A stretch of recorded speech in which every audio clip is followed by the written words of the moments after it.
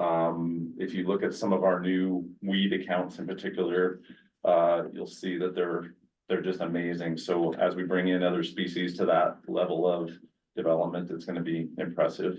And then finally, the last thing I want to mention is just her involvement with monitoring some of our state's plant species of greatest conservation concern.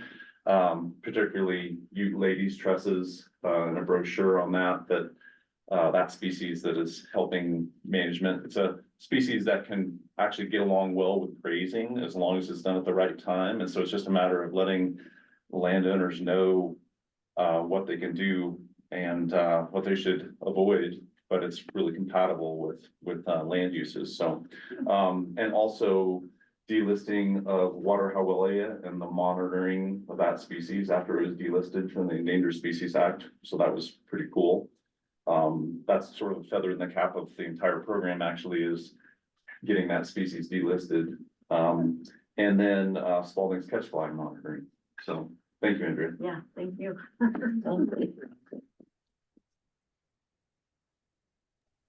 It sounds like we have the absolute best possible person in the right job. Sounds like she doesn't just do her job, but she really loves it and is really committed. That is fabulous.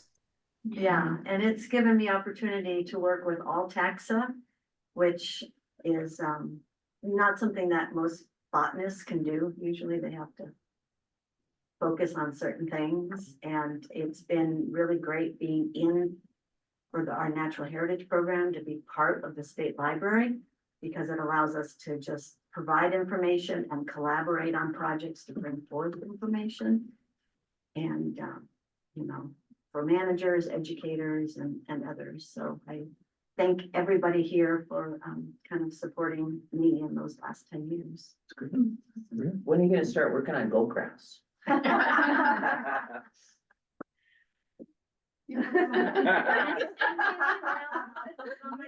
There you go. You got a goat grass problem? Well, there's goat grass along the highway as you go to our place. Gotcha. And yes, we've gotten some goat grass from driving. Yeah, It's crazy. Yeah, Yeah. Not a ton yet, Yeah. but. you know, but yeah. Right. jump on it soon. So, Right, I know. We But the dig it up field every guide- time. Yeah. and see where the field guide says, and then we can. Yep. Build up. Oh, sure. information from there. You should see it around Highwood. It's terrible. Anyway, sorry. No, Thank you, that's, Andrea. that- Thank you, that's Andrea. actually how I learn, is people bring up topics. and Right, subjects, right. so. Well, and moss. Yeah. Who would have known? 522 species of moss? Is That's goat grass insane. considered a noxious weed? Yes. It's not on the noxious weed list, but Right. it's invasive. It's Yeah. very invasive, Yeah. very invasive.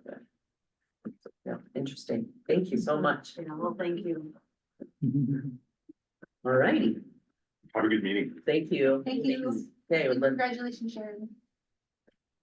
Thank you. oh, yeah, Nice. awesome. I will put it on. All right, we'll do a little housekeeping before we get to our business items. I'd like to remind everyone that if we have questions about Robert's rules, Commissioner Peggy Taylor has agreed to help us. Another reminder, if we're struggling to phrase a motion, I, as chair, may allow a discussion on how the motion should be phrased, not in all motions, but using my discretion, I may allow a little bit of time to figure out how to word it. I'd also like to ask that informal presentations be no more than 10 to 15 minutes, and public comments will be limited to 3 minutes, using my discretion to allow more, okay?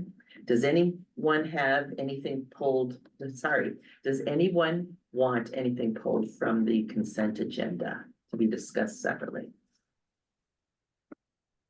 This includes the minutes from March 26, 2025 meeting and the third quarter fiscal year 2025 financial report. Madam Chair, I have a correction on the minutes. Okay, Carmen? Do we want to pull the minutes out so I can make a motion for the correction? Sure. Yep, we'll pull the minutes out. Okay, we'll go ahead and pass the fiscal year report Okay, is there a motion to approve the consent agenda without the minutes from the March 26, 2025 meeting?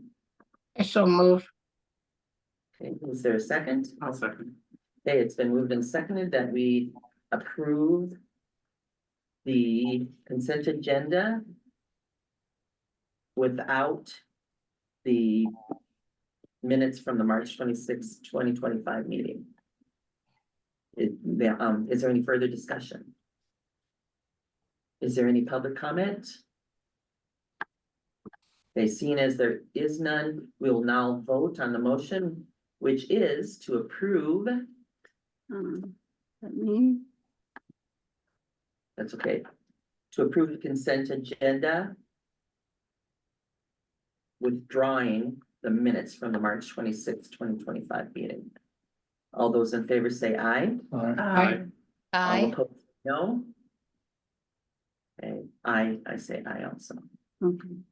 Okay, the consent agenda has been passed by a voice vote. Okay. Go ahead, Carmen. at the 8 minute 57 second mark in our March 26 minutes, is written a request to read the names of the libraries that won an ELSA. And it says that request came from Carmen Cuthbertson. That is not correct. The request to read the names aloud came from Tammy Hall.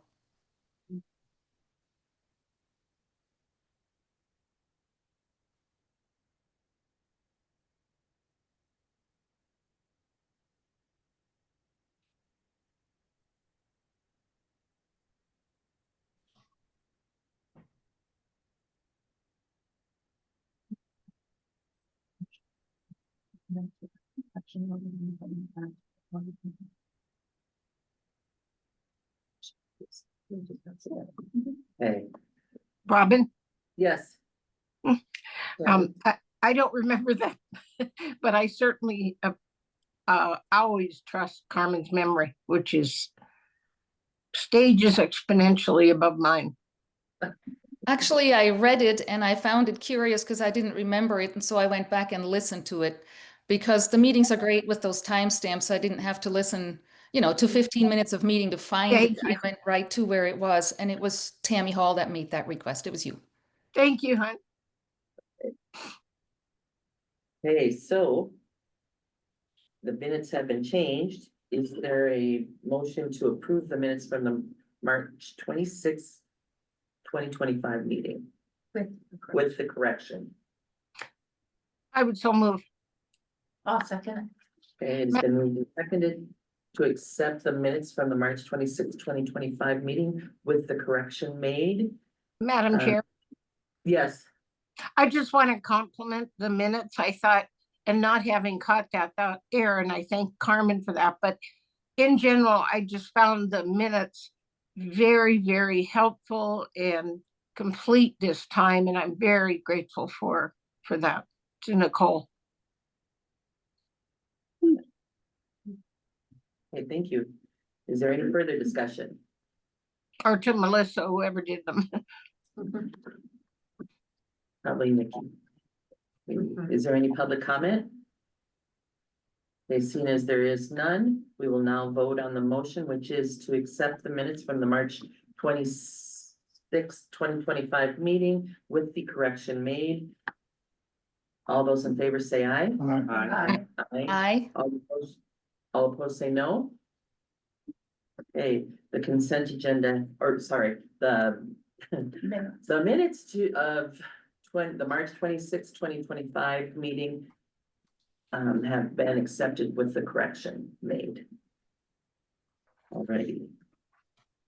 Okay, is there any way to turn up the sound because I'm struggling to hear? I'm sorry, my family tells me I am losing my hearing. No, you are just fine. Okay, thank you. Let's see if this is better.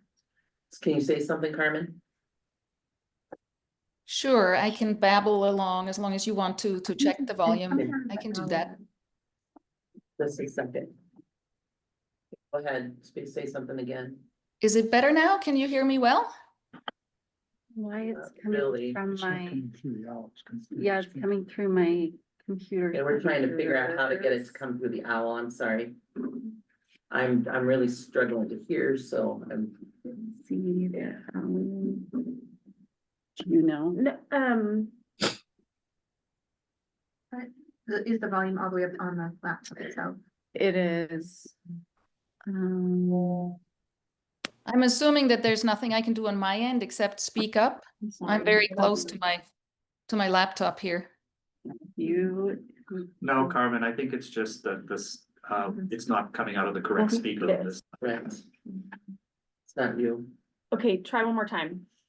Okay, here we go. I hope you can hear me well now. Okay, thank you. Perfect, that's much better. Whiz. Thank you. Mary. That is incorrect. Okay, all righty, we'll go on then. I can now hear. Okay, the Finance Committee met to discuss the fiscal year 2026 budget. Is there a motion to approve the fiscal year 2026 budget? I move that. Is there a second? I'll second. Okay, it's been properly moved and seconded that we accept the fiscal year 2026 budget as is. Is there any further discussion? I'd just like to say, Madam Chair and Commission, that in reviewing this a few days ago as the Finance Subcommittee, harmony with the will of the Commission as voted in previous months. Is there any further discussion? Madam Chair, I had a couple of questions just for clarity. Tom, would you give us an explanation of the move staff to minimum pay raise 3,500? Madam Chair, I'll attempt to and then hand it off to the staff. We have a kind of a standing decision to keep people at that level or to move people to that level when they're not there. And so there are two people that are not at that status. And the dollar amount is what, $3,000. The only oversight there might be that it doesn't also address the benefits. That's the cash amount, I think. So benefits would be about another 35% expense to the agency, but still a pretty small amount. And a second question, I just, the vacant Montana History Portal librarian, 86,000 seems like a very high starter pay. That includes that. Madam Chair, Go ahead. so Tammy, Melissa just whispered that does include benefits, so the pay would probably be 62, 52. So the difference there is 36. So that's about a 60% charge for benefits. And taxes and Taxes and health insurance. that's, Those are all benefits. yes, that's fully burdened. So yeah, that'd be more than I would expect as a multiplier. But maybe that's more at the lower end because of some lump sums. Not really, it's all pro rata. What was that position paying in the past? When we included this position at the rate that the person was paid previously. And so this is an estimate of what we would pay going forward. And this is at the very, very low end of the range for this classification. Thank you. Madam Chair. So question for Melissa. Is it expected that we would hire a person to fill this position with the same credentials and experience as the person that is not there anymore? You know, it's hard to know who's going to apply for the job and then rise to the top and be the most qualified candidate. But because, you know, this is the amount that we are setting aside in the budget. So if there were a person with, let's say, 20 years of experience that applied and rose to the top, then we would have to really reevaluate that because that would be higher than our budget. So I can't look into the future and tell you, but this is a good estimate for the people that have applied in the past, and we think that this is reasonable amount for the budget. Follow up. What was the experience of the person who vacated that position? I would have to go back and look at his resume. It's been several years. The years that Jen's been doing it on her own. Yes. And finally, if I could ask Tom about the last two issues on all staff training and limited staff outreach and travel, how will that be allocated? Do we know? Or is that does staff have a plan for how to allocate that?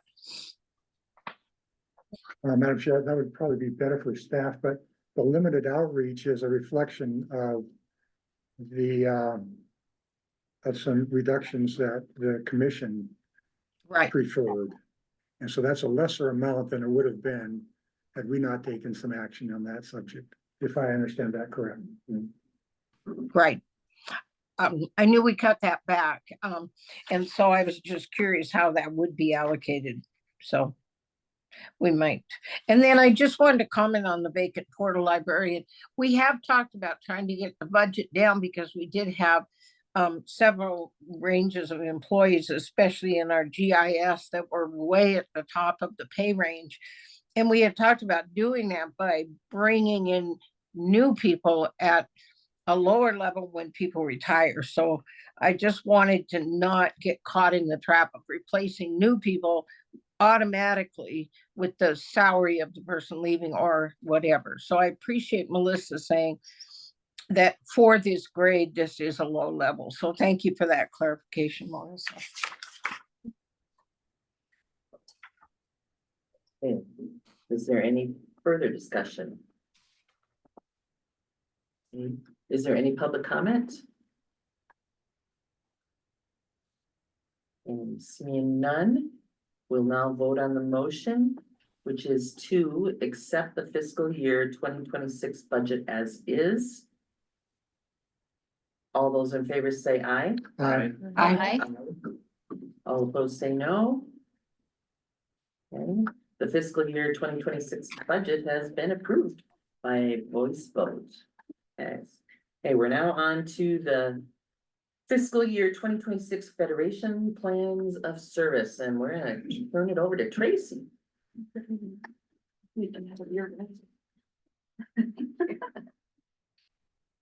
Hello, commissioners. So this is your pretty standard June presentation of the Federation Plans of Service. They pretty much look like last year. You will see we did try to change the format a little bit to make it clear what exactly the coordinator was receiving. As you will see, most of them allocated the funding for trustee development in a variety of ways. Some of them choose to give it directly to the individual libraries. Some of them are choosing to keep it to have a larger trustee focused training at their federation meetings, and others are splitting it. So with that, I will just answer any questions you have. The coordinators were expecting to be on at 11, so, and some of them were not able to make it today. I don't know if any of them are here, but I would be happy to do my best to answer any questions. We're early. I know. Wow. You're doing fine. This does not happen very often. Do you have any questions for me? Go ahead, Tom. Do we have a number on the number of, in all the federations of how many trustees attend? We're not handy. It's usually, traditionally it's been one per library, and then Broad Valleys and Tamarack do that multi-day retreat. So they tend to see more than one trustee. But I can try to get that for you, but I don't have it right now. Don't bother yourself. It's just. Okay, do you want me to try to keep track going forward? Yeah, I think so. Okay, yeah, you bet. So basically, each library has one trustee. They'll come to the federation meeting because they're the ones that have the vote. Right. Yep. That's been the tradition, but with the commission's move to emphasize more trustee training, we've been really trying to beef that up and get more trustees. But your question's a good one. I need to go back and measure whether or not that's been happening. Madam Chair. Yes. I attended the Tamarack Federation Spring Retreat, the one day of it, and I must compliment them, and Carmen was there. I must compliment them. There were quite a few trustees there that day, at least one, if not two from each one, and everyone was very engaged and there were very good presentations. I'm sure they've got good feedback, but I thought it was a very positive experience and I wanted to compliment them on that. Well, we're having now. She'll appreciate that. Madam Chair, Yes, Carmen. as I read these plans, I was wondering if we ever get an after action report.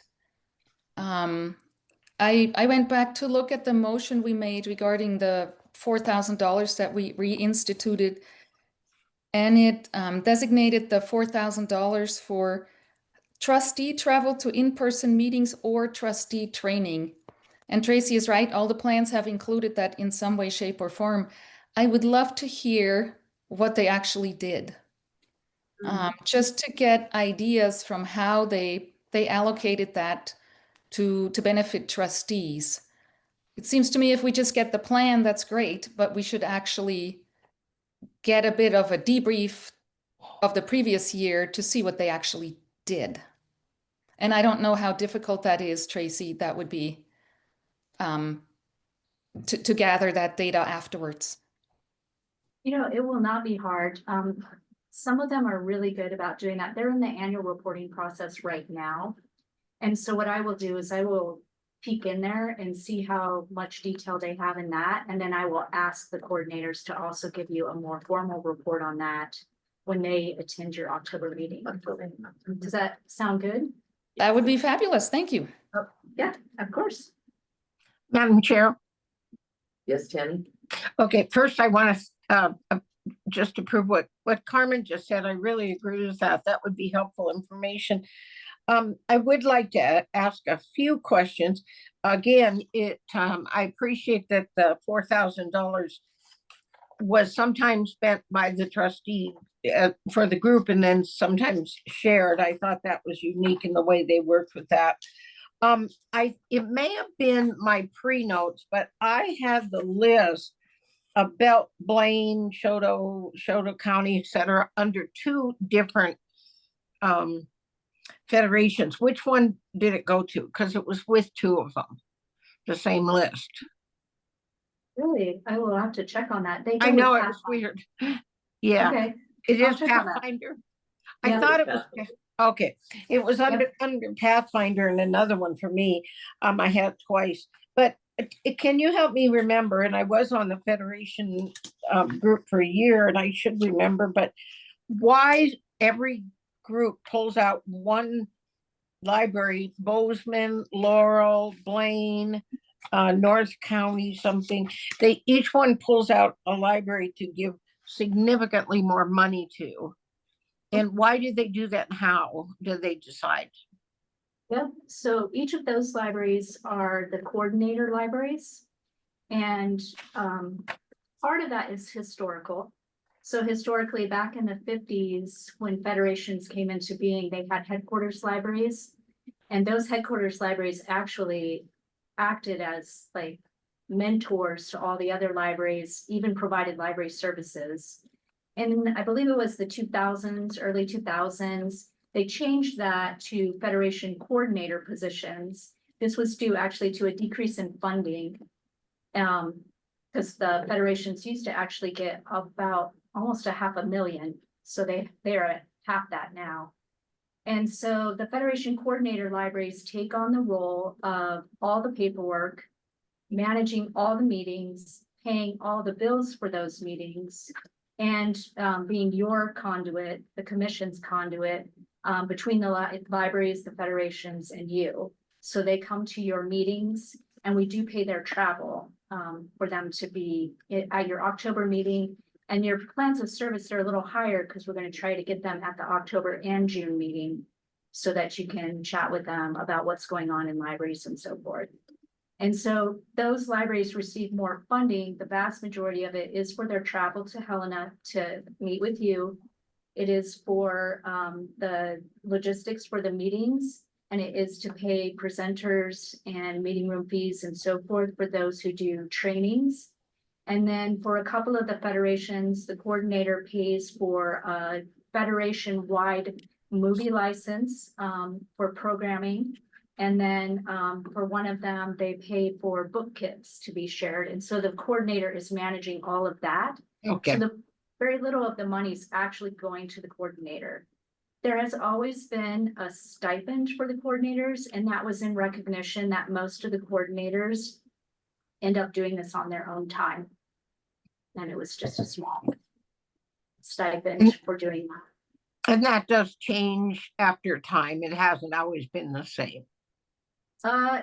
It's, well, yes, but it's been $1,000 for a really long time.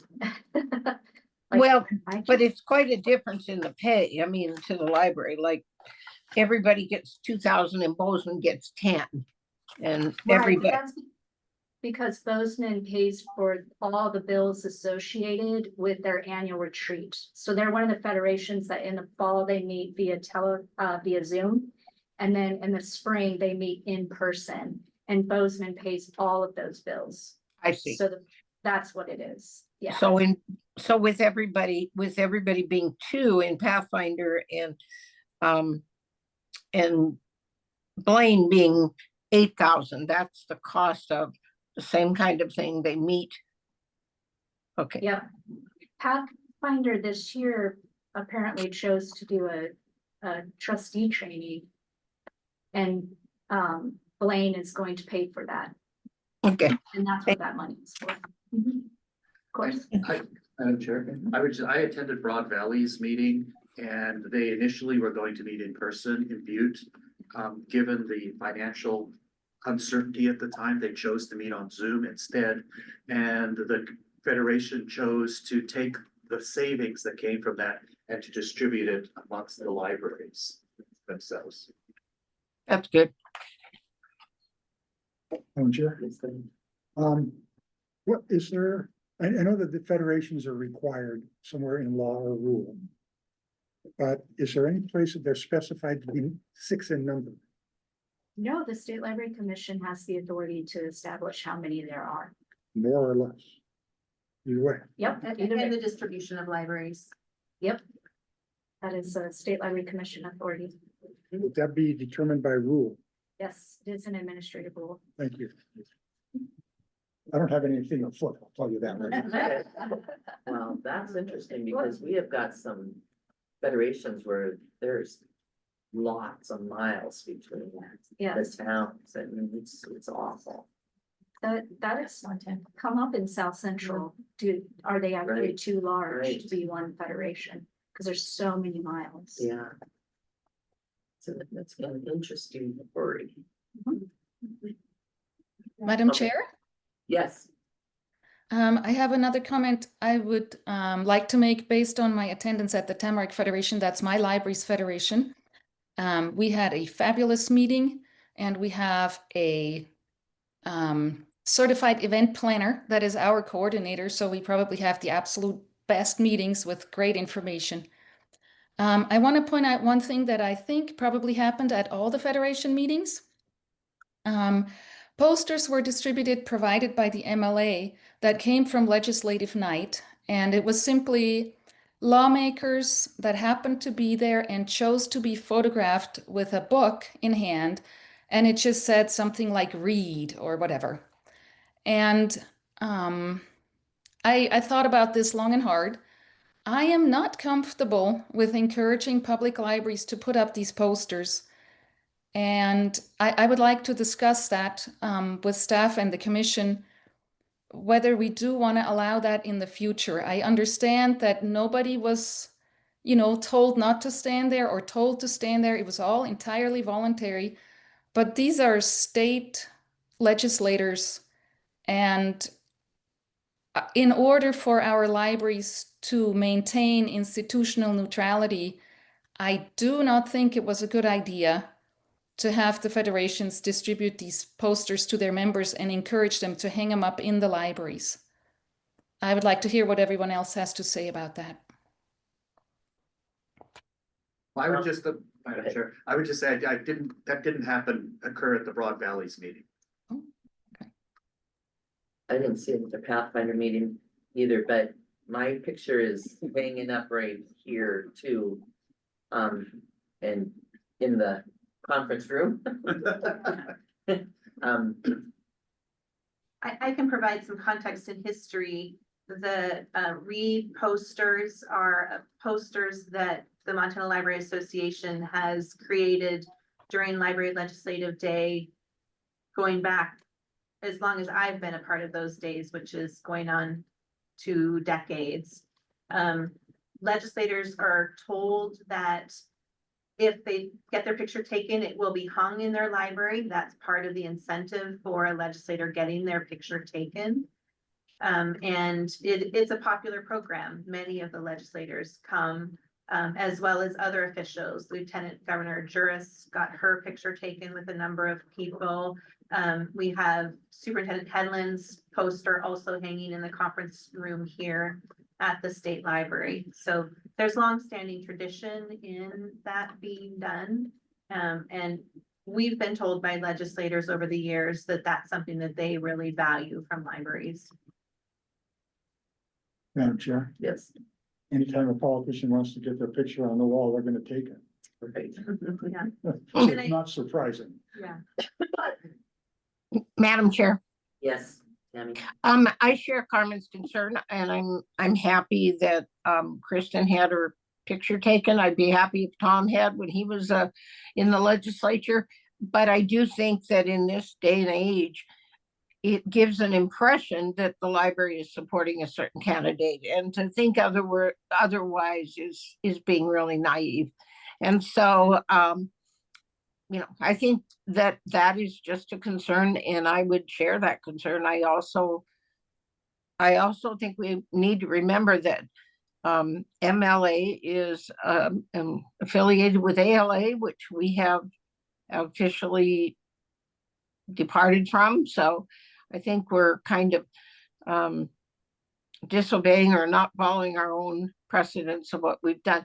I know that's what they've historically done, but historically things were not maybe as challenging as they are today. But today, putting a picture in the library of one legislative candidate is seen as political. It is political. I would just observe that, I think Carmen's concerned that these posters were distributed at a federation meeting. That's something the commission perhaps has some oversight over, but going back to the principle that so many people, so many commissioners on this have about local control, I don't think the commission has any control over what individual libraries do. The commission doesn't have any control over what MLA does. So if MLA wants to continue this program of taking photographs of legislators and creating Read posters, that's MLA's business, and it's up to the individual libraries to decide whether to post those pictures in their buildings, in their libraries. It's not the business of the commission to meddle in that. Madam Chair, Madam Chair? to clarify your point, it may be the commission's business to not encourage it at the federation level. That's fair. That's how you let off. Yeah. Thank you. Madam Chair? Yes, Carmen. I 100% agree with Commissioner Bryan's point, and I would like us, the State Library Commission, to declare that we are not making ourselves a channel for the distribution of images of any politician. And I agree that's exactly the one thing we can do, and everything else is up to the local libraries to decide for themselves, but we should not be the channel to endorse or distribute such material, because I'm worried that it could come close to electioneering or whatever, and I think we as the commission need to not make ourselves a channel for that. I can And support does this that. require a That makes motion? sense, Carmen. Sorry. I'd like to make that an action item at a future meeting. Yeah, we'd have to discuss it at a future meeting. I'll make a note of it. Yeah, I think I would like it as an action item at the future meeting so that we could decide. And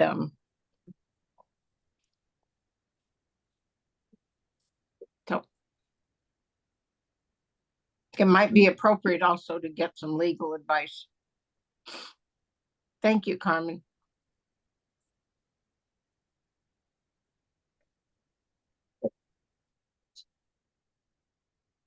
Is there any further discussion?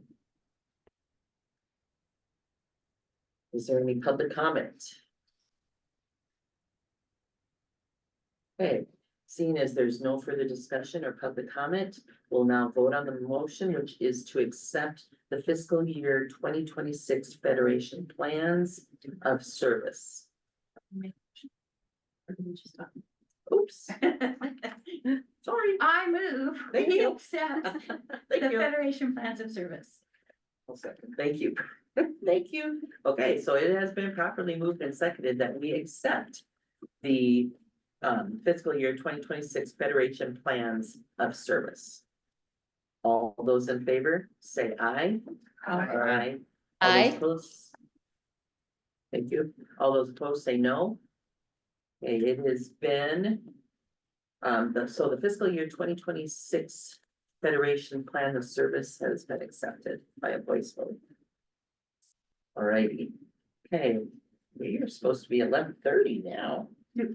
What, I Are don't, any of your gone? I don't know. are any of your, I yeah, don't know that the panelists are here yet. Can you see Nikki or it's McCollin or Crystal? any of our. Oh, I have, I do have, McCall Flynn, I can see on here. I mean, we have a lot of people sitting in there, so, For me, just. yeah, yeah, absolutely. See it part. I don't know. So she can hop on a little early too.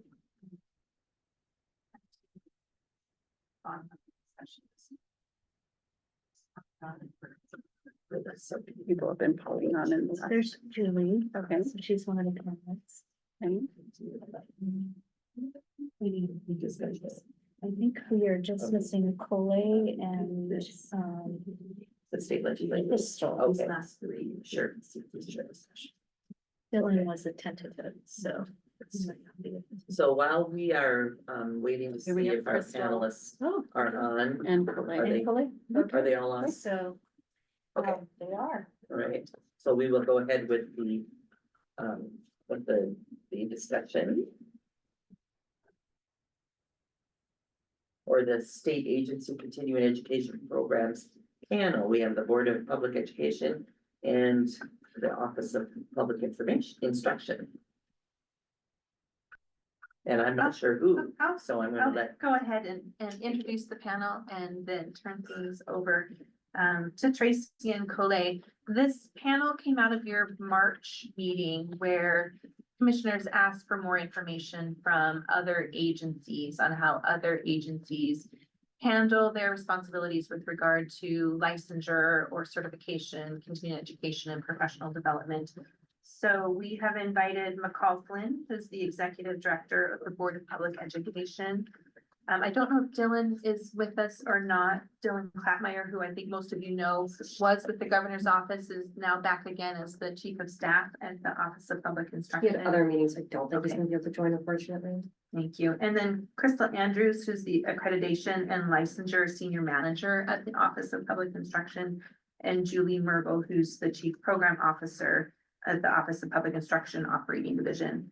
They are going to talk to us about the purpose and goals of the educator licensure and professional development. We're going to receive an overview from OPI's licensure and professional development programs, and then hear from them about how the administrative rulemaking process works to guide these practices. And we have some questions that some of the panelists are going to be responding to. Tracy, thank you. So McCall, Julie and Crystal, thank you for being here today.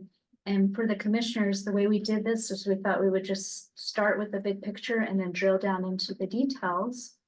And so what we're gonna have them do is kind of go back and forth talking about the role of the Board of Public Education, which is in many ways matches your role as commissioners. And then the Office of Public Instruction, which is managing the actual program and kind of what they see on their end as well, which would match what your staff would be doing for you. And so to start with, McCall and Julie, I'm going to turn this one over to you. I just want to ask you big picture, why do you have licensure for educators and what do you hope to achieve with having the licensure program? Sure. Well, thank you guys so much for having us today. I'm McCall Flynn. I work at the Board of Public Education and I work as their executive director, so much like the staff that works for all of you. I really actually appreciate this question because the Board of Public Education is actually required by statute to have educator licensure standards. But I think beyond that, there's a lot of really great requirements for having educator licensure standards. And the way that I think that we think about it at the Board of Public Education is a lot less about compliance and more about the knowledge, skills, and practice around educator licensure. We actually just went through the educator licensure standards a few years ago. And I had just come to this position at the Board of Public Ed, and it was really good practice for me to be able to think through why we have standards. And some of the takeaways for me were really around quality assurance and why we have those standards and really ensuring that those that are in those positions meet minimum professional requirements, whether that's through degree programs, ed prep programs, standardized exams. The importance there was that they could teach the content standards that we require. That really was important. Obviously, those student protections, safeguarding students by ensuring that they have training in classroom management, that they can pass a background check, those assurances to parents of the people in classrooms. That was really important. Obviously, something that I learned was also important that they had, that they were ethical people, that they were accountable, that they could pass measures that were that they had ongoing requirements like professional development. I know obviously we'll get into that a little bit. And this really isn't an exhaustive list, and I didn't want to go into that because I know obviously Julie will get into some of that as well. But I think as we think about like goals for educator licensure, those are some of the really high levels: quality assurance, student protection, and ethical conduct. Those are really all key standards for us at the board. The goals for us is that our standards really all work together to align. And that really was something that I thought was important to relay to all of you today. Thank you, McCall. Thank you. Julie, would you like to share OPI's perspective? Sure. So I'm Julie Mergel. I'm the Chief Program Officer at the Montana Office of Public Instruction, and did get to work on the changes of ARM for teacher licensure a few years back.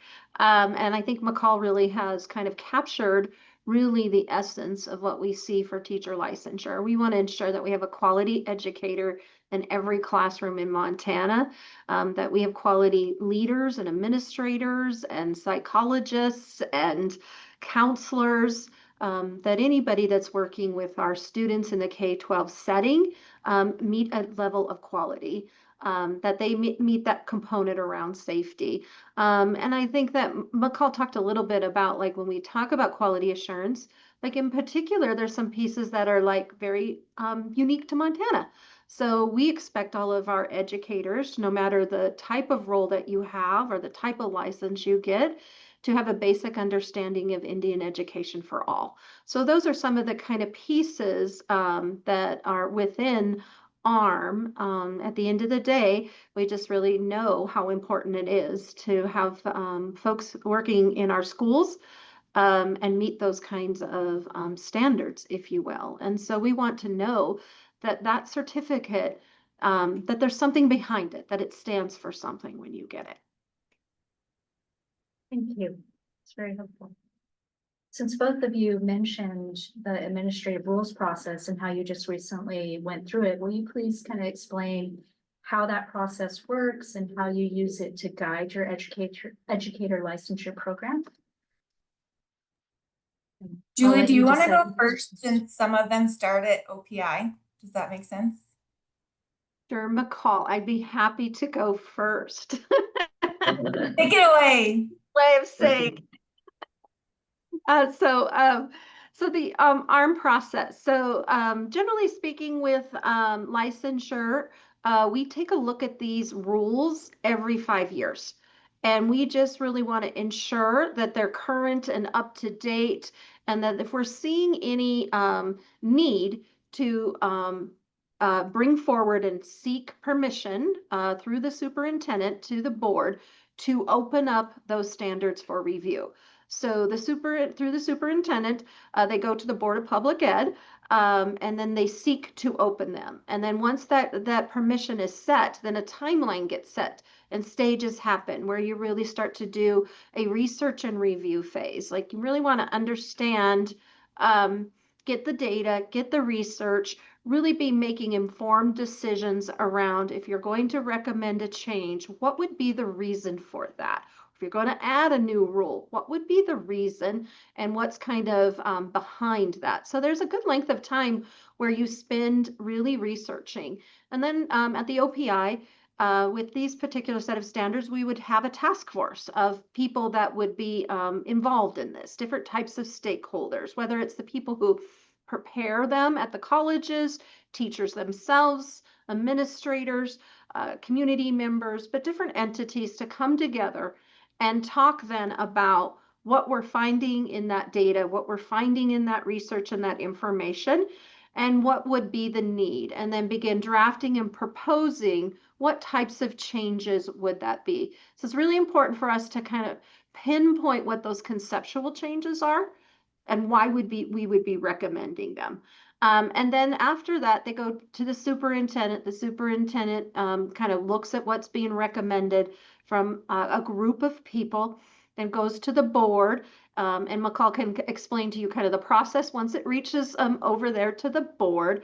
But we usually present about it, share our considerations, share the rationale behind it. So an example to just kind of share in this recent iteration, one of the things that we were finding was that we really needed to find different pathways or avenues for people to demonstrate content knowledge and pedagogy for teaching, for example, that there wouldn't just be one way.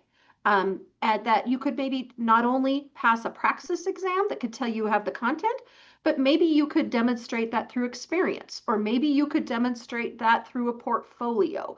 So that was one of the things that when we came back to looking at ARM back in 21, we had made the decision to kind of figure out some different ways to consider multiple pathways. So that was one of those considerations. We wanted to be sure IFA was on every single license, the Indian Education for All component.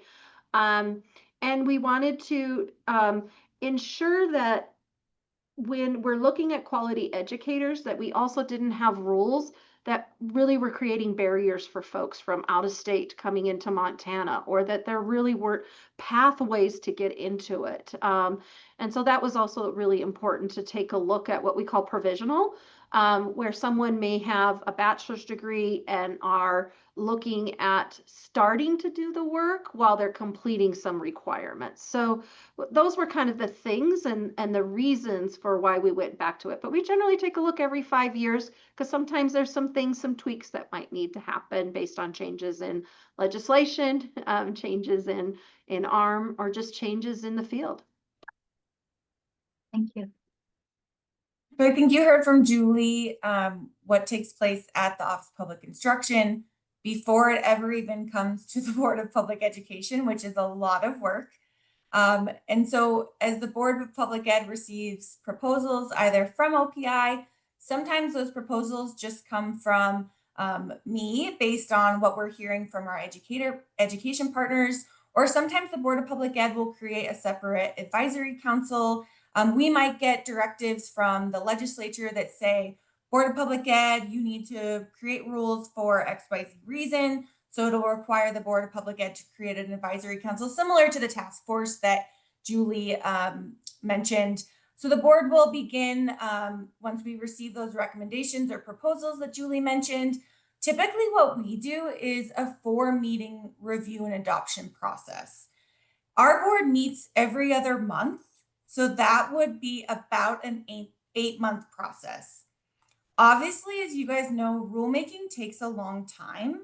And sometimes your rules need to be adopted quicker than 8 months. And so we can be nimble, right? If it needs to be sooner than that, our board, we can make exceptions. But typically we like it to be 8 months. We like to see the recommendation. We like to have an opportunity to ask questions. Our board wants to be able to hear from the folks that were on those task forces. They want to be able to better understand what those recommendations mean. At the second meeting, they want to be able to take any of the maybe questions or concerns they had from the first meeting, incorporate any of those changes into a notice of proposed or public hearing to go out for rulemaking at that second meeting. At that third meeting, typically what they're doing is responding to comments, similar to all of you, because our board is a board. They have to do all of that work in an open meeting. You know, most agencies get to respond to their comments behind closed doors. Our board doesn't get to do that. They have to do all of that in an open meeting. And so the third meeting is when they respond to all of those comments. And then the fourth meeting is typically when they will take action on the notice of adoption. So we typically like to do that in a 4-meeting process. Again, we can be nimble. We can do it quicker if we need to. Sometimes based on the filing schedules by the Secretary of State, that process needs to be different as well. It just sort of is what it is. And we have to change up if we need to as well. And it's fine if we need to do that. As Julie said, the 5-year cycle, a lot of times too, we do review based on the 5-year cycle. And Julie mentioned this a little bit, but I do want to sort of hone in on that 5-year cycle. We review the rules on a 5-year cycle, but we really only update them if there are, new national or statewide best practices, guidance, or legislative directives. It's not common that rules get updated every 5 years. I've only been in this position for, 4.5, 5 years now, but I will tell you that previous to me being in this position, rules were not updated all that often. And I will say that we've done a lot of work to update rules over the last few years, which I think is a good thing, but rules aren't necessarily meant to be updated all the time, I don't think, because that I think is confusing to the field. And I think I think it provides some inconsistencies. So I think one thing that we want to do is make sure that any rules that we are adopting can be in place for long periods of time. We want to be able to implement them well. And Julie mentioned that, we do a reflection and review to make sure that we implement them in a way that was the way that we intended to do so, because we want them to work well for the field. And then there was a question about cost. And I just want to mention that for us at the board, really the only cost to us is the filing fees. There's really not a large cost. Obviously, if we convene an advisory council, we do pay for their work and we compensate them for working on behalf of the board. But there really isn't a large cost for that work. And then public involvement, I did talk a little bit about this, but really every decision and really every action that the board takes does have to be in a public meeting. That's not common for most agencies. You will find this because you do operate very similar to the Board of Public Ed as a commission. Decisions that you all make to respond to comments, to go out for public hearing, to take action on your rules, those all have to be in public meetings. I think that's actually a good thing. I think our board finds that to be a good practice as well. It's very transparent. It provides more opportunity for the public and your constituents and your stakeholders to participate in your processes and to participate in the administrative rulemaking process. I think that's a good thing. Our rules guide everything that we do. And so I think effectively it's a good thing. It's our North Star. So I think it's a good process for us to be able to participate and have that really good back and forth with the public and our stakeholders. And it's a good process for us. Thank you, McCall and Julie. So we'll shift now where I think Crystal is going to be doing a lot of talking and Julie probably will be helping out and looking at the actual, what it looks like when you take the arm and apply it. And so Crystal or Julie, I was wondering if you could give us an overview of how you manage your licensure program, both the initial licensure and the renewal part. Thank you. Hello, everyone. My name is Crystal Andrews, and I am the Senior Manager over Accreditation and Licensure at the Office of Public Instruction. So as Julie and McCall have stated, my team is, we just completely revolve our work around the administrative rules. So that is Chapter 57. Everything that we do in terms of, looking at applications, issuing licenses is always stemmed within that arm. I can tell you all of our communication to the public when there's question, I'm sure that I make sure that, we always reference that because it is, I like how McCall said, sort of our North Star of the work that we're doing, and that is absolutely true. So in terms of initial licensure, that process is obviously more in depth. That is when we are taking a first time applicant to our educator licensure and really vetting through what they include in our application process and if it meets the administrative rule. So we have, 2022, we received a new teacher licensure system. So I will say I have been in this role, I think about the same as McCall, maybe a little bit less, but four and a half years. And through that, some of my first work, actually my very first work was that looking at Chapter 57 with Julie. So that was my first take at being in licensure. And then from there, we actually implemented a new teacher licensure system where all of the applications go through. So in that time, we now have a more automated system where applicants go in. And I'm getting to both things. I just want to kind of backtrack just a tiny bit for you to make it really clear as to what they have to do. And what they do is they have to get, into the right application, and there's a wizard that walks them through to get them to the correct application. And within that, it asks for all of the criteria that we need to do an evaluation. So it is all within that one system. And in that system for an initial application, we're looking at a completion of an educator preparation program that's provided by a university recommendation form. Our in-state colleges or universities, that is, they have access to the system, so that's all done within that platform. Our out-of-state candidates have a form that they have their university complete and upload into that system. The applicant then uploads it to the system. So again, all within that system. And from there, we're looking for content knowledge and, what they're applying for. So what endorsement area and that they have proof of content knowledge. It can be through a praxis exam, their GPA, a student teaching portfolio. Those were all additional points that we added within that when we changed the Chapter 57 rules, we added other ways of showing content knowledge, which has really improved I think just especially for our out-of-state applicants, ways of showing, that they have that content knowledge. They also, as Julie had said, we have the Indian Education for All that they have to show that they have certification, completion certificate. So that's part of the application process. A big part, and I know McCall had said, is just looking for student safety by completing a Department of Justice background check, fingerprint background check. That is pulled into that application as well. So we work with the DOJ in terms of getting those into each application.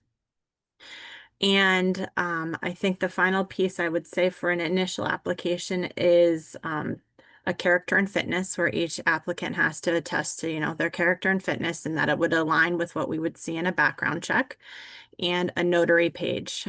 So the initial process is obviously a little more in depth and lengthy in time for my specialists to review everything. But within this new system, it is far more efficient than what we've seen in the saw in the past, and the time that then a license goes out to an applicant.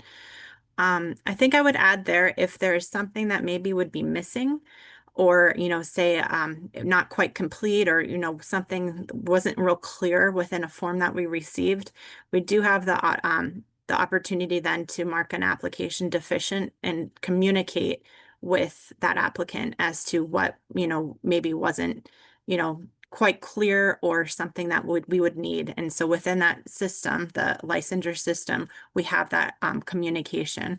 It also goes to that applicant's email, so they're getting multiple forms of communication as to, we need this form, or could you ask the university to fill some, it has that ongoing communication with them. And so for renewal application is far different, so that is for most teaching licenses, that's every 5 years. For a renewal of a license, they need to show 60 professional development units within that license term. So they have 5 years to complete those 60 professional development units. And that application, it will, once they go in and they have their initial licensure, it'll be one of the application choices. Like when it's time for the renewal, it'll say renew your class 1 teacher's license, and they would click that one.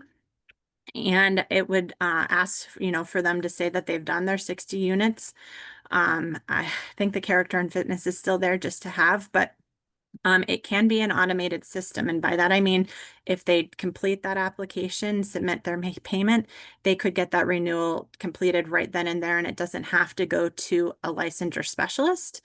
We do audit our renewals though. So I think it's every 10, I'm not sure the number, but it's built into the system. I believe it's every 10 applications, there is an audit that then that applicant would get notice that you are part of our audit. So then you need to provide more information on what those 60 renewals, professional development units were. And that's all built within the system. That is not a new process. It's just new how it's done within the system to make it a little bit more automated. And so that it's, less touches on our side in terms of having to go through every single application. Or when I started, we literally had a spreadsheet where we were handwriting all of that info, or handwriting first and then in a spreadsheet before it was in our new licensure system. So some upgrades there for sure in terms of time commitment on our side. So that would be, I think, the biggest differences between our initial and our renewal process. I'd be happy to elaborate on anything else, but you're going to have to tell me to stop talking because I'll just keep going. Crystal, I want to commend you on your new renewal. Well, it's not new, it's been within the last 5 years. It is incredible compared to what it used to be. And I have a friend that was always audited, always audited. She must have been the 10th one every single time. But yeah, it is a very good system. I appreciate that feedback. Thank you. Crystal, I know that the commission's really interested. I believe OPI still has a process where you approve providers. And if you still have that process, would you mind sharing how that works?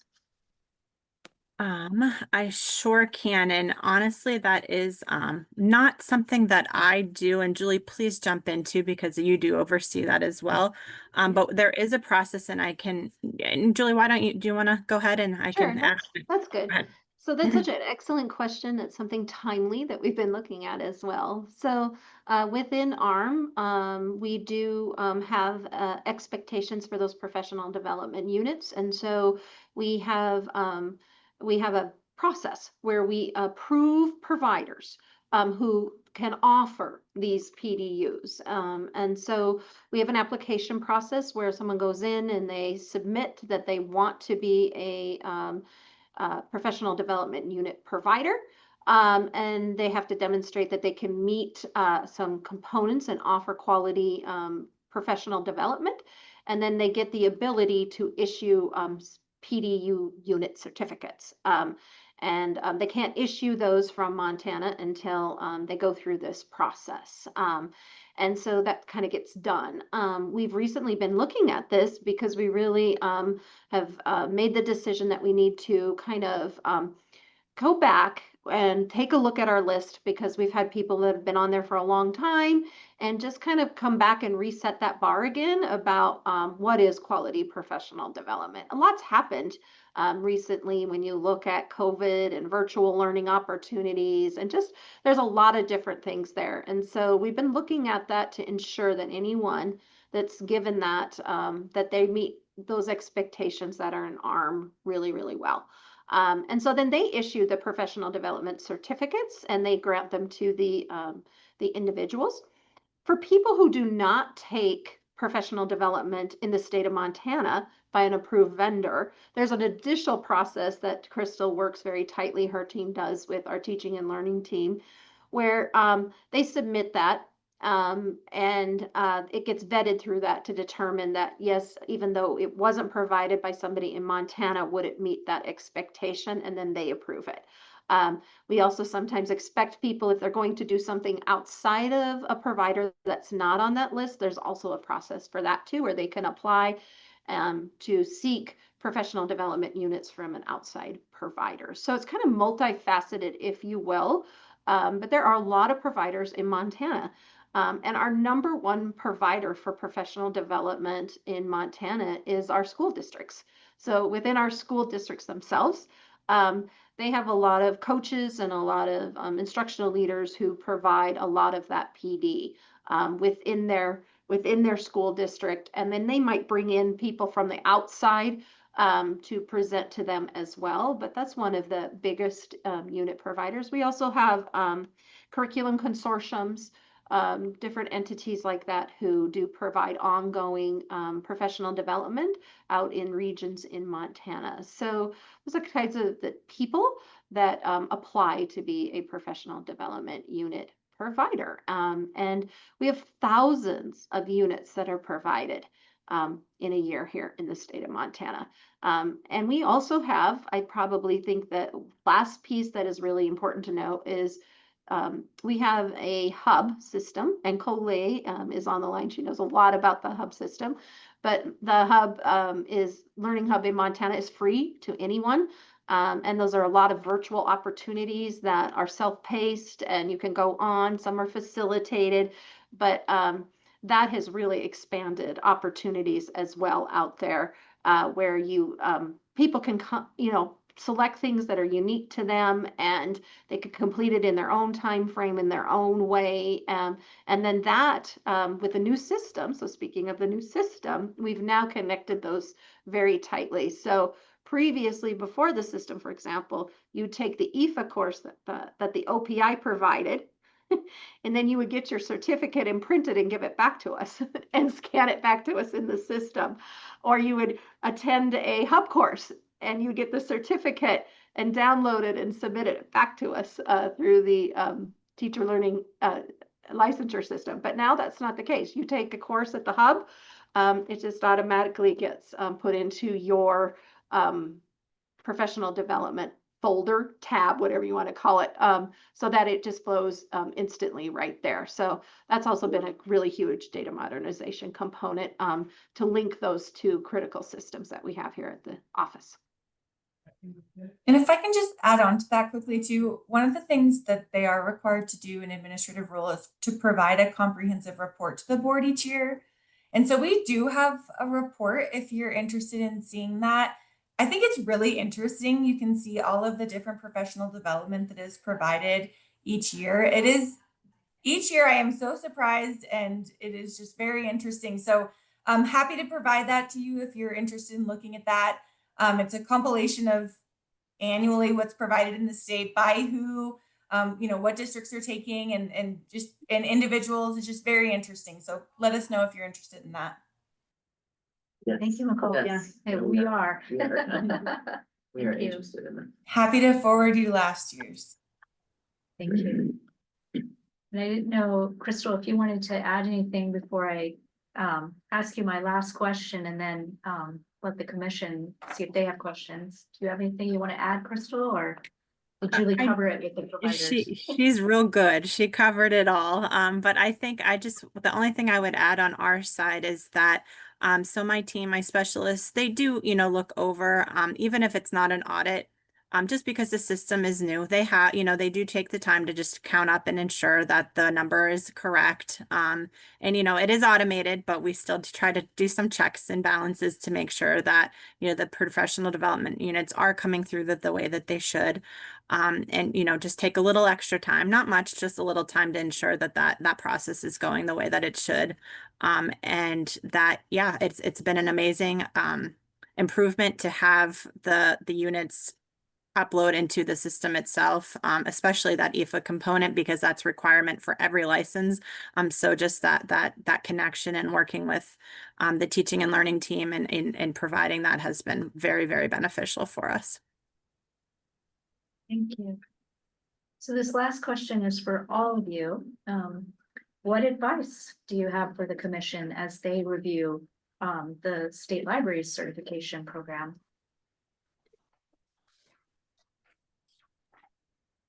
I would just say rulemaking can be really hard.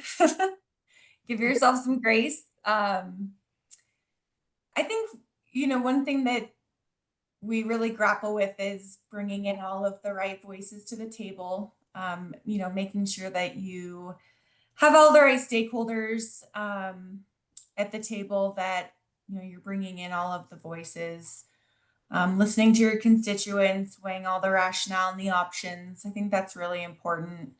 I think for us, a lot of the things that we hear very often is the emphasis on local control. We really have to weigh that a lot when we really work on standards and especially educator licensure. And so, weighing those first, what our responsibilities are really important too. Good luck. Happy to help if we can. I agree. Can I ask a follow-up, McCall? Sure. How do you identify who those stakeholders are that need to be at the table? Well, that's a good question. If we're doing regular rulemaking on rules that aren't tied to our accreditation, we have some requirements set in statute, and Julie and Crystal are probably laughing because some of them are required negotiated rulemaking, and those people are set in statute.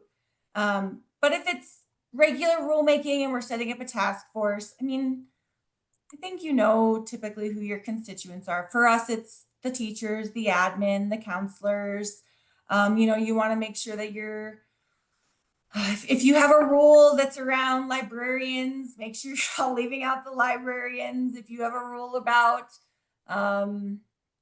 the clerks, make sure you're not leaving out the clerks. I would just say that if you have any rules that are touching the people, make sure you're not leaving out those people. That would just be my suggestion. We try to invite all of the people, I would think. And a lot of the folks that we have too, they have organizations. And so we tend to look to those organizations to ask them to appoint people to those groups. I don't know, Julie, Crystal, do you have any thoughts on that? I don't know. I think for us, we do this so often that it feels like normal for us. Thank you. I have some questions. Am I on? Go ahead, Tammy. Yeah, I'm very passionate about this issue with a background in school boards and now this wonderful commission. And first, I want to absolutely applaud these three women. The things that struck me, whether it was Tracy or you who sent us the law from OPI, reading through the law, you are following it, and I really respect you for that. And secondly, you are accentuating the professionalism of the people under your perusal here. So I think that is I want to applaud you for that, because I think the professionalism soars through with your caring. Before we get into this as a commission, I have a few questions. How many teachers, staff that your certification applies to do you oversee? General. I'm sorry, Tammy, how many staff do I have? Teachers that you're writing certification for in the system of Montana. Ooh, Julie, do you know offhand? Is it Ballpark. Okay, so Read that. ballpark, we got a number of teachers. Yeah, ballpark. Ballpark it for you, about 12,000 teachers. Okay. So I we have just about, want to yeah. put that yeah. into perspective. About 12,000 teachers. I just Um, wanted to put that in mhm. perspective with our need to oversee 50 whatever and how many librarians and 52 state employees in our 123 libraries, bookmobiles, tribal. Okay, do you ever allow people to get classes retroactively, or do they need to be pre-approved? Certification classes. Sort of, not exactly. So it's kind of a no and a yes, right? So we don't do things retroactively, but what we do allow is what we call provisional, meaning we'll give you a license and we set that for 3 years, and then we allow you time to complete the certification that you need. So a teacher may have, for example, they have to have a bachelor's degree, they have the EFA, they've done the background, but they don't actually have any credentials in teaching in and of itself. So they've got to acquire that. And so they enroll in a college or a program of their choice. And then they have to submit a plan of study that has to get submitted, indicating where they're going to go get that programming and if they can complete it within that 3 years. So we do allow that. If somebody, when you say retroactive, if somebody did previously have a license and it lapsed and they, are out of date, we require them to get the 60 professional development units and we have them do another background check. And I think I need to clarify that. I meant like retroactive of a class or a program. Like they come to you and say, oh, I went off and took this and now would you approve it? And you've never seen it. So that's different. What you're explaining still is pre-approved. It's just they have variety within it. Okay. My second question is, you measure the outcomes of the classes? Is there a measurement of the outcomes? Is that part of most of the classes? Or the accreditation and the certification? So in terms of like, Tammy, do you mean like how many we're issuing or the types of things we're issuing? Yeah, or do you feel like when people set up their syllabus, there is some kind of outcome requirements? So for the professional development unit providers, so when we give them a stamp of approval, what is it that we give them for? Right now, it is kind of minimal, to be honest. But they have to demonstrate that and assure us. They like check a box that say, yes, I will be sure I do this, and that's it. We don't actually have them demonstrate or provide us evidence of their work. Okay. And so, but the class was pre-approved with you looking at what was the syllabus. Through by their application, by saying this is who we are, this is what we intend to offer. And we assure you that when we do this, it'll meet the standards and the requirements that you have for professional development. But we don't actually check or look at any of the evidence that you're talking about. Yes. Okay. I have 2 more questions that we're dealing with that I think you could maybe give us some insight. One of our concerns as a committee was that we are not keeping the legal responsibility given to us to provide these accreditation certification, that we aren't keeping control of what's being taught. I know that this is a tough negotiation issue, but according to what I've read about this, much of your certification comes through the PIR days, and you really have pretty much abdicated that to that is a negotiated issue, but it's an MEA thing that you really have abdicated the syllabus, the topics, etc., to them. How would you answer that?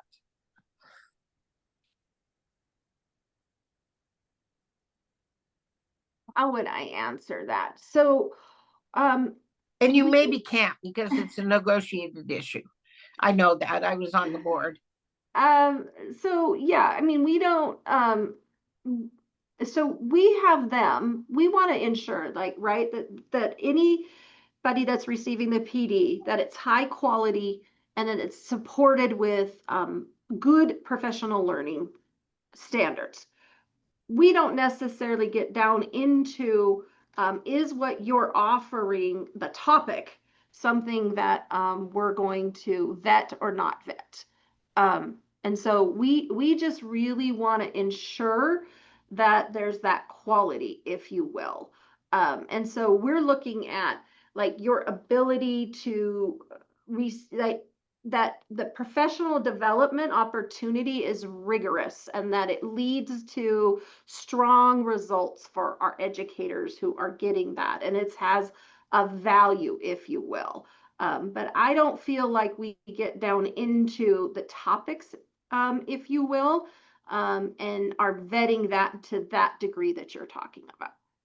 And Tammy, if I can just add to that too, I think to that question, I think one of the things that's really important for that is the piece about local control.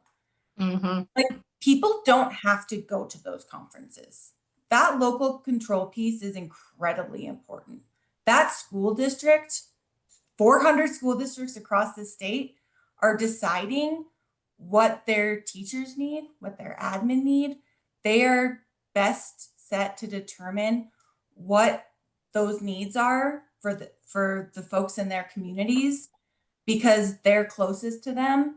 And so I think they're going to set up the professional development for what they need. So, you know, Julie's talking about, you know, these are the professional development providers that are approved to provide professional development across the state, but school districts are determining what they actually are going to acquire. So not every professional development provider is probably going to be sought out to provide professional development, if that makes sense. So Now, I you assume a provide lot the, of them, you sorry. certify the PD and then they have a smorgasbord of offers.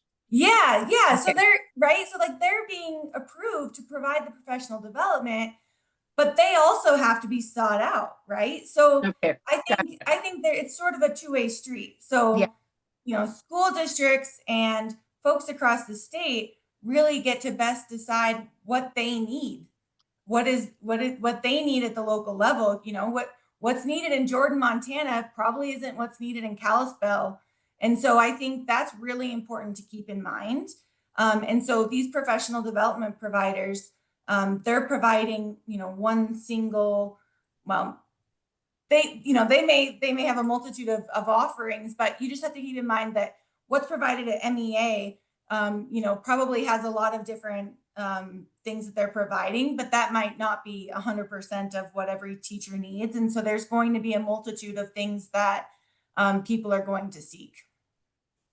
Okay, and my last question is the interesting overlap we both have with trustees and trustee training. And I did talk, had a wonderful talk with the head of the, you know, the the Montana School Boards Association. And the biggest thing that he gave me was a list of the training they do and their topics are very, very specific for the school boards. And they have very controlled training for their school board trustees, but you don't oversee that, do you?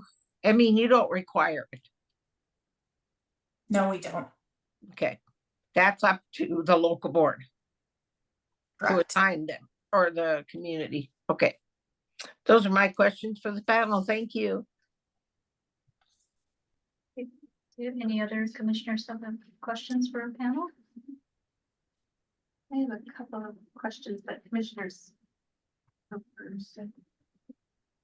Go ahead, Jenny.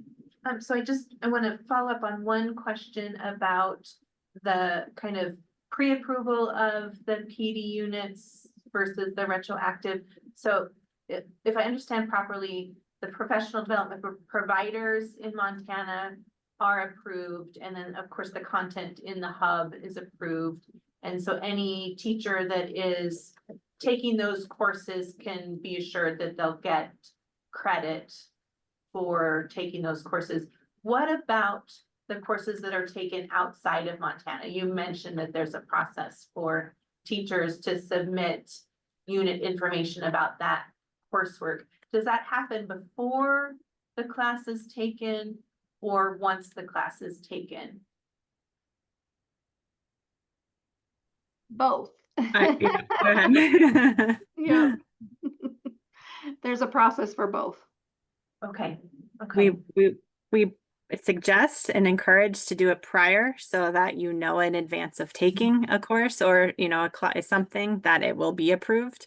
But I can tell you that we have both sides of it. So we have a process for both, that, you know, some do take it and then say, but I want to, you know, I want to use this for my PD. And so we have a process, in, you know, place for that, but always try to encourage on the front side, just so that they know going into something that they're investing in maybe, or just time, you know, taking a time commitment for that they are getting approval.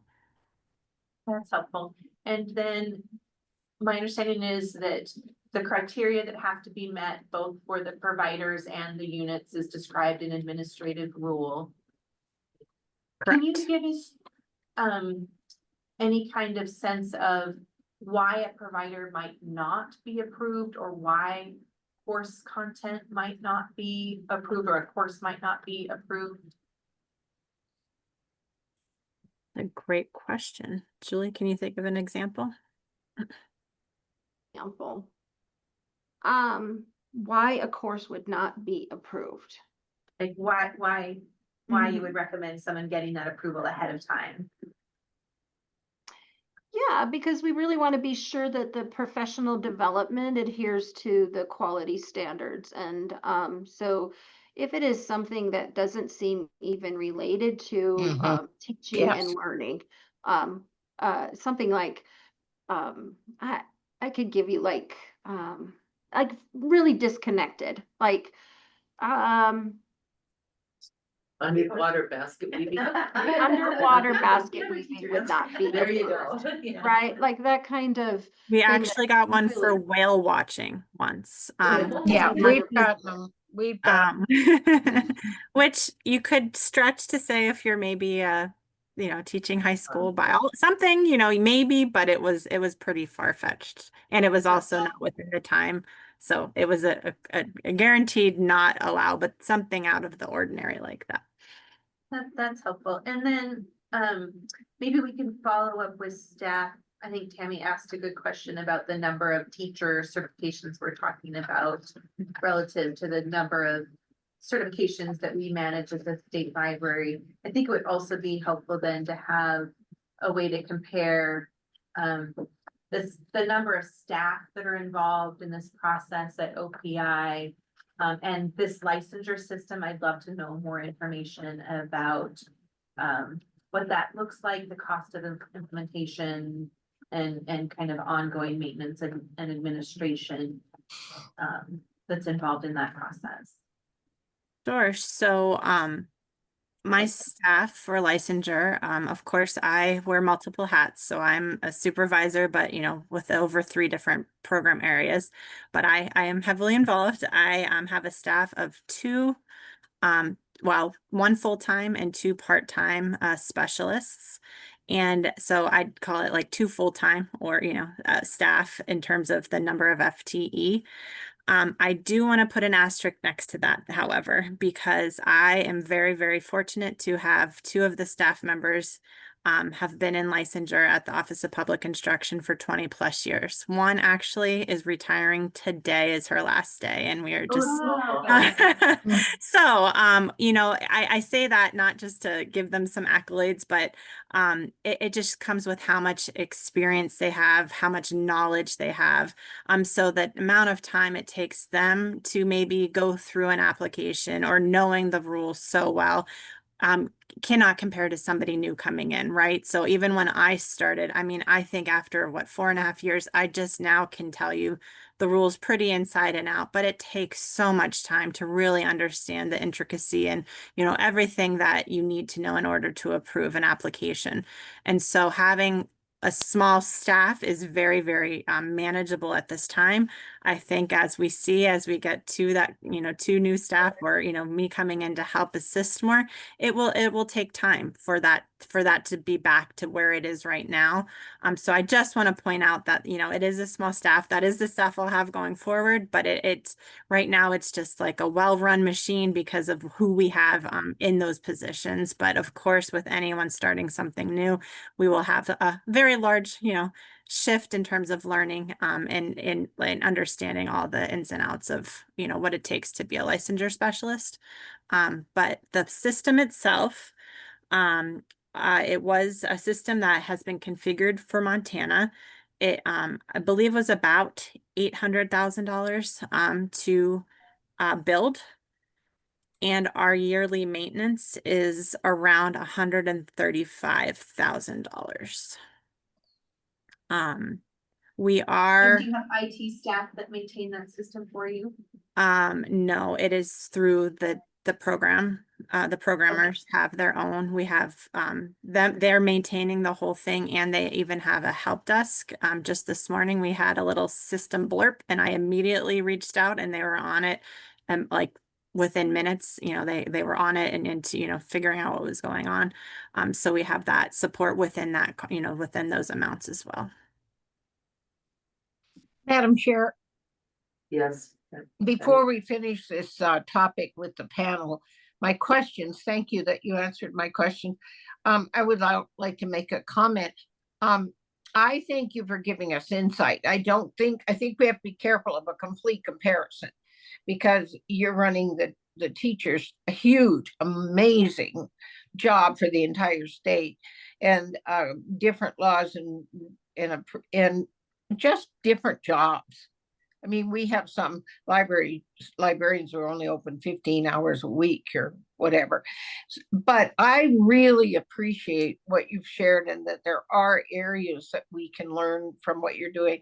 The most important thing I want to thank you for that jumped out at me is how much time you give this very important topic. This is one of the very few rules that we are actually directed as commissioners to do. And so it's really helpful for me to see how much time you're willing to put into getting this right. So it is reflective of the professionalism of our entire educational system. So thank you for that. Well, I don't want to belabor the point, but a lot of other agencies adopt rules, but this is literally the way in which the Board of Public Ed has, or a lot of other agencies adopt policies. But these are the policies of the Board of Public Ed. So this is the way in which these are the roles and responsibilities of the Board of Public Ed. These are the ways in which we, give direction to school districts. These are the ways in which we operate. These are the ways in which we give direction to the Office of Public Instruction. This is how they help school districts. So, like you're talking about how the duties and responsibilities that you all have and the work that you are about to do, it's the same thing for us. So the amount of attention that we give to our rules, it is literally the job that we have. So it deserves a lot. It's where the rubber meets the road. Yeah, exactly. Yes. So I have a question. How much does the board actually get into the weeds in terms of determining what courses are appropriate? And how much is that just left to the experts, to the staff to determine? That's a great question. We set none of the professional development requirements for school districts. When you say we, you mean the board? The Board of Public Ed, yes. Yes. I work for the Board of Public Ed. I'm sorry. We do not set any of the requirements for professional development. All of those are left up to school districts to decide. We have not gotten into any of that at this point. But you require you make requirements for the professional development. Correct. Yeah, I mean, you set up the requirements for the PD and then they can choose from it.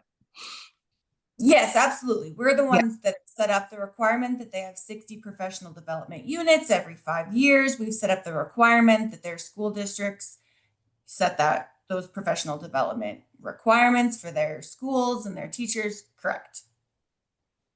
So I would say about that question, right? Like the board's rule is what guides us in our responsibility of vetting that. And so the board sets those parameters for us. So I'll just actually read it to you.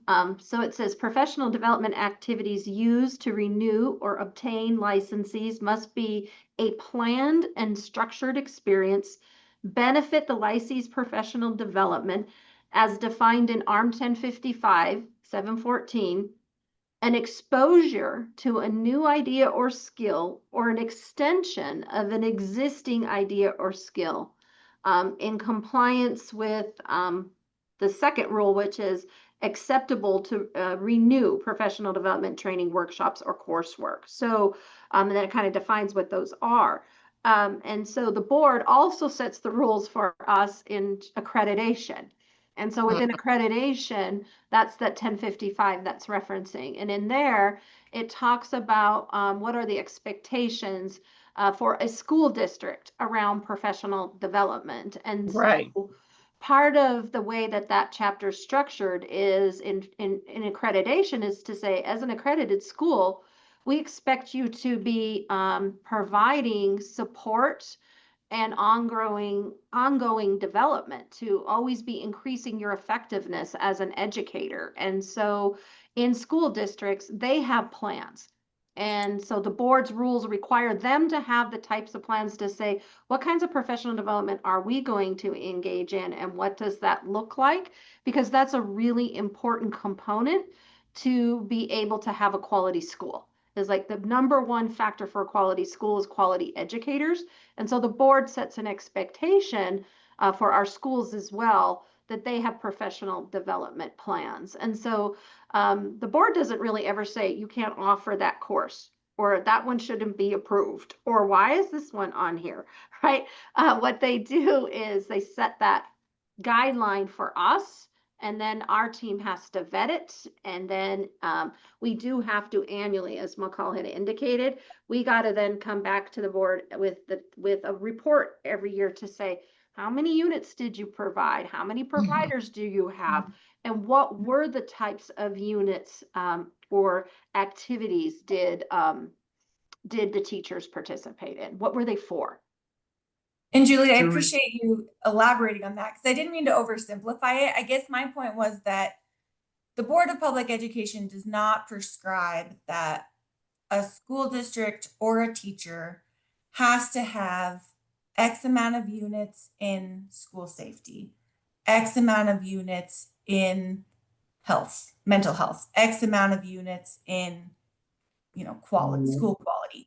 That was sort of the point I was trying to make. I think Julie did a really great job of laying out sort of the progression of the way in which we do set up our rules from, setting the requirements of the way in which the professional development requirements are set from the educator licensure rules and how they do flow into the accreditation rules. So thank you for that, Julie. Julie, do you happen to have the citation at hand for the what you just read about the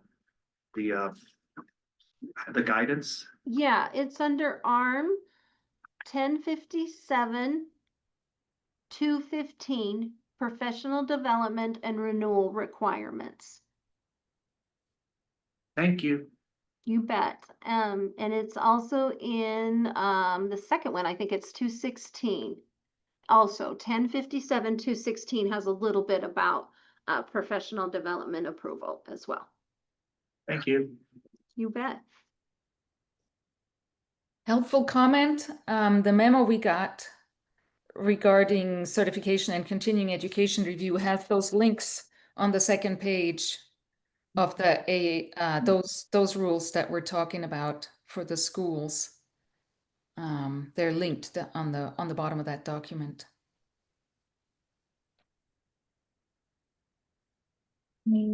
other questions or comments for our panelists? One more question. So if I understood it correctly, the way you have people demonstrate the necessary knowledge and skills is either by an exam or through a portfolio, or that they've completed some kind of internship. I quickly heard somebody say how you demonstrate knowledge and skills. How do you check that, or how do you ask people to demonstrate what they took from the classes they took? So Carmen, 4 different ways. A praxis exam. So that score is submitted to the OPI through the assessment system. There's experience, having a license outside of the state of Montana and 2 years of experience. And then that is demonstrated through what we call an employee. It's a V. It's called a V, but it's verification of experience, employment experience. And so that has to be completed by, like, if you were a teacher for 2 years, you go to that school district you were in and you have them complete this form and sign off on it. And then you have to submit that to the OPI if that's the path you're going to choose. If you're going to use a GPA from a preparation program or a portfolio that you completed from a educator preparation program, if they're in-state, Crystal had indicated all of our in-state institutions, we have 10 of them here, can go into the system and mark that that person did meet that requirement via their GPA or through a portfolio. If they're out of state, they have to get what Crystal referred to as a university recommendation, where they go to their educator preparation program, and on that form, it will ask them to describe, did they complete this requirement through a GPA or through a portfolio. We also have transcripts of teachers that are also submitted, which provide us evidence for their bachelor's degree, which we have to verify, but that's also another location where we can see if they have what their GPA might be. And that GPA, by the way, is not for everything. That was a long conversation, but Paul's probably laughing, but that GPA is in particular for the courses that are relevant for teaching. And Carmen, this is in reference to 1057 for 410. You could find everything Julie just said there, if that would be helpful to read it.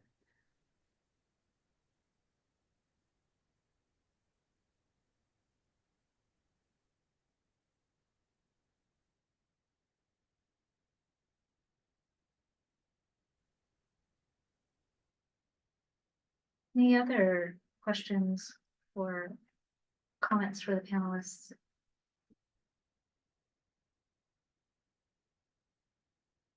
Well, thank you, McCall, Julie, and Crystal. This was very helpful. I took a lot of notes. Really appreciate you taking the time to come and present to the commission today. Thank you. Thank you. Much, Thank you. ladies. Thank you all. Good luck That with was your a lot of meeting. information. Thank you.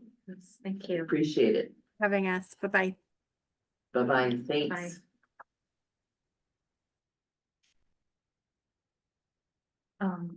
The second part of this particular agenda item, just making sure we're still on track for time, is just giving a report out on the subcommittee. You have the memo and notes. And then Colette pulled together just a quick. Madam PowerPoint. Chair, before we go into the section, can we call for a break? Oh, yeah, yes, yes. absolutely. Yeah, that's a good idea. Thank you, Tammy. Well, let's call for a break. Should we come back at noon? Would that be all right? By 12?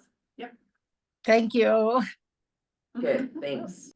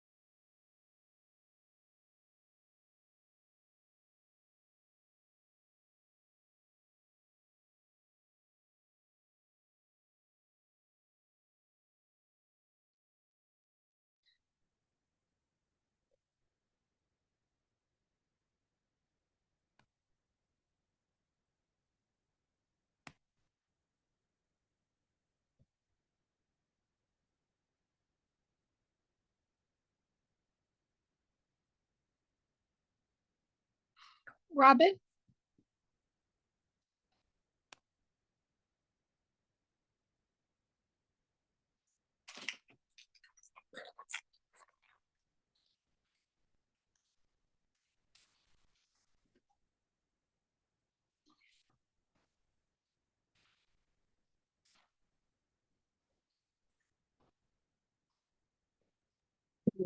Are we back? We are back. All right. Okay, we're back. Let's get going with the subcommittee update and commission discussion. Great. So Colette, I don't know if you want to kind of kick us off and then Tammy, Carmen, and I can kind of share insight as you go through. And this is the continuing education and certification presentation. Let's get to. So the one I have to give you. Yeah, let's see if I got the motion to, I just realized. It's like, I did give it to you. Luckily, I logged on and saw how you needed it. Yeah, no So- worries.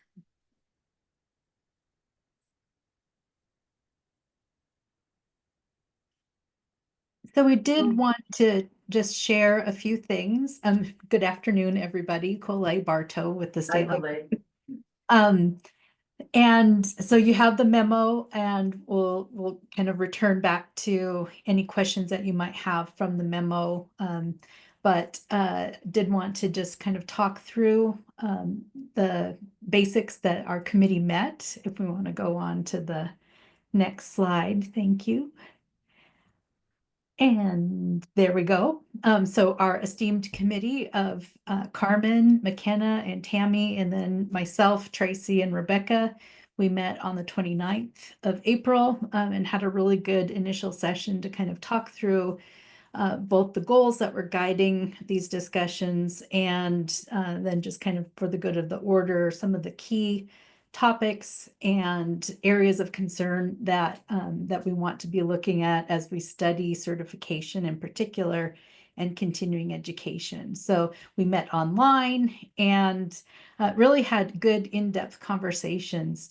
One of the things that I wanted to highlight as follow-up were the results of a survey that was recommended by Commissioner Carmen.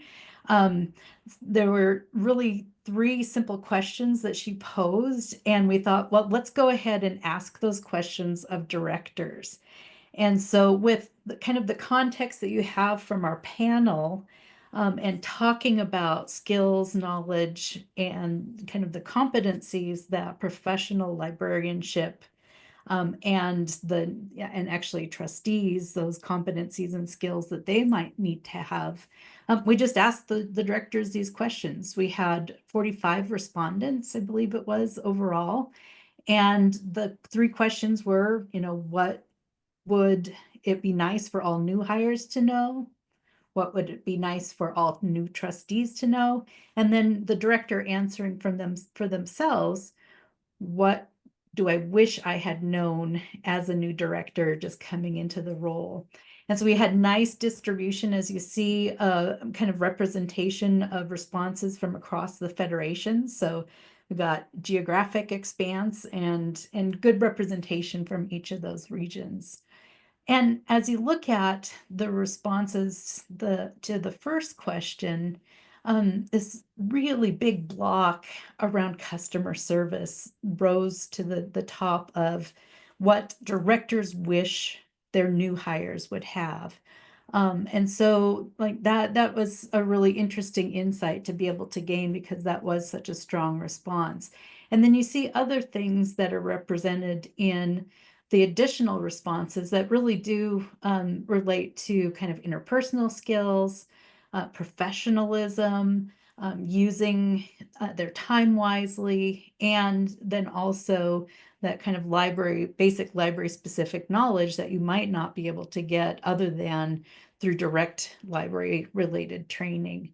So we thought this was really interesting, and in looking at the topic of customer service, that helps pose us some additional questions that the committee, I think, will want to dig into when we meet again. With question 2, thank you. This is asking directors to reply about what they hoped new trustees would be able to know about. And so roles and responsibilities it was a huge area. And then followed by teamwork and communication. And I think that really matches with other types of feedback that we've gotten through the different surveys and evaluations that we do with our continuing education opportunities, that really understanding the legal role, the legal responsibilities, and partnering with that. How do you work as a team, as a board, to effectively carry out those roles and responsibilities? I think that made a lot of sense in terms of these responses. And not. Olay, can I ask a question? Oh, Just as absolutely. to, regarding the survey itself, were Yeah. these multiple choice type questions, like, so MSL No. resources and reporting, was that a choice that they had, or were these open-ended questions? There were each 3 open-ended questions, and because this survey was sent directly to the defined list of directors, and then Rebecca, with her amazing skill and the tools that she has, was able to basically, analyze the responses, and then they're kind of summarized with these high-level topic descriptions Okay. in each of the Great, boxes. thank you for that clarification. Yes. Oh, absolutely. Sorry about that. So directors, each of us comes to a new job with a certain amount of trepidation, and hopefully we're also bringing to it the experience and the knowledge that we have. And so this was really interesting to see a real split across responses with directors. It's a big job, and especially in smaller libraries, thinking about personnel issues, how to be flexible and adaptable when you're wearing so many hats. Just knowing the basic resources that the state library provides, as well as those relationships with local government, and understanding kind of the political pitfalls and or traps that can sometimes be really surprising as a new director. It's not surprising that budgeting and financial information is another big area. And I think that's another thing that was really in common with the response that the directors gave in terms of trustees as well, just hoping that they would have access to and bring more experience with budgeting and financial oversight. So those were the 3 questions. These are the 3 responses, and I was hoping that with the materials that would give you a little bit of a spark to be thinking about additional questions to ask as we move forward. And definitely as we develop our agenda for our next committee meeting, we can dig in a little bit more to what the answers to those questions have presented for us. So in the interest of time, and it's always fun to be the person between the group and lunchtime. So, what were your takeaways from the panel discussion that we had, from the memo, from these survey responses, and what are some of the big ideas that we want to carry forward to our next commission or in our next committee meeting? Madam Chair? Yes, Carmen. I was most surprised by the need for customer service knowledge. And it made me think that we need to look for, we should, in my opinion, we should provide the Montana Library law related and Montana Library organizational structures, all this, we should provide the courses in that, but customer service and a couple of other topics that people really mentioned, there should be great resources and teachers out there that we can contract with. I keep coming back to the open meeting law class through the MSU extension. That is fantastic.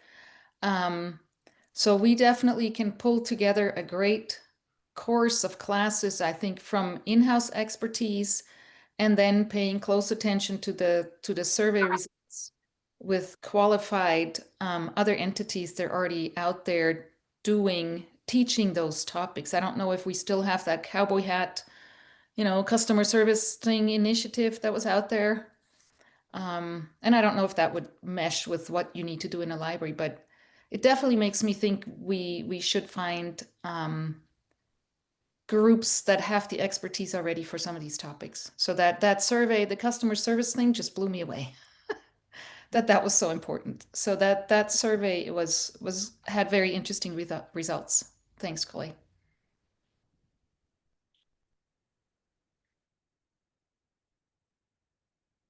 Any other takeaways? Sure. Tom? I'll just add on to that grid we saw. If you take 2 or 3 of the other elements, they all pertain to soft skills. They all pertain to people. Of course, we can teach the legal side, but that was interesting to me too, adding on to Commissioner Cuthbertson's observation.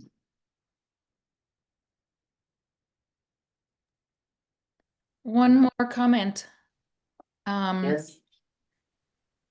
There are definitely some topics that are common to all libraries, especially all public libraries, but especially from attending the Tamarack Federation meeting, the size of the library makes the issues that they're facing so completely different that we need to find a way to create relevant content for the directors of the tiny libraries as compared to the bigger libraries, because their needs are so different. I mean, you know, one of them was talking, she needed to know more about air conditioners. So the breadth of knowledge for a designated library director is very, very wide, depending on the size of the library. So the committee needs to keep that in mind too, as we go forward with creating parameters for the content. Madam Chair, I Yes, would like Tammy? to, I would like to agree with both Commissioner Burnett and Carmen. Yeah. I think the difference, and Tom touched on it, soft topics and local control. What we are requiring or required by law to do was very clear to me during what they were discussing. There is a difference between the local control of the classes that the local library needs to decide, and those are, as I can see, like the self-care topics. But what we require is the hard topics, the law, the budgeting, the how to run a meeting within those parameters. But we are not in any way limiting or directing what the local library decides that they want to train their people in. So I think we have to keep that quite separate, and it's not easy. I think they touched on it. You know, the big difference to me, it was, for example, the PIR days, and I mentioned on that, we don't have that same affiliation. They have a huge block where they lose control to the MEA and the PIR days, but they do get to control the providers. Anyway, that's a takeaway for me. Madam Chair? Yes, Carter. Another comment, I didn't really think about the size of the OPI and their certification program compared to ours. Oh, yeah. I should have known that, but it just, when she mentioned that number of 12,000 teachers, I was like, oh, whoa. So I am very keen on looking at their system. I thought when she described that it automatically, puts in the system that you took this class, I was like, was part of my difficulty trying to get certified. Was I could figure out where to take the course and you just hit play and that's real easy, but then to get it to be in the system was very difficult. So I would love it if we could copy their system, but $800,000 to purchase it is a huge expense. Yeah. I wonder though, if it's a fairly custom built system, maybe there's a way to just add in a subgroup, a component of it. You know, I imagine school librarians are getting certified through the system, so. That's something we can ask. Yeah, I know, and Actually, I'm not suggesting it wouldn't cost anything, but maybe it would be an MOU or agreement with OPI. actually, school librarians, once they get their certificate, they don't need to be recertified. Well, they don't. No, In libraries. in library. In It library. just in They education. do Oh, in okay. education, in Okay. any education, but not specifically in library I see. after they get their I certification. see. Madam Chair, Yes. what comes to mind that if we focus on the hard skills, the financing and the law, that it's possible that we could reduce the time, or we could increase the time span between recertifications and maybe reduce the course load or the numbers of credits. They'll have to go through rules, because I think it's in rule right now. But we could simplify and reduce quite a bit and leave the management skills, the keeping people happy on the job and showing up on time and all those other things that are so management intensive to the discretion of local managers. We could reduce and simplify if we were so inclined.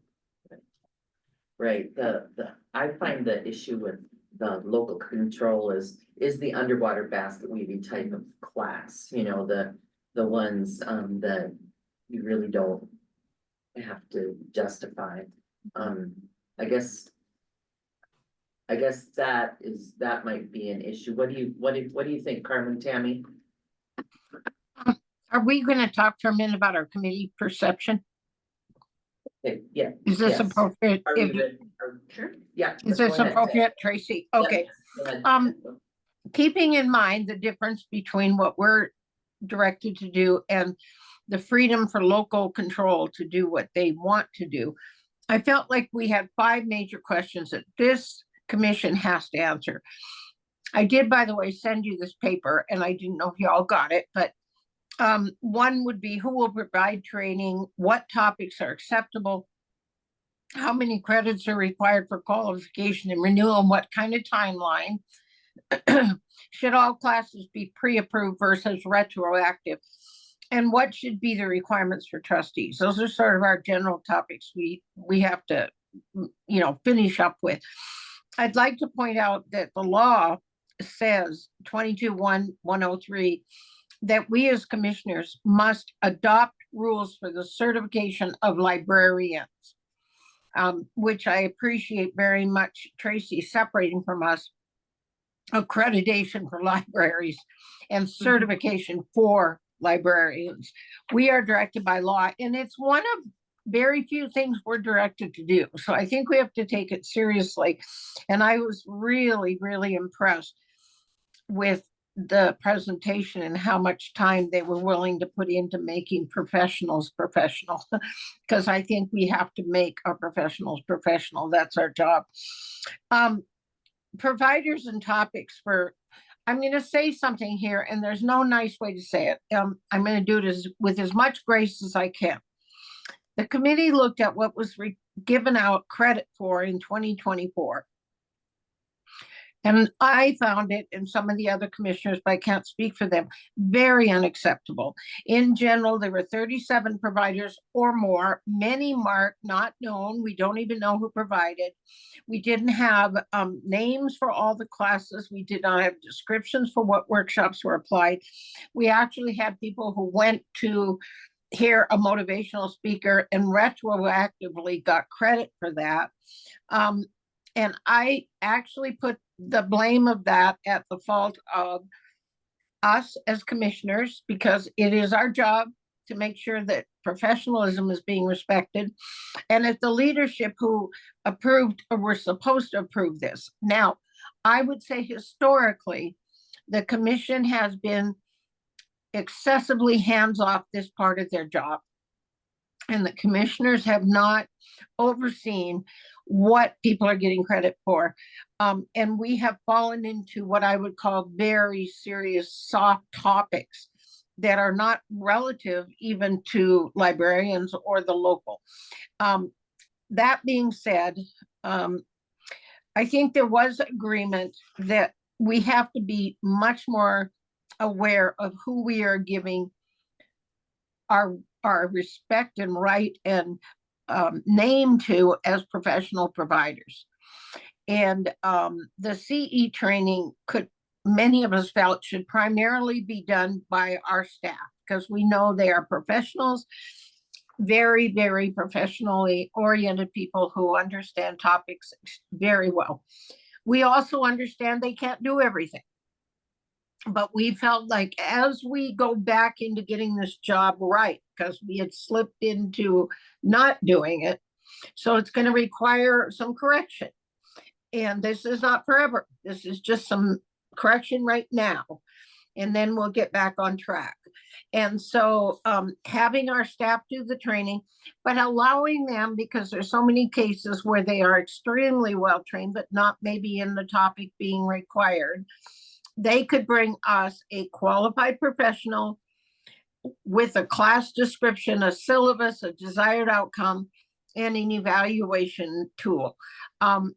It sounds like, wow, that's a lot of work, but it really isn't. Because remember, we're not talking about what the local control is, having a class on self-care or management or how to fix the air conditioning. We're not talking about that. The topics that we sort of thought were important, although this is an incomplete list, were definitely budgeting, federal and state law, and relevant legal topics that come up, technology, clarity of trustee and library roles, librarians versus trustees, very important. Managing meetings with open meeting laws, which sort of falls under the legal. MSL programs. People need to know what our incredible staff offers. And we saw that on what they all brought up. That was an issue. I think it's really important up front. They all know that. And then there is a place for administrative and leadership skills, not soft issues, but this is your responsibility when you manage a meeting, et cetera, et cetera. Those are not complete, but that's things that we agreed on. What I want you to understand is that the committee commissioners, I believe, and I could be wrong, we were leaning very heavily towards what I would call hard topics, not soft topics. That will be left to the local boards. All librarians would be required to take these new classes. And then once that's done, we need to revisit a recertification. Some of the classes we felt budgeting, federal law and state law could be reoffered because they're going to be updated. Some, they're going to say, I already know what MSL does. I don't need that again. All classes would require pre-approval. The idea of retroactively allowing somebody to just come in and say, I took a class on how deeply feeling I am and how it affects how I do my job, that probably should not be allowed. And then finally, we did not come to agreement on the specific number of credits, timeline for certification and renewal, but we all agreed it should be probably only every 5 years because that's what trustees are. And the training requirements can be discussed further, additional topics. And what to do with the trustees, that I'm leaving that to Carmen because she is one and understands. That's what I would like to share on that, and the rest I promise I've said my piece, and I apologize it took a while, but I'm very, very concerned about this issue because it's one, directed by state law, and two, it helps us define and prepare and keep absolute professionals, and that's what our librarians are. Thanks, Tammy. Who else was on the committee for that? Carmen, do you have anything else? Yeah, Jenna? I have a more administrative question. So while we wrestle with this, people are ongoing with their certification, etc. How do we start the process of announcing that it's going to change? How do we set a deadline for if you start your track before then, you can finish it in the old system? What are our legal obligations when we set this deadline? How much notice do we need to give people? What's fair? What's legally required for us to actually make this what's going to be a big change? I hope it's going to be a change for the better, but still it's going to be a big change. How do we properly announce that to the public, to the librarians, to the trustees? What's the timeline? What's the appropriate procedure to do that correctly? I think there are a number of questions that your question brings up, Carmen, that we would want to think about. Kind of first and foremost, if we're talking about an administrative rules process, what that process looks like, the length of time involved. We could map that out. And then I think probably in that administrative rules process itself, because the current program is an administrative rule, we would want to get some legal guidance on how we amend or announce according to the current administrative rule that there's an administrative process that's going to be changing. So I think that's a question that we would want to get some legal guidance on. And maybe that's something that we can task Tracy and Colette to research and bring back some additional information to the subcommittee and the commission with. Yeah, I asked Tracy a question. Yes, go ahead. Tracy, when you reviewed this, I think it was 3 or 4 years ago, you said, Yes. did you have to get legal opinions on that? You know, we weren't making as huge a change. What we've done in the past, and Colette, feel free to jump in, but I've gone through a couple of these, is we allowed people to finish their certification under their original rules, or they could choose to do their certification under the new rules. So we kind of gave them a choice. And Colette, But we correct would, me if we did that, which is what Carmen's saying, we could say, you can finish what you have up until 2025, which are 6. Or we could, you would take the new ones from now on, but from 2026 on, we would be following this. That's pretty much what you did before, except that you had it, yeah, because you're always setting these, because we have to. Well, I just want to clarify, Tammy. So if a person just happened to recertify in 2025, technically under the current rules, they need to recertify in 2029 Yeah. with 60 credits. Right. And so it actually gets pretty complicated. This last time we simplified it because we were trying to do what Carmen said with the small versus large public libraries. And so for a lot of library directors, they liked the new set of requirements. And so they wanted to follow those. In fact, I fell in that category and recertified because it made more sense for me. But the previous to the last one that we did 3 years ago was a bigger change. We went from, I believe, it's been so long, 40 credits in 5 years to 60 credits in 4 years. And we actually honored wherever people were in the certification process, we honored their right to earn certification with the 40 credits under 5 years. But then from that point on, they had to do the 60 credits in 4 years. I hope that makes sense. It does, and we're not changing that because you change providers and topics every year. Yeah, so Yeah. I think I'm not clear on the question. I think we're you- talking about 2 different things. The one thing that you're talking about is the timeline and the credits and that, and I don't see us changing that. I see us allowing people to stay within that. But you're already changing providers and topics every year. I see us changing who can provide and the topics, and that is done already within what you're doing. We're just pulling in the providers, we're getting more control over it, and we're narrowing the topics. But as far as the timeline up there, what they're getting now for their certification, unless we decide to change that, and we had not decided that as a committee, we don't, pulling in the providers and having more say over them and more say over the topics, that's being done already on a yearly basis. So we're not making a change at that point. We're just, yeah, that's being done. I think what and maybe that is a change from how we've, so I apologize, this is the first time I've ever gone through a certification renewal that looks like this, Yeah. so I'm learning with you. I think what you are talking about is the process, Yeah. not the number of credits. Right.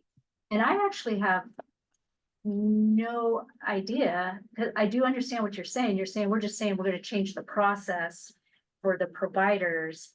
And I think that's what Jenny meant when she's like, you might need to ask the question, like, is that okay? And do you have to give any notice or anything like that? And when do you do that and what the timeline is?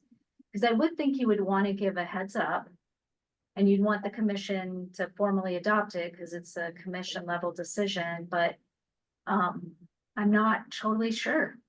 Who's doing it now? Who's approving the providers and who's approving the topics? So the way that we do it now, Collet reviews it, but, and we do have rules about like, it has to be formal learning. There do need to be learning outcomes and it needs to fall within the 4 subject areas. But what we have done is, I think, something similar to what McCall was describing. It's not school districts, it's individual libraries. So it's like the library director, the library board chair, or supervisors. And we accept that, and review it mostly just to ensure there isn't any duplication, or if we have a question or there's an expired credit. But you know, what the committee is suggesting and wants to, I think, take to the commission is this idea that we would put parameters on who can provide and what counts and what staff need to reject. But Absolutely. or that we go through a pre-approval process beforehand. And I'm not really sure because the details are like you say, where the rubber meets the road, and you're like, how will that work for people right now working through a system where, as you say, they report what they've taken and then we review it and approve it. Which is really ineffective and really not professional. I mean, they made it very clear that they gave the and again, they're dealing with 12,000 people.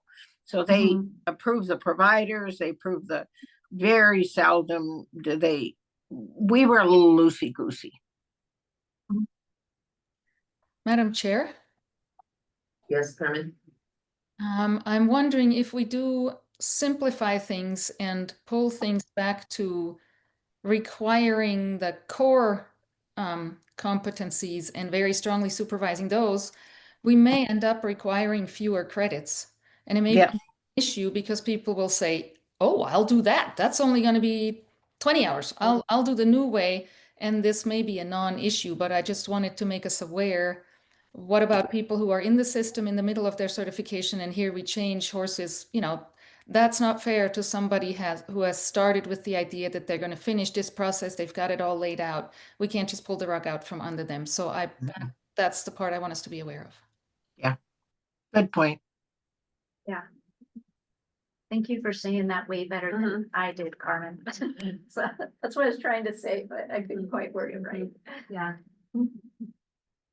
Madam Chair, Yes. I have a question for our subcommittee. If we have a core subject that we really want people to prove mastery on, let's say state law, and they take it in 2025, and then we require them to recertify in 4 or 5 years, but nothing has changed pertinent to that subject. Could they possibly be able to say, I've already done that, and just roll that over into the new requirement without having to sit through the class again? Absolutely. We talked about that. We talked about being conscious. Again, when you make a major change, and this is, as Jenny pointed out, very honestly, this is a big philosophy change, pulling back into the control of the commission as we are appointed by law, what kinds of things are going to be approved. We are very aware as a committee that you have to have flexibility for when people have taken these classes and if there haven't been changes, and allowing them And we will be looking at that, you know, with this new, I would call it curricula, and the new rules that if we require 4 or 5 years or whatever, that class may not be relevant anymore. And the commission at that point in time is going to have to address what kind of classes should count for recertification. And maybe it's not relevant anymore, but there's something new we're not seeing. I see technology as always being there. Madam Chair, I'd like to comment on that. Sure.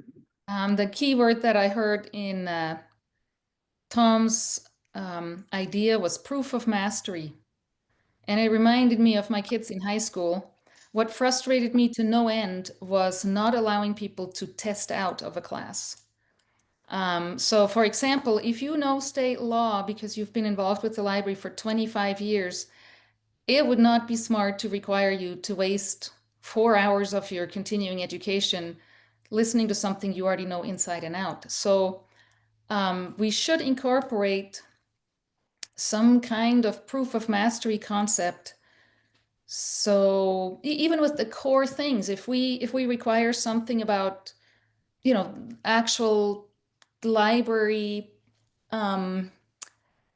library skills, like one of the survey responses had to do with shelving and possibly the Dewey Decimal System, things like that. If we want to require that of, I don't know, new hires, maybe not directors. I don't know if directors need that too, maybe for small libraries, they can't afford to hire a director who actually has a degree. What if we just create a way to prove mastery? So if you want to learn something and then test out of taking what we provide, you can. All we care about is, do you know this? And can you prove to us that you know this? So I even had the wild idea of proctored exams in libraries. Like some of our libraries offer proctors if you're taking online classes for your high school diploma. We could have the libraries themselves offer proctoring to the people we certify and say, okay, if you have somebody who says, I don't need to take this, this, and this, but I want the credit for it because I know this, give them a way to prove that they know it already. And then say, okay, you get these 4 credits because you just took this exam and you know Montana library law inside and out. You don't need to take the class. You can prove it by taking a test. I don't know how we feel about that, but I very much like the idea that we allow people to give us proof of mastery instead of requiring them to sit through a class.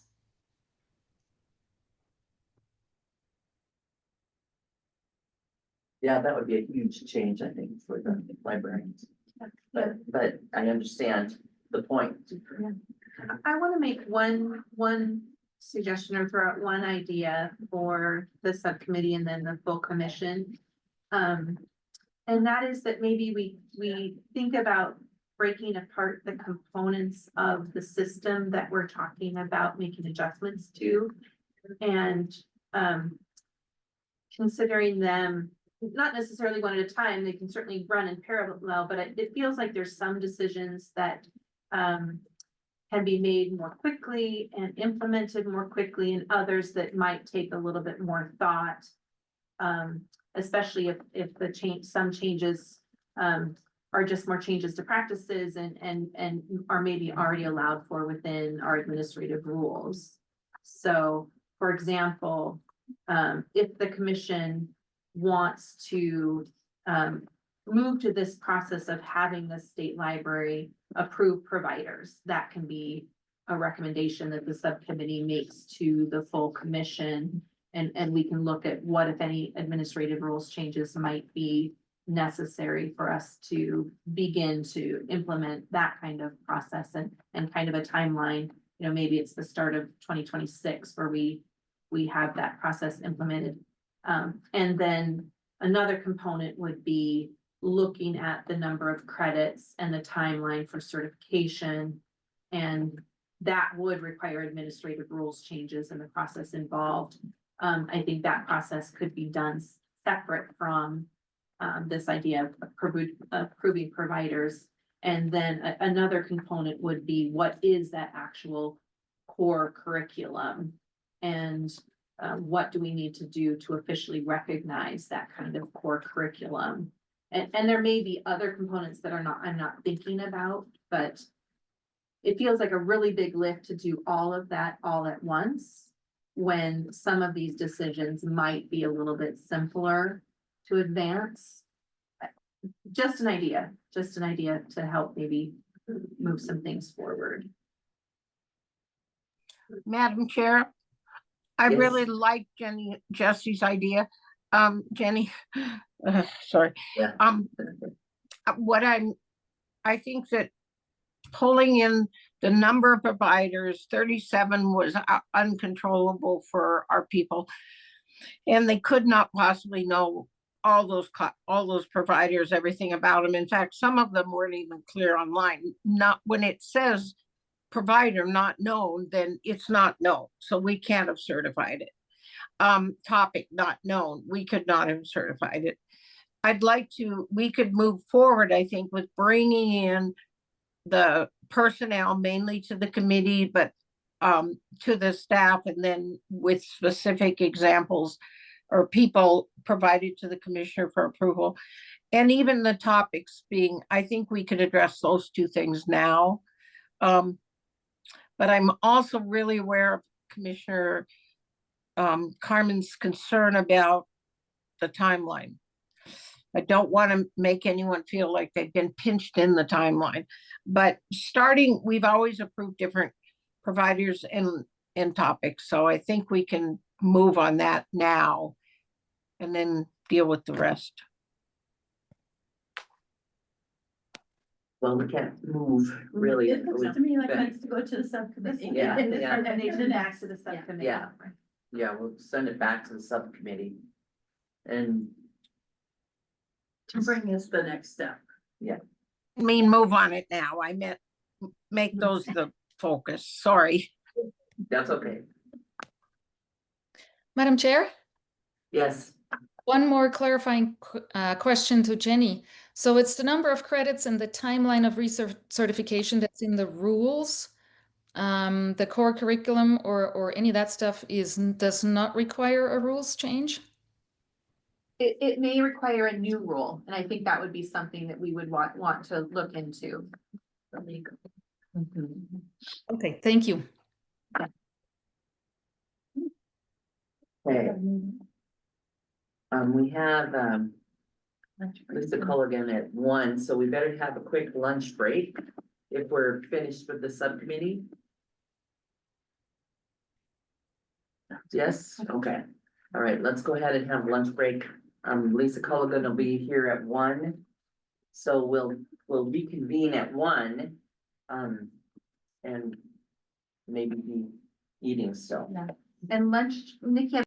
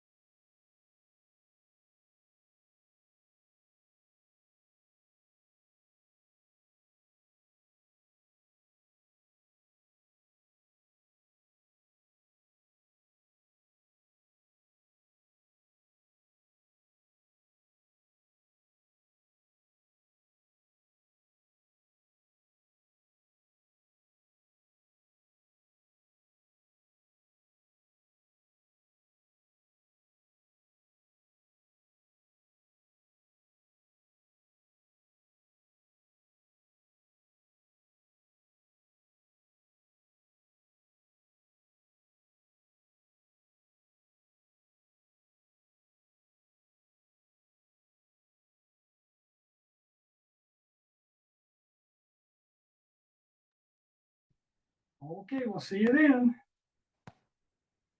You bet. Bye-bye. What was the address? Up here, I just have to get back on. No worries. We're gonna eat while we meet because we got a presenter. Oh.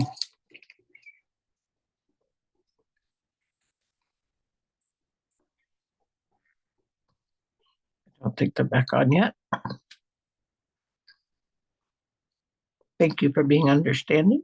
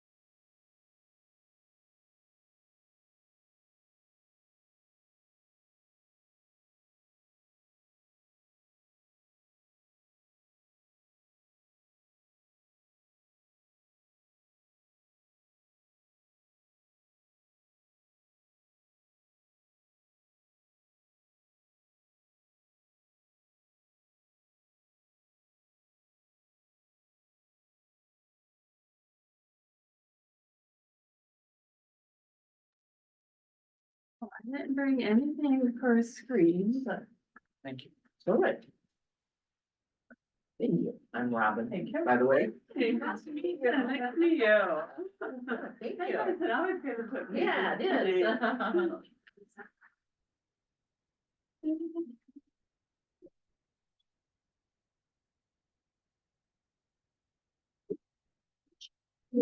Good.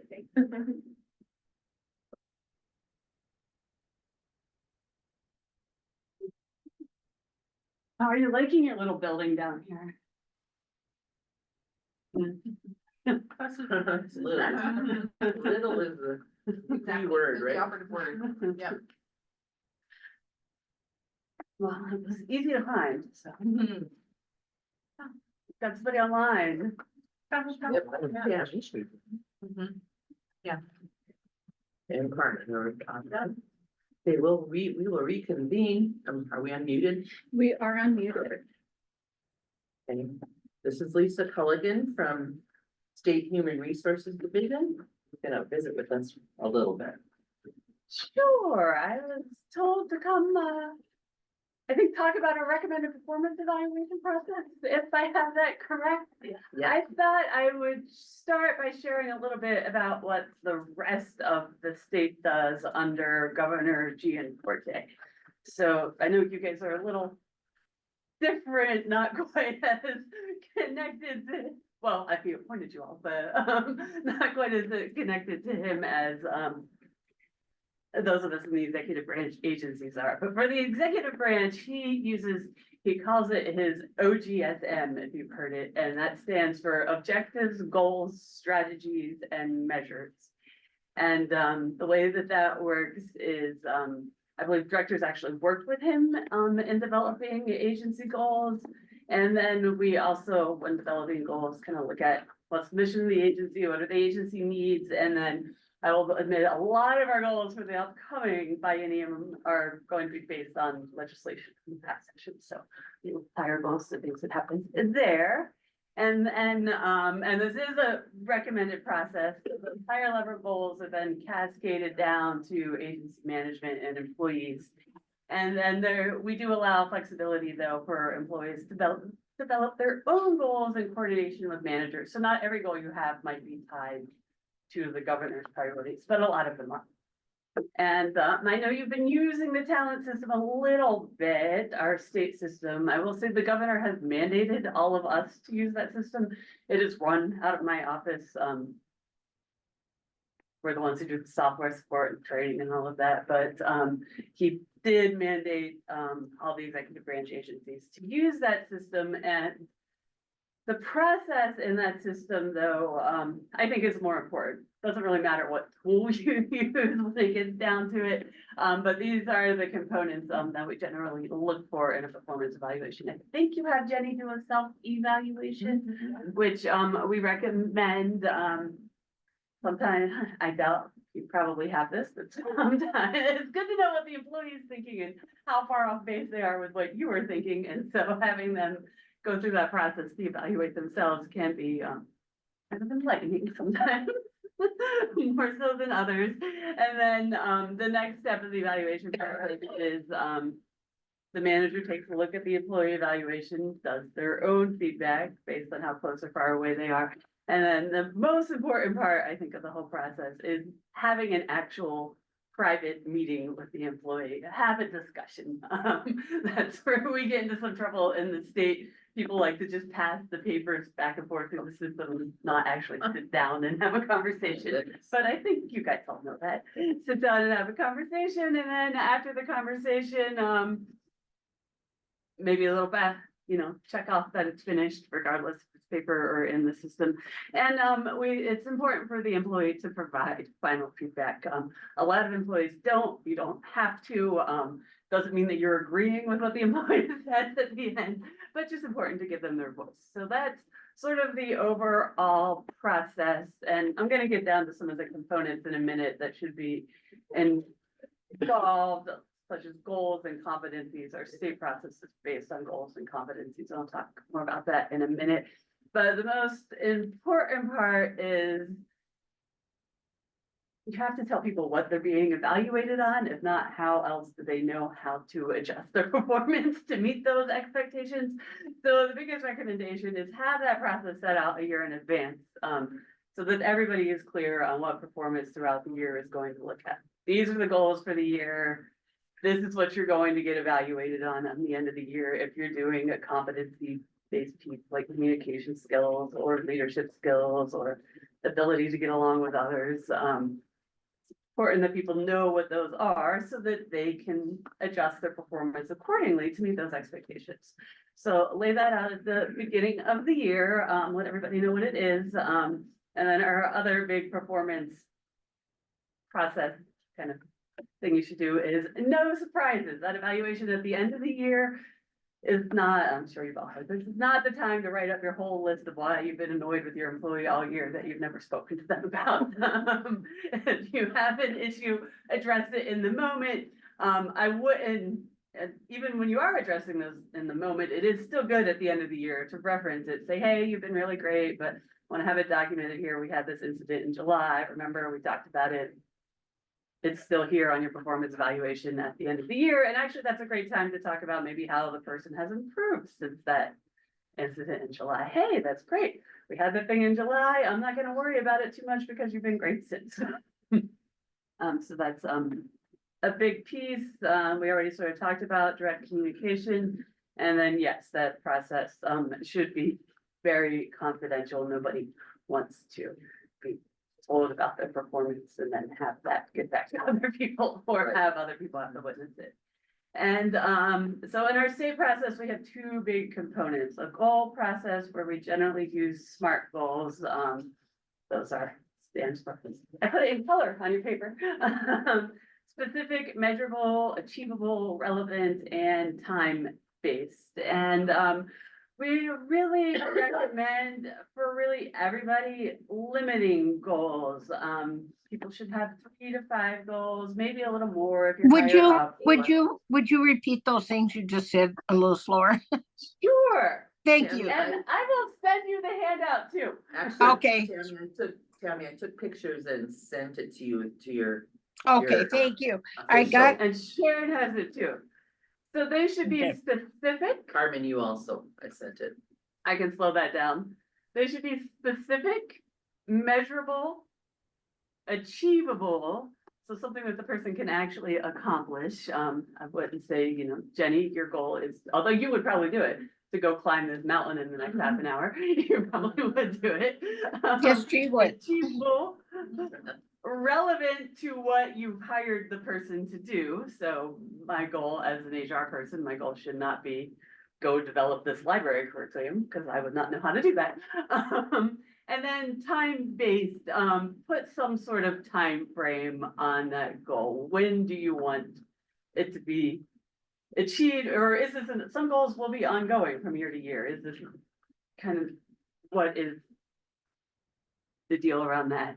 And then limiting goals to 3 to 5 broad goals that are aligned generally with the agency mission or direction you've been given from the governor or direction that you give as the commission.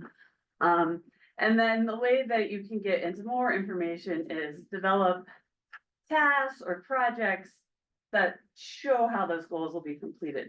And I can kind of give you an example here. It actually came up in a meeting that I had the other day, and I said, that'll be good for the library. A statewide goal we've had for a lot of years is, and I think it's just kind of been there forever, is make the state become an employer of choice. Make the state be the place where people in Montana want to go to work. So that is the big overall broad goal that we would have. And then there are all different kinds of ways that you can do that. For instance, one way would be reduce turnover, or it could be improve the hiring process. And under improve the hiring process, my part of that may be figuring out how to reduce time to fill, or how to develop better interview questions or a better interview process to get us people that are better fits for the culture of our organization, who are more likely to stay. And then somebody below that would actually write the interview questions, perhaps, is their goal, if that makes sense or helps a little bit. And it's kind of the same thing with reduced turnover. There are all kinds of things that you could do there. Would really start with your managers, probably. Get them to be better managers so that they either aren't having to fire as many people, or the people that they are working for like them more, so they stay. And so I think you guys as the commission would be coming up with those big goals, and then Jenny's goals as the executive director of the library, is that your title? Librarian. State librarian would be also pretty high level, and then the people under you would be the ones with the projects of how to achieve those. For example, I guess one of our goals related to becoming an employer of choice for this coming year and out of the session is going to be get the state a new recruiting system for hiring and processing candidates. And so it's my boss's job to put out the RFP, and it will request for proposal, and it'll be my job to identify, help her do that. What features do we want in the system? if that helps. I think we already talked about developing goals in advance. And a good thing to do is at the state, we have a required, or guys, sorry, at the state, the executive branch process, we have a required mid-year check-in, which we're actually doing right now. And that's pretty informal. We don't even look at the competencies at the mid-year check-in. It's just where are our goals? Where is our progress? What have we done thus far this year? What are we intending to do related to our goals for the next year? And we just document all of that in a little online form and meet with each other, boss and supervisor, like, hey, that's stuff. So, but we've had quarterly, we went down to mid-year because quarterly felt like a lot for people, but you guys might be able to manage quarterly. Larger agencies are having a very hard time getting everybody to do quarterly, and that's the only reason we dropped mid-year. Question, Yes, you do this in person, we do the mid-year check-in in person. Yes. sitting Uh, down? We, the employee submits where they are, their status report online and it, well, through our online process in advance. And then after that, we schedule it. So it's both documented in the system, but there is this in person, hey, here's where we are halfway. It's a lot more informal than the end of the year one. Since we don't really get into competency ratings, but that doesn't mean that you couldn't, we just don't have it, you know. And another thing about goals is they may carry over from year to year. Like I said, become an employer of choice. I don't know if we're there yet. We're getting there a little tiny bit every year, but there are all kinds of things that you can do related to that goal from year to year. This year will be turnover year. Next year will be train our managers to be better at soft skills and communicating and having those sit downs. That's a big part. So, competencies. I believe you're using the executive leadership competencies right now, and then we also have the competencies that we have, which I like. I actually like this process in our current state system. Individual employees who don't supervise have slightly different competencies than in lower level managers who may only supervise 1 or 2 people. And then higher level, like elected executive leadership level, has their own completely separate set of competencies. Because you're not really going to see something like strategic focus if your job is to answer phone calls mostly. So we try to tailor them to that. Effectively listens and communicates. It's just regular customer service for maybe frontline employees. So, and those are rated on a scale of 1 to 5 now, I think, or we do 4. And the reason that we do 4 is so that everybody, you can't pick the middle and just say everybody's just okay. So I do like the 1 to 4 rating scale because you're either, but it's also meets, exceeds, and then they're the 2 lower ones. But most people do end up in meets expectations. You really shouldn't give and exceeds expectations unless they are really truly exceptional and trying to get that education around as well. I think is helpful. That exceeds expectation is where your customer service rock star is the one who gets exceeds expectations. Everybody else who does an adequate job should get expectations. That type of thing. And I think as part of this competency evaluation, it's a good thing to include is actual examples of times. Lisa demonstrated very, very good customer service last week when that employee came in who was super upset. She was able to calm them down. And so when you're doing those competency reviews, I wouldn't just, say something like, oh, Lisa's always pleasant and friendly.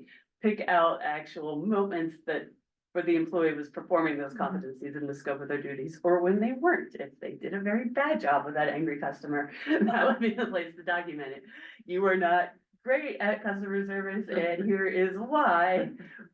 Last week, when Robin came in for help, you refused to look up, make eye contact, didn't acknowledge her. This is an example of your customers' skills not meeting our expectations.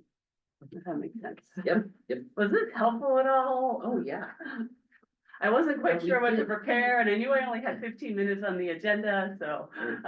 We did the, the talents, Mhm. as you said. And the competency. And yeah, the What we follow. competency recognitions, yeah. But that's generally, Mhm. I think the best practice, recommended practice is have goals and then and competencies can change. They should really be what is important. What are the most important competencies for that role or for your organization? We still are, I think, as a state, very customer service focused. So that's always been high up on the list to make sure Right. that everybody is, we're here to serve the people, so you should probably have a customer service competency. And, I will say it can maybe be measurable, can sometimes get a little skewed in state government, because it's not like you're making 60 iPhones that work perfectly, so you can't like count things all the time. But the way that you can measure things is, do they meet deadlines, or what's the feedback like from the people that they're working with? Do they get good feedback? Are people happy with them, with the services they're providing? So that could be a measure, or meeting a time frame could certainly be a measure. So there are ways to get creative, I guess, with measures that isn't just checking the box or counting that Right. you produced this many things. Yeah, so would you recommend like a checklist of different items? You could do a checklist that would maybe be tied to your goals. And maybe would even be under that, for instance, like a project like implement a new recruiting system is going to have a giant checklist underneath it. So the goal might be implement this new recruiting system by the end of 2026. And then there will be a whole bunch of smaller projects under that, and then tasks. And we don't always reflect all of those in the performance evaluation process. Maybe just a few of them will be there. It is fine to have checklists outside of the system, either your own or ones that you have. Usually, in government, we kind of trust employees to come up with their own checklist and make sure that that's also, how do you ensure that you get things done can be part of the performance evaluation. Do you have some sort of tracking system to make sure that you're completing your tasks? That's actually a question that we ask in interviews a lot. How do you keep yourself organized, make sure you get things done? So all of those tasks wouldn't necessarily have to be in the system now. And it varies. What I like about the talent system is it does offer a lot of flexibility. It's unfortunate. Have you ever seen a demo of it? That might be hard, because I know, and I'm gonna look into that more. It's been a struggle getting people who aren't state employees access into the Yeah. system. I think Yeah. it would be easier for your heads to get around it if you could see it, because Right. it's really, it's not a piece of paper. It's kind of like a blank slate almost.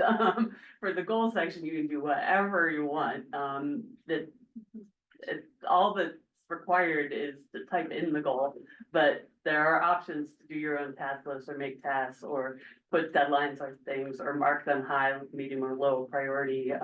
But it's very, very, very, very open-ended as a tool, especially around goals.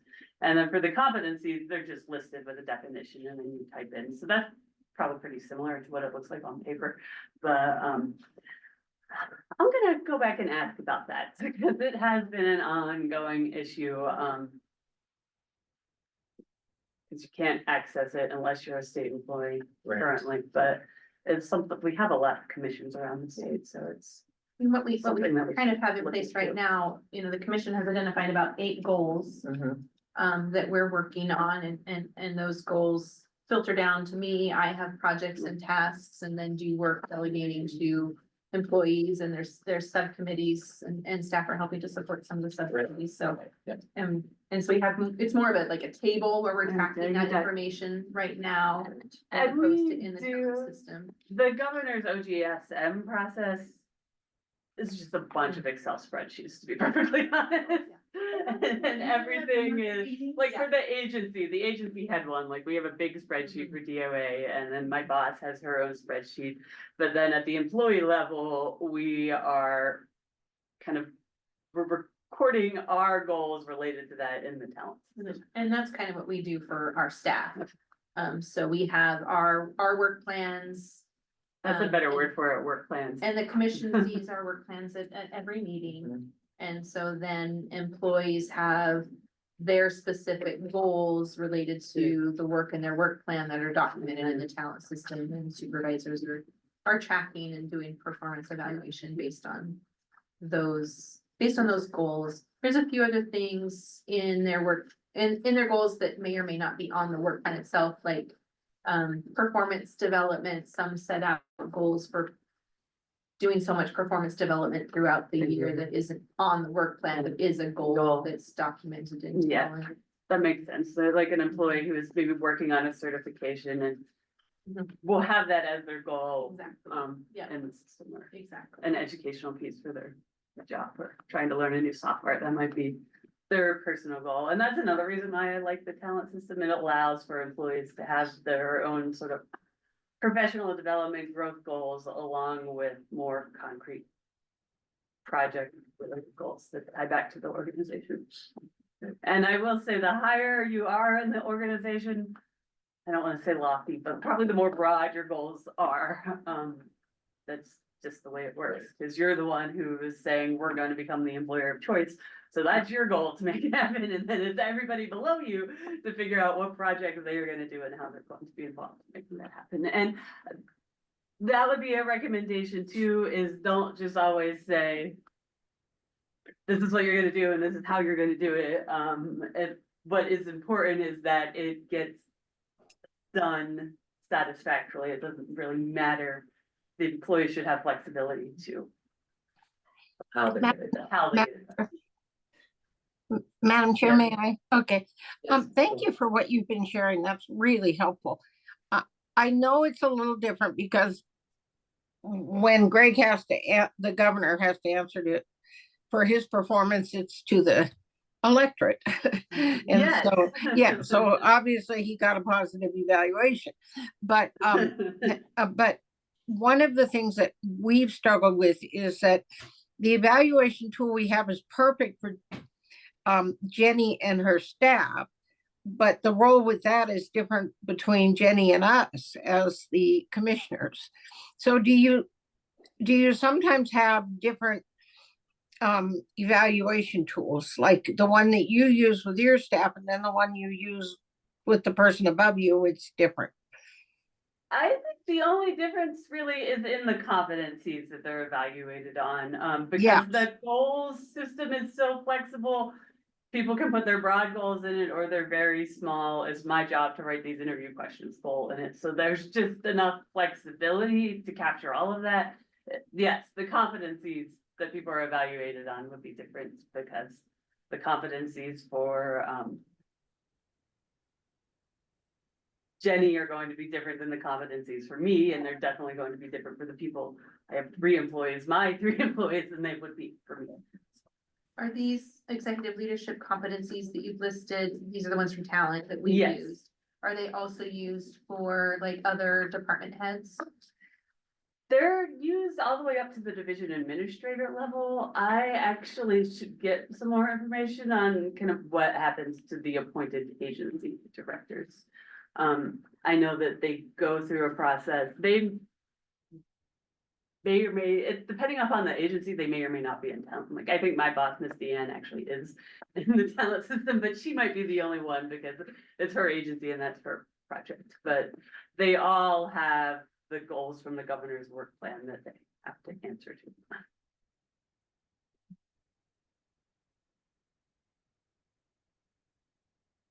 Questions? Carmen, do you have any questions? Okay. Is it your department or each agency, do they write their own job descriptions? It depends. So we, at my agency, have written, we call them occupational standards. They're pretty basic job descriptions. Some agencies now use those as job descriptions. Some agencies still write their own. And so if they still write their own, they're writing their own. If that makes sense. And that's what, yeah. We use the occupational standards that Lisa talked about. Then we have a little bit more detailed job descriptions that talk about the details, because as Lisa said, they are very broad. We do that. And then we rely on D of A to do all of the classifications based on the job descriptions and the occupational standards. So To determine what the position is and what the level is, which makes sense. The Yeah. really big agencies have their own classifiers, job classifiers, but they can't become one without going through a class, a professional development type class that takes about half a year. And then they get certified by Bonnie at our agency. But, and then some agencies will do a blend. They'll do that description and then they might stick or tack they may use our description and then write a few extra things on it, or like do a little supporting document. It's kind of all over the place.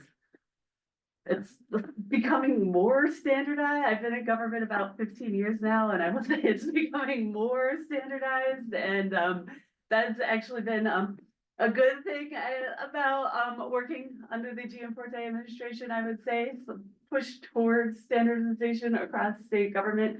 It's made our job easier in the State Human Resources Office when people are using the same things, doing the same things, having the same performance evaluation process. Instead of everybody having their own. Yeah, yes, and it gets you better data too, Right, because then you're measuring everybody on the same thing, so it's a lot easier to produce statewide data. So it sounds like your advice would be that we should follow the same procedures that other state agencies follow, Yes, rather than developing our own, Right. our own Yes. tool. and Using the. if you wanted to Right. maybe add another component, yeah, but Mhm. yeah, goals and competencies are what performance evaluations are. And But the agencies do still have a lot of flexibility to develop their own goals. I mean, Right. They work But pretty our closely goals with the would be governor on different. some of them. But our goals Tell you would what. be different. Our Yeah, goals won't be the same as your goals. no, Right. No. no, Okay. no. Yeah, and goals come from all kinds of places. I mean, sometimes they do directly come from the governor. He calls my boss's boss and says, "You were doing this," and so then that goes on the sheet.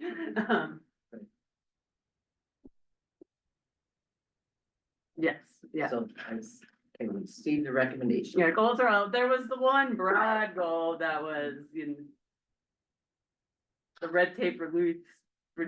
So every agency had that one, was tasked with, looking for ways to make processes in government more accessible to people, to take a look at all of the regulations and really clean those up. And so that was a goal that was direct, but that's the only goal that I know of that every single agency had. Otherwise, yeah, what we do is different than what you do, which is very different than what transportation does. It's just all of their goals, I'm sure, are about roads.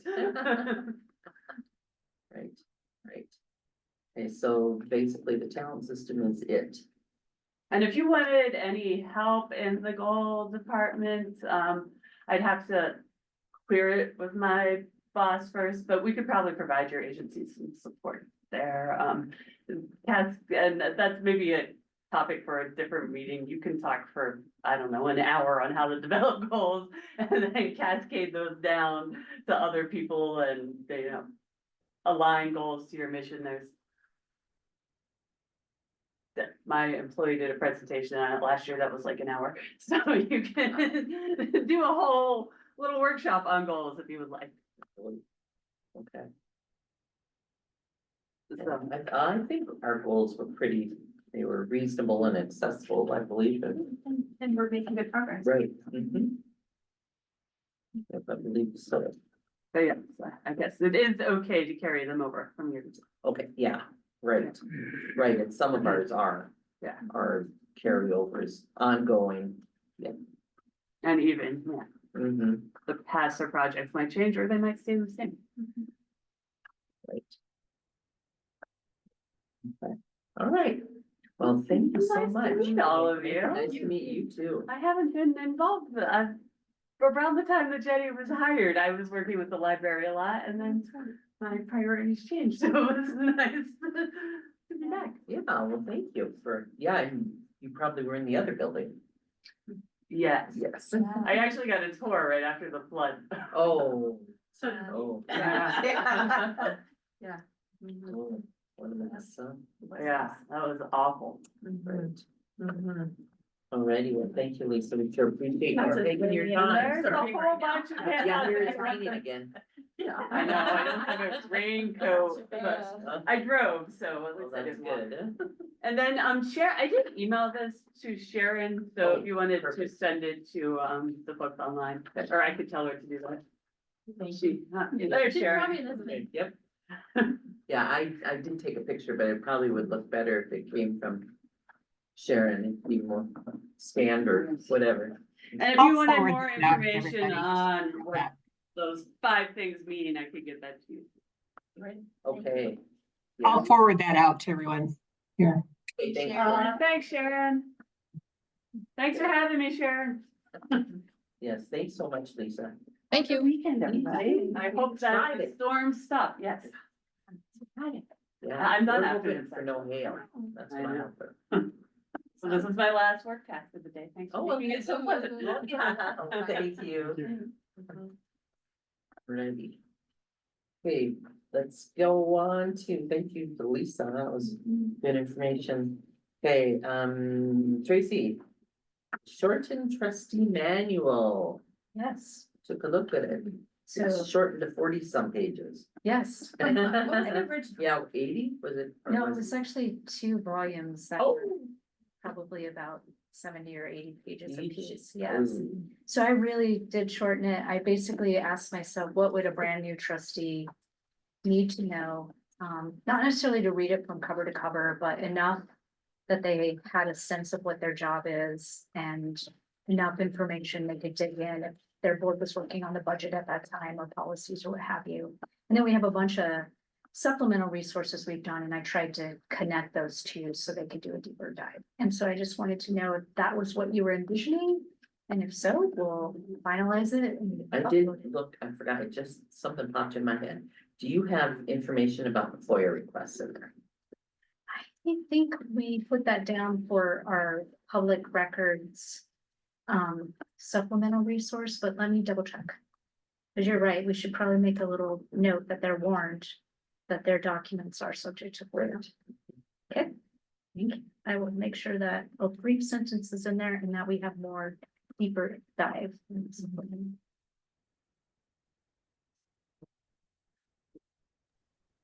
Madam Chair, Carmen, go ahead.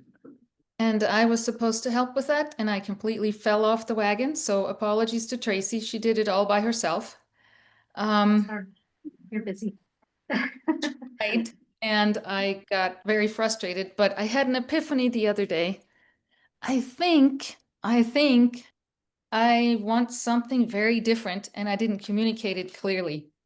And I have an example. This is what is in my Like a in one my pager. file that I take to every library board meeting. And this is what I also bought. I don't know if you can see it. Oh, there we go. Robert Rules of Order. Robert's rules. And my epiphany was, if you give this book, which has how many pages? I don't even know. If you give this 2-inch book to a trustee, they're going to have a heart attack. But I think this is what ultimately they will need if they're in a weird situation and they need to look something up. So I think what Tracy produced is that. And maybe we can extract from the shorter manual we have now, kind of a little quick start guide to hand to the new person. You know, for example, when you start as a new trustee, it doesn't help you to read about the perfect onboarding process. That train has left the station. You're on it now. You need, in the moment, real quick, what am I supposed to do? What am I not supposed to do? How am I going to get in trouble? The absolute basics.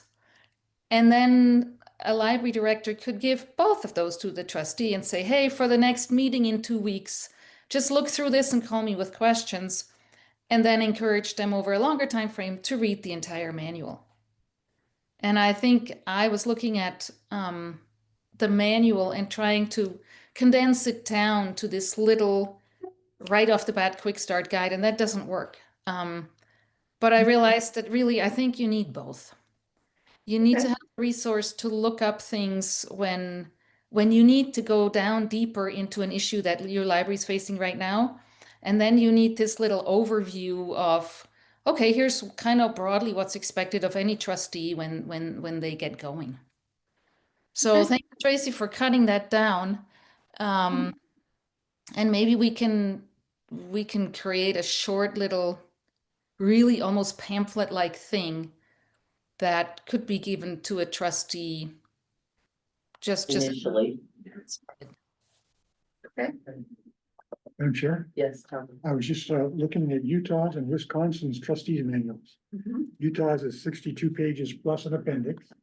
And Wisconsin's 164. I'm not sure if that includes an appendix, but it's kind of interesting.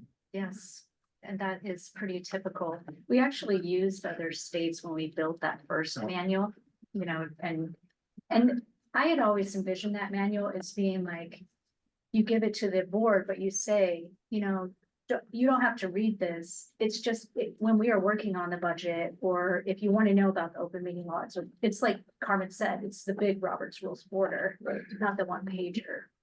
But I agree that it was pretty hefty at 2 volumes, and I hope that this newer version is easier. What did you cut out? So I actually, what we've done is we had created a lot of supplemental resources for trustees. And maybe, would it be helpful to share? And then it would be maybe easier for you to see what I'm doing. If you just go to the state library's website, Nikki. Well, we're gonna go on this journey together. Good, Yeah. like it. Okay. Yeah, here, if I can. Oh, come on.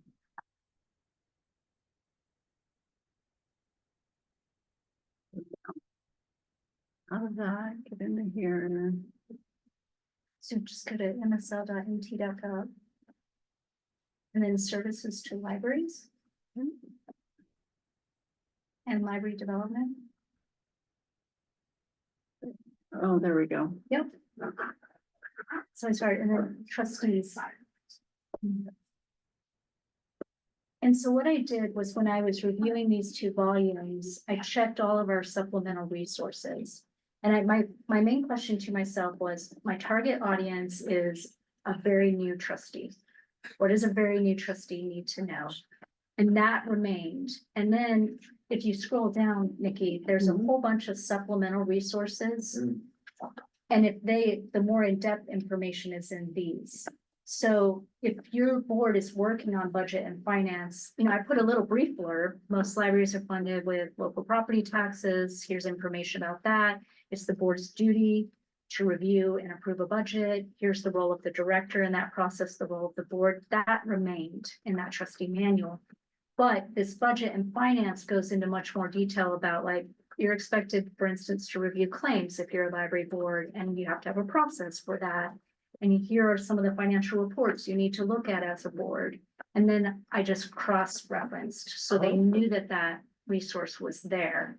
But that new trustee's most important thing was to understand it's their job to review and approve that budget as a board. And that the director typically drafts that first version, sometimes with a a board committee, and then the full board reviews and approves. So that's kind of what I was doing, if that helps to explain. And I just focused on the major duties of a board: budget, the director and personnel, policy making, planning, and then communication and advocacy for the library, and then understanding pertinent laws and rules. And those were the 6 areas where I focused and tried to have just a brief bit of information. So that's how I approached it.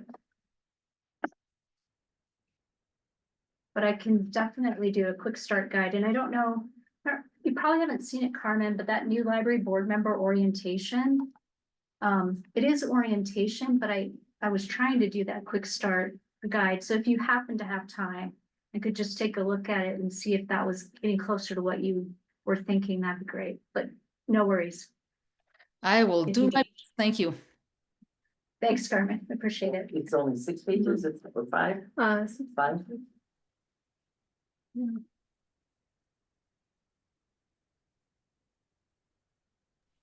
Madam Chair, Yes. as always, Tracy never ceases to amaze me. Thank you.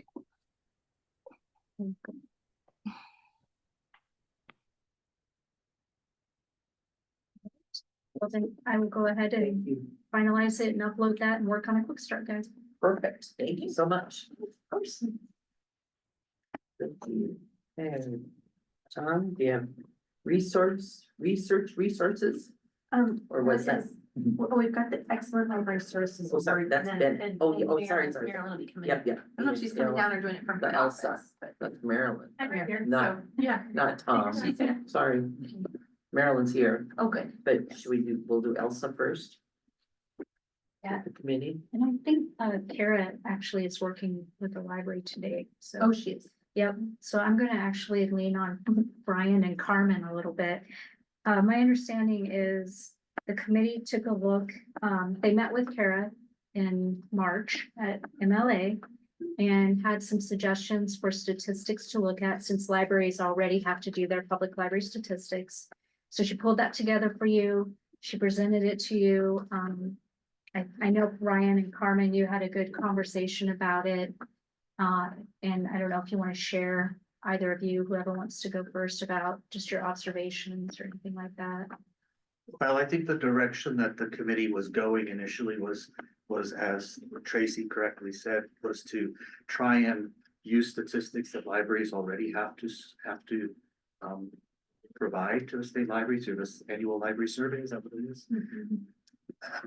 I think Carmen can correct me if I'm wrong, but I think we both felt that, I mean, I can speak for myself. I felt that we were actually not really adequately measuring excellence in service. What was ending up happening was measuring efficiencies and that sort of thing. And so I think we're heading in the wrong direction with that. But one thing that we did ask Kara to do was to survey libraries to see what they think about the ELSA, how much time it takes for them to apply for it, and if it's important to them and their constituents if they win an award. We floated the idea, I mean, I'm speaking for myself here. I think I was a little surprised to see that there were 30 recipients, about 30 of this year. And it's become clear to me that pretty much anyone who raises their hand gets the award. And so I don't think it's a terribly meaningful award right now.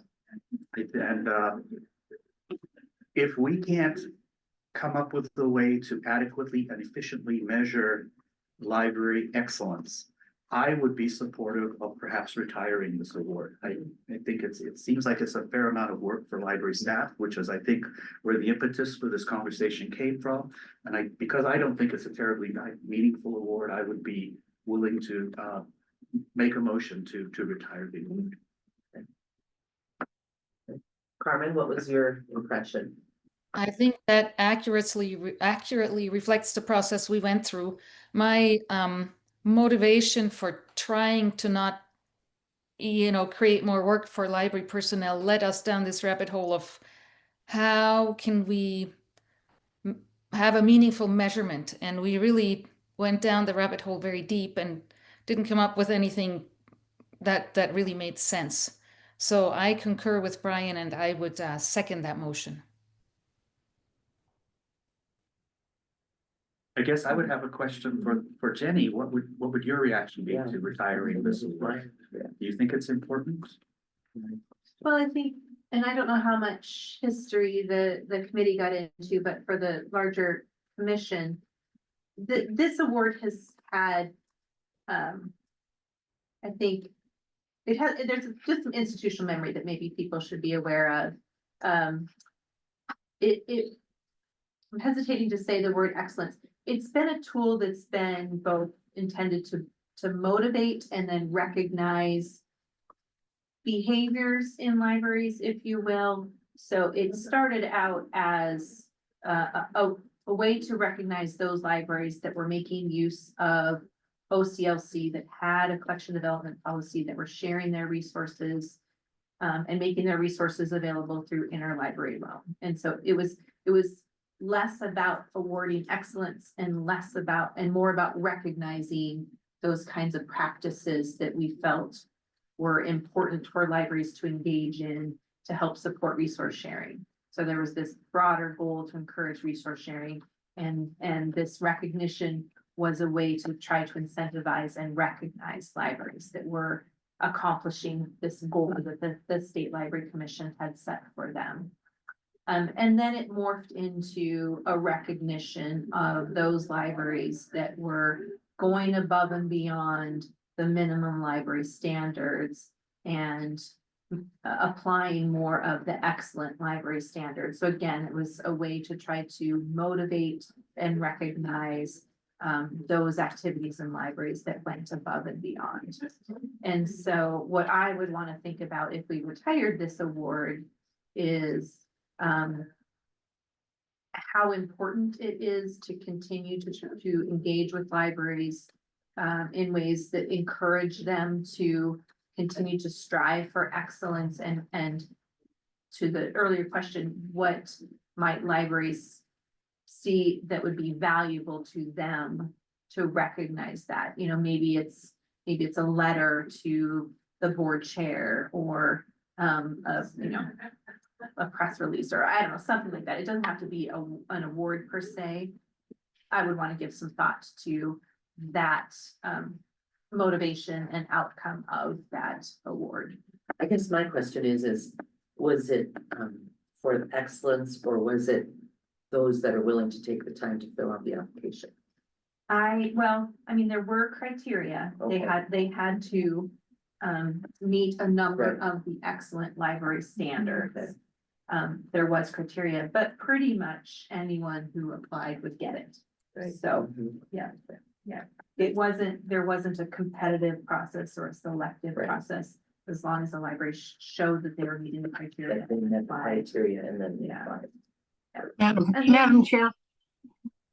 Yes. I just want to share agreement with Brian. I was concerned that it was slowly morphing into creating more work for libraries. I know there was one criteria that reaching new patrons. Well, I thought that was probably a good thing, but for some of the smaller libraries, for some of the small libraries, I think reaching new patrons was just they were already reaching their patrons that they could. And so it was kind of like very difficult, probably a work thing, making them work when they could be just feeding what they're doing now really well. So I appreciate it, that it was just turning into too much work.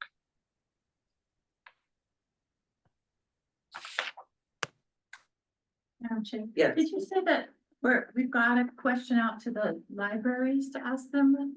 I don't And know when if will the we survey's know- gone out I was yet. gonna say, when will we know that? Yeah, I think I will check with Kara, but I know Kara, kind of her takeaway from the conversation with Brian So- Carmen was maybe not, but we can continue. Well, what happened is we did ask Kara to do it, and she provided us with the questions about within the last week. Okay, And Tom interjected and said he didn't want her to do that. okay, And that's where it stands right now. I think so. I Okay. don't think it's gone. yeah, it hasn't, but I wasn't sure where it was in the process. Do you want it to go out, or do you? Why did you say no? Let's not. Madam Chair, because we've been discussing as a subcommittee since the beginning, whether or not to continue it. And it's been, as Brian stated, we've talked from the beginning about not continuing. And so I thought that we'd kind of arrived as a threesome at that point to bring to the commission before we did anything in an outreach letter or anything. Yeah. That makes sense. That makes sense. And we were also, our goal was to bring something to this meeting, but the entire group couldn't get together a couple of weeks ago, and so we just decided to postpone it till the next meeting.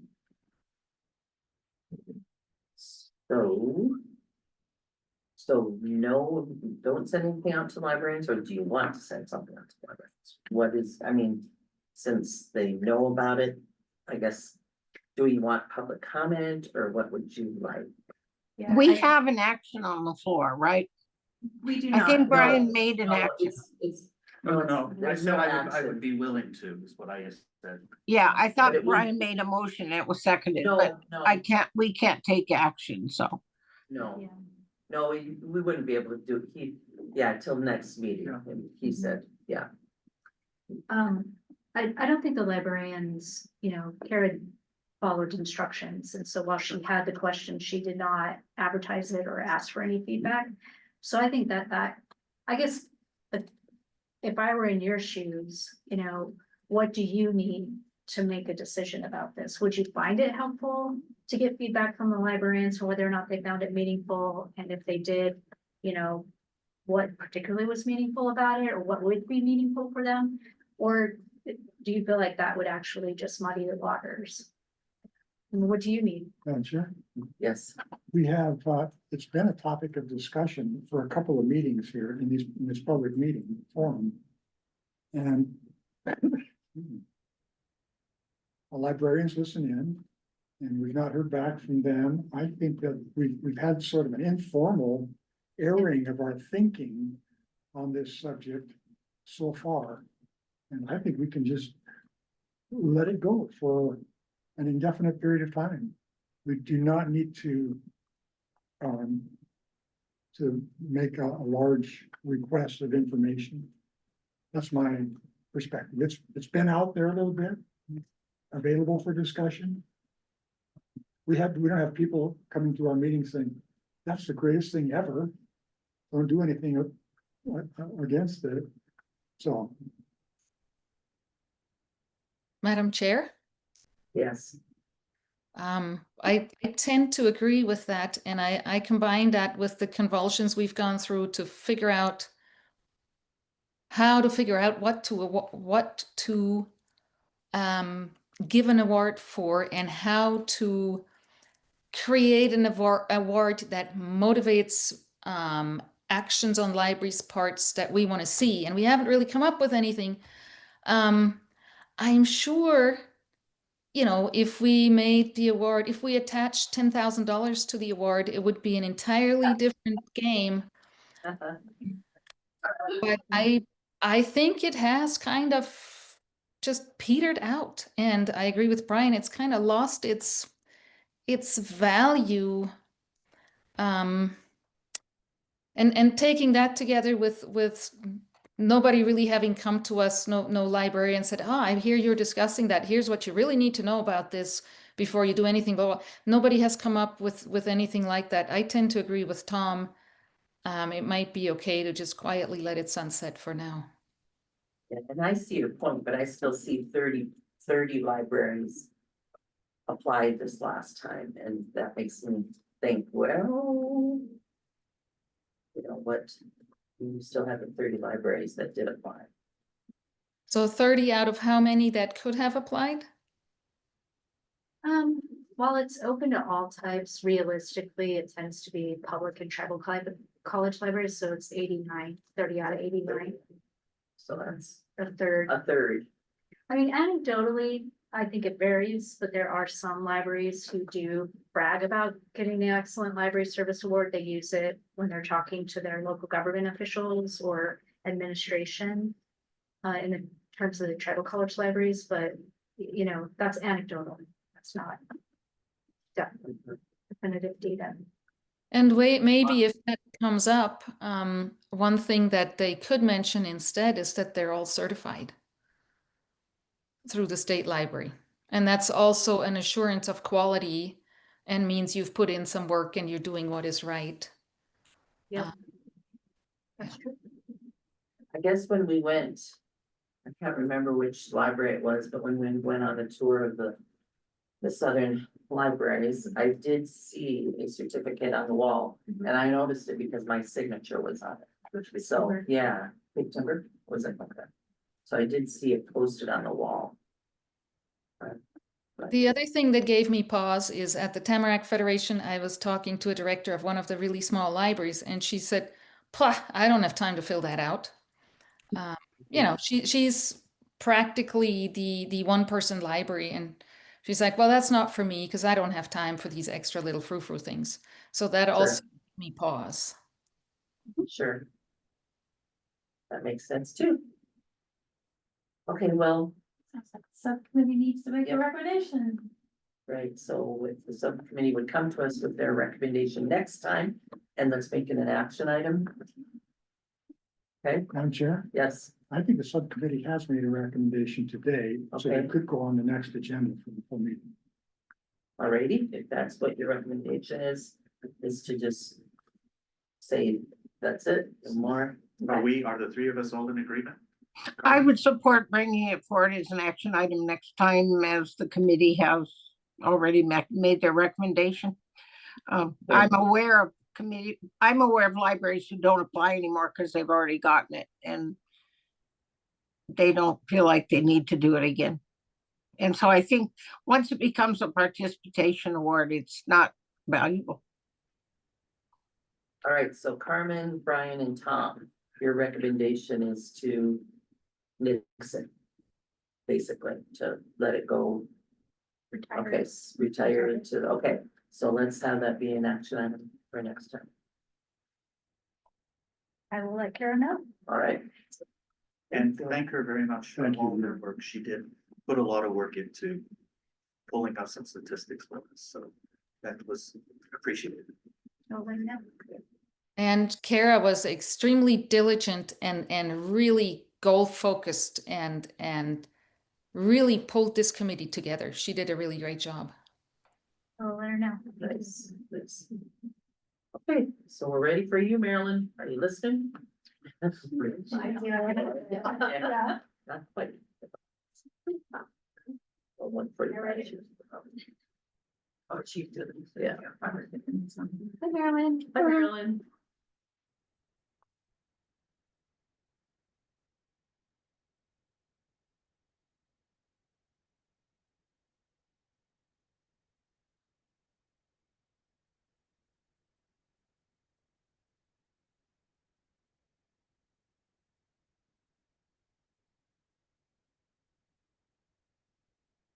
Okay.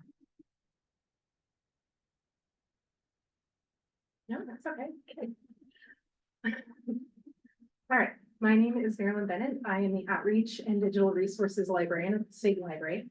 I'm grateful to be able to present today because I know there's been a few questions about our research resources and how to access them. So hopefully this will give you some of those answers. Next slide, please.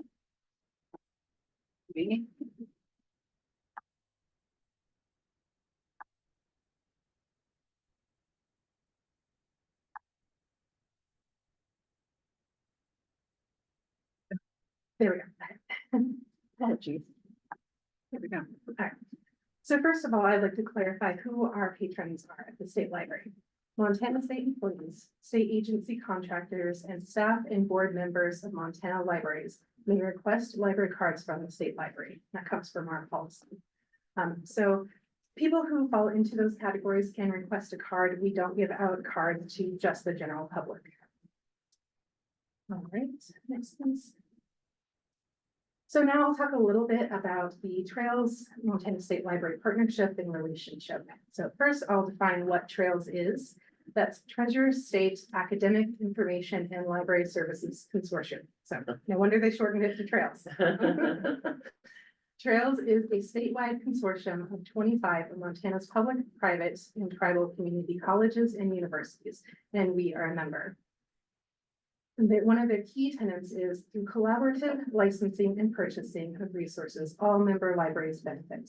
So basically that just means when libraries band together, they have a greater negotiating power and can often negotiate for lower subscription prices for resources. Yes. How many of the tribal colleges participate? Oh, I don't know, but I can get that answer to you. All of them. Thank you. So that. Sorry, this is Pamela Benjamin. Perfect, thank you, Pamela. Sure.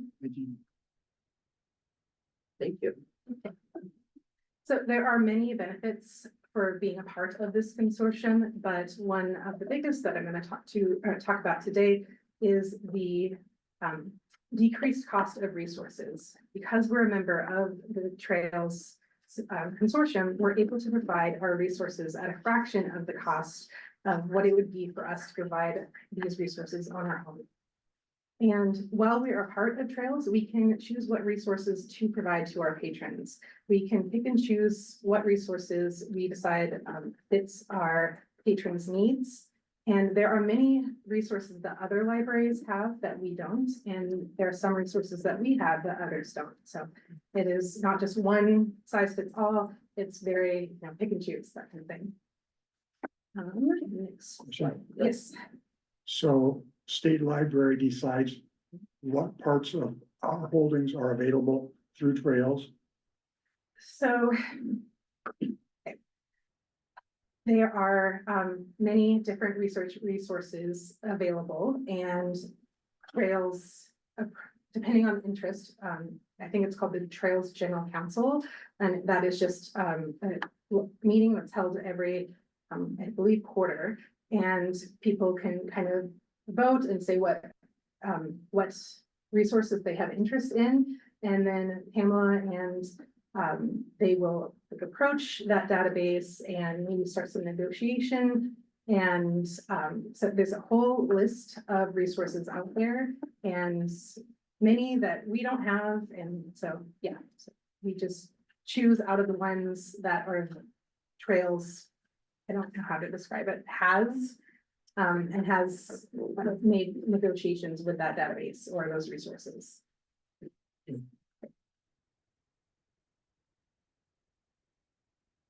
All right, so if you could just click on digital resources. Absolutely. Perfect. Okay, so this is the webpage of where our digital resources are. And most of these resources are available to users just on the state network. Some of the resources are available for remote use, but those require a Montana State Library card. And so as you can see, they can click just right there and request a library card. And then if a patron ever is scrolling through these resources and can't find an article or a book that they would like, they can submit an interlibrary loan request, and that comes to me.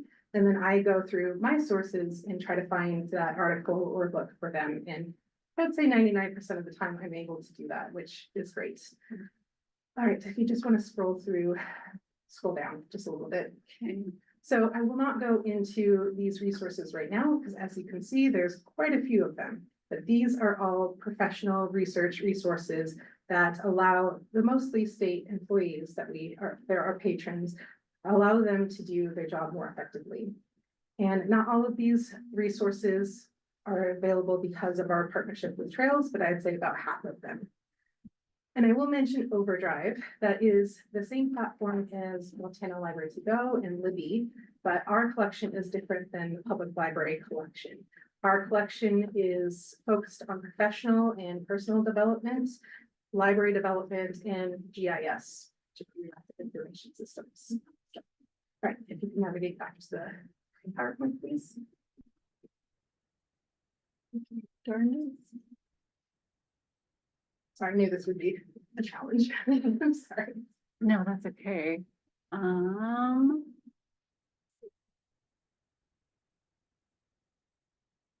No, I lost my mouse. Okay, there it is. I'll just monitor it. It is very tricky. I'm gonna try. There we go. Where's goodness? Make it go away. Okay, perfect. All right, so now I'll talk about the evaluation of resources that we do. Not only evaluation of resources that we would like to have, but evaluation of the resources we currently have and would like to renew. So first of all, in our library loan request, I keep track of all interlibrary loan requests. I track what agency submits them and also what subjects those requests are about. So say Fish, Wildlife and Parks is submitting a lot of requests about trout. I make note of that. And then I also make note of where the article is found, what database the article comes from. And that's how we kind of narrow down where we think the best resources would be. So an example of this is JSTOR. We recently added JSTOR and very excited about this because I have been tracking those interlibrary loan requests and I found a lot were coming from JSTOR. And so when that came up as an option through Trails, we decided to jump on that because we knew that it would really benefit our patrons. Another factor in evaluating all these resources is cost. These resources are not cheap and we have to make sure our budget is spent very, very wisely. And so an example of how we do this is recently we were evaluating a database and unfortunately the quote they gave us was $50,000 just for our library. I know. So we knew that was way out of budget. And so it would have been great to have, but again, cost is a really important factor. So we put that on the back burner, and if that ever comes up again, if we're able to negotiate a better price for that, we'd probably look into that again. But for now, we decided to go with something else. And so also we continue to evaluate the interlibrary loan requests and the database usage stats to determine which databases should be renewed. All of these resources have either a 1 or 3 year contract, and at the end of that contract term, we again take a look at cost, how our budget is allocated, if the database is really getting used, that kind of thing, and that will help guide us to decide if we want to renew or we want to put our resources elsewhere. Next slide, please. Okay, sorry, I know that you have to navigate to. These are not showing in the online. Oh, in so Zoom. I just discovered, so we'll click on this one and then I'm gonna have to change which screen I'm sharing. Yes, I've exactly. learned that Good. with the Yeah. last one. Good. So, okay, and I don't want to, okay, I'm gonna stop and then reshare. That's the easiest for me.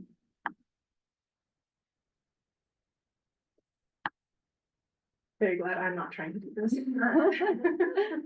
Ooh, trying to keep it good for everyone. Okay.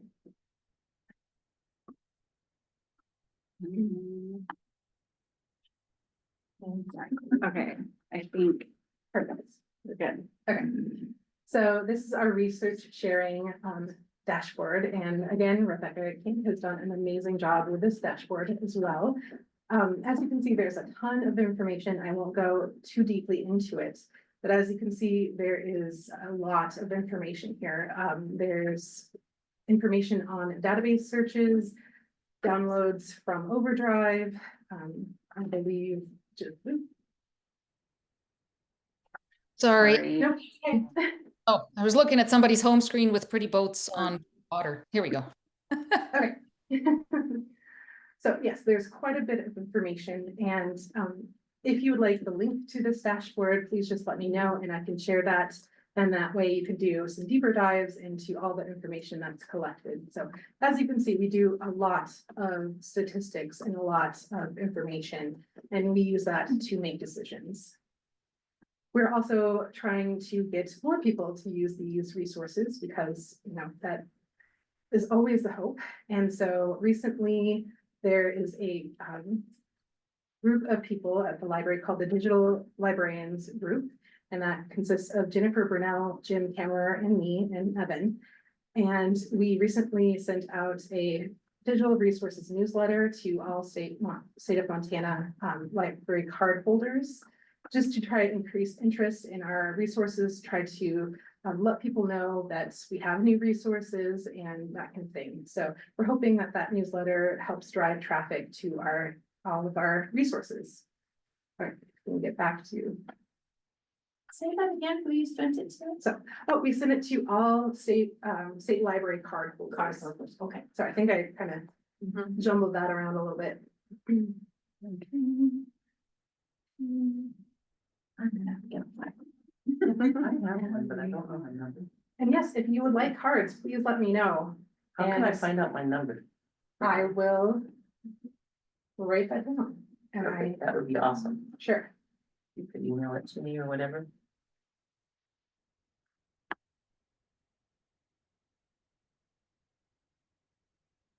And if any of you would like some one-on-one time with me to kind of walk you through the databases and the resources that we have, I would love to show you. There's a lot there. So that is pretty much it.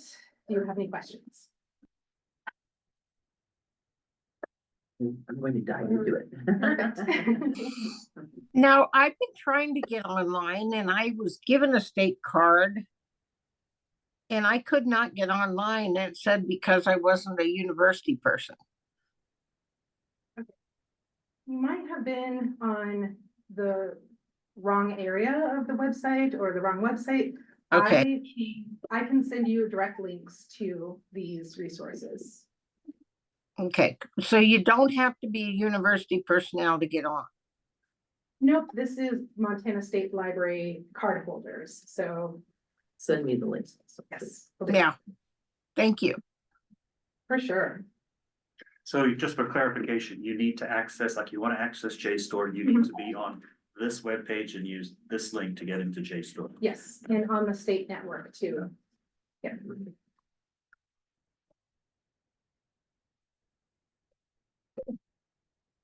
Thank you. Great. Are there any more questions? Anybody? Okay, thank you, Marilyn. Awesome, thank you. Very informative, thank you. Good. Thank you. Sorry to make it so hard on you. No worries. Okay, now Yeah. Tom, it's your turn. Maybe we can get, I was just gonna say quickly, we can get that, her PowerPoint linked to these meeting materials. And then that will have the links to the resources, so you'll have them in your meeting materials. And I still want to know whose boats those were. Aren't they beautiful? Yes. I just thought it was just me. Oh.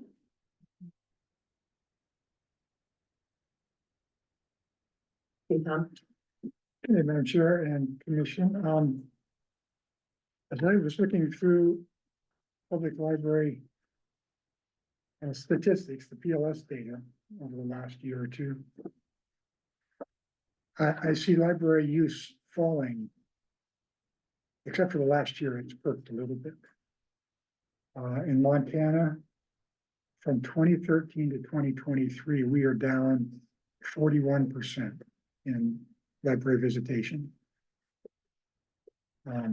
If you go back to 2011, the decline is greater. There's a higher, that was kind of a peak year on the graph.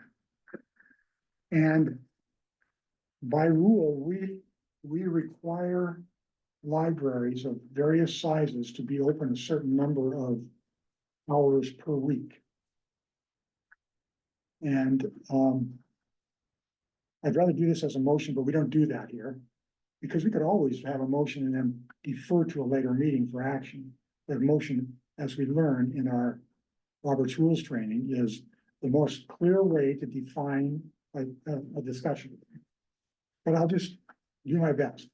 So I would propose that we change through the rules process the number of hours required for libraries of various sizes to be open per week, A, and B, to make it annualized instead of weekly.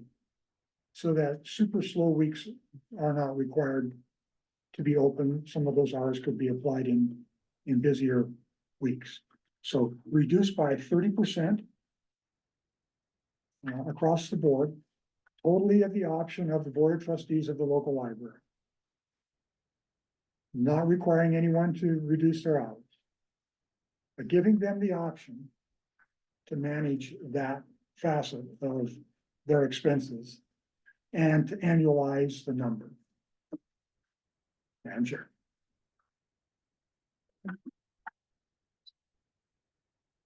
The number of hours required to be open and annually 30%. And at the discretion of the local trustees. Not compulsory. Any thoughts, anyone? Madam Chair? Yes. I don't really have any strong opinions about this at this point, but I have a question for Jenny. Do we know, is this a challenge for some libraries to actually meet these standards right now? No. We have one library that has requested a deferral on this standard in the last few years, and they were short, it was a school community library, and they were short an hour or so a week during the summer. And that was a library that then our consulting team worked with. Would you anticipate that libraries would actually be open fewer hours if these numbers were reduced, as Tom is suggesting? Well, I mean, I don't know, we'd have to ask them. I can tell you, that we have seen an increase in hours that libraries are open in the last few years. At least 11 libraries in the last couple of years have increased the number of hours that they're opening, and that has resulted in more visitation. Madam Chair? Yes, Karen? I think that's an interesting idea. I'm not so much focused right now on the required number of hours, but on annualizing it. My library has 3 branches. Columbia Falls in particular has a very unusual role with tourism in the summer. They become a little bit of a remote working hub for visitors and travelers, which the other 2 branches are not affected in the same way. And that might open the thinking of seasonally variable hours, which right now, if you have a weekly prescribed number, you're really probably not even thinking about that, because you're being guided by this requirement to think of weekly stable opening hours. And in our state, it might make sense for some of our libraries to consider seasonal changes. So I think this is not a bad idea to give more flexibility at the local level. I'm intrigued that Commissioner Tom came up with this. I think that might not be a bad idea at all. When you mentioned holidays and such, like if a holiday falls in the middle of the week, does that change their hours requirements? Like Fourth of July is, I think what they typically report is the average. Madam Chair? Yeah, I looked around a little bit to see if there was much variation. And nationally, they say that during school holidays, so I assume that was spring break, that libraries can go pretty quiet. And the time between Christmas and New Year's is a really tough time, according to the research that popped up. So it might be useful to manage for some of those seasonal or occasional variations if a library was trying to maximize their dollars. I would almost thought that they would be busier those times because the kids are out of school. Yeah.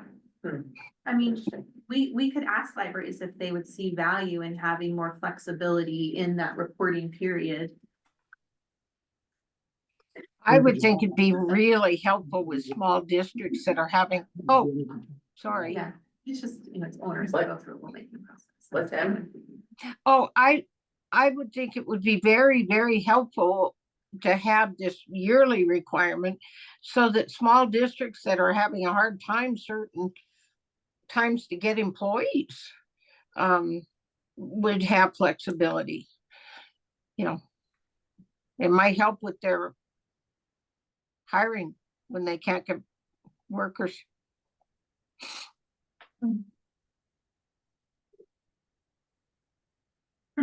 Thank you, Tom. Did you notice the summer usage hours? What is the difference? Have you noticed I that? couldn't deduce that from the little reading I did. Okay. The inference was that it would be slow. Slower in the summer. Maybe with the exception of the story hour. Right. Okay. Madam Carmen, did you have a question? Yeah, I'm not sure that we need to poll libraries if we don't prescribe anything to them. We're actually just creating more flexibility for them. I'm assuming it would not cause everybody to drop their hours to bare minimum and provide less service. I don't think that's ever the goal of any of the libraries. but we're just giving them more flexibility by cutting down the requirement and annualizing the hours. So really, we're not obligating them to change in any way. So I don't see that they need to be polled if we, you know, we're not prescribing a new rule to them. We're just offering them more flexibility. If they want to take it, they can. If they want to stick with what they're doing now, they sure can. That's We're not saying we're not cutting hours or anything. Madam Chair, so some libraries have seen 2013 to 23 visitation drop 50%, 60%, 70%, and 81%. That library might appreciate having the flexibility that this proposal would offer. Is that in Montana? Oh, yeah. You can go on. Madam Chair? Yes. And then another thought with regard to flexibility, we all know that people read more online, and the online resources and Libby are getting more use as physical collections are getting less.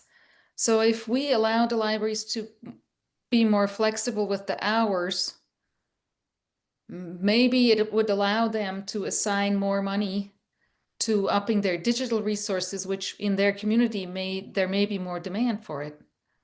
I'm very much aware that, and I actually like that a public library can counteract the trend of us all sitting in our bedrooms in front of a screen instead of interacting live. And I'm very fond of keeping libraries open and facilitating in-person interactions. But I also feel very strongly that you, as especially a small library, need to respond to what your service area needs. And depending on where you are, you may be able to better serve your patrons by spending your money on something else and not your physical facility being open. I don't know. But I like the fact that we're just increasing flexibility and maybe budget flexibility as well for the local libraries and their boards. Yes. Is there room for public comment? I'm sorry, yes. Do I have to wait until the end? No, go ahead. So even though some libraries are open for longer periods of time, it typically, let's say they're open from 10 a.m. to 8 p.m. Typically, it's pretty slow, or dead is the word in the library after 7 p.m. So are you open for the sake of just being open, or are you actually providing services and busy? So this would help us with expenses in other areas that we can't fulfill for our patrons, digital resources, in particular, which are really expensive. And we're coming from a village type library to now a city library. And so right now we're trying to grow, but it's hard to also simultaneously meet a quota. We plan on meeting that quota, but it'll take a little bit. Sure. So having some sort of a grace period with that would be really beneficial. So you're for this then? And absolutely, and I think, yes, pre-COVID, we were, library visits in general were a lot higher, and then they slowed down. But we are on an uphill trajectory, as far as being busy. I mean, at least coming from the state of California and Florida, yes, we took a hit and we slowed down with our visits, but we're starting to get busier and busier and busier. So, in the meantime, this would help us tremendously, getting things in order. So has your library had discussions about this particular standard? We've actually reduced our hours, but again, and we're still providing services after library hours, just not full services. We're really trying to focus on particular needs. Programming is very popular for us. Of course, we have strong circulation as well. So we're trying to grow our staff, and also we're trying to balance everything right now, but this would help us tremendously.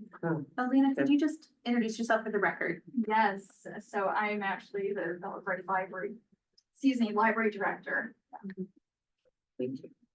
And your last name, Lena, Alina Prudian. say that one more time. Prudian? Maybe. Spell that. Spell that.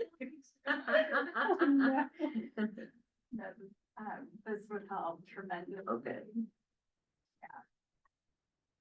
Well, great, thank you for your comments, we appreciate that. And your patience. Yes. Yes, So this is, do we have to do? It would be standard, so we'd have to go through the process. Yeah.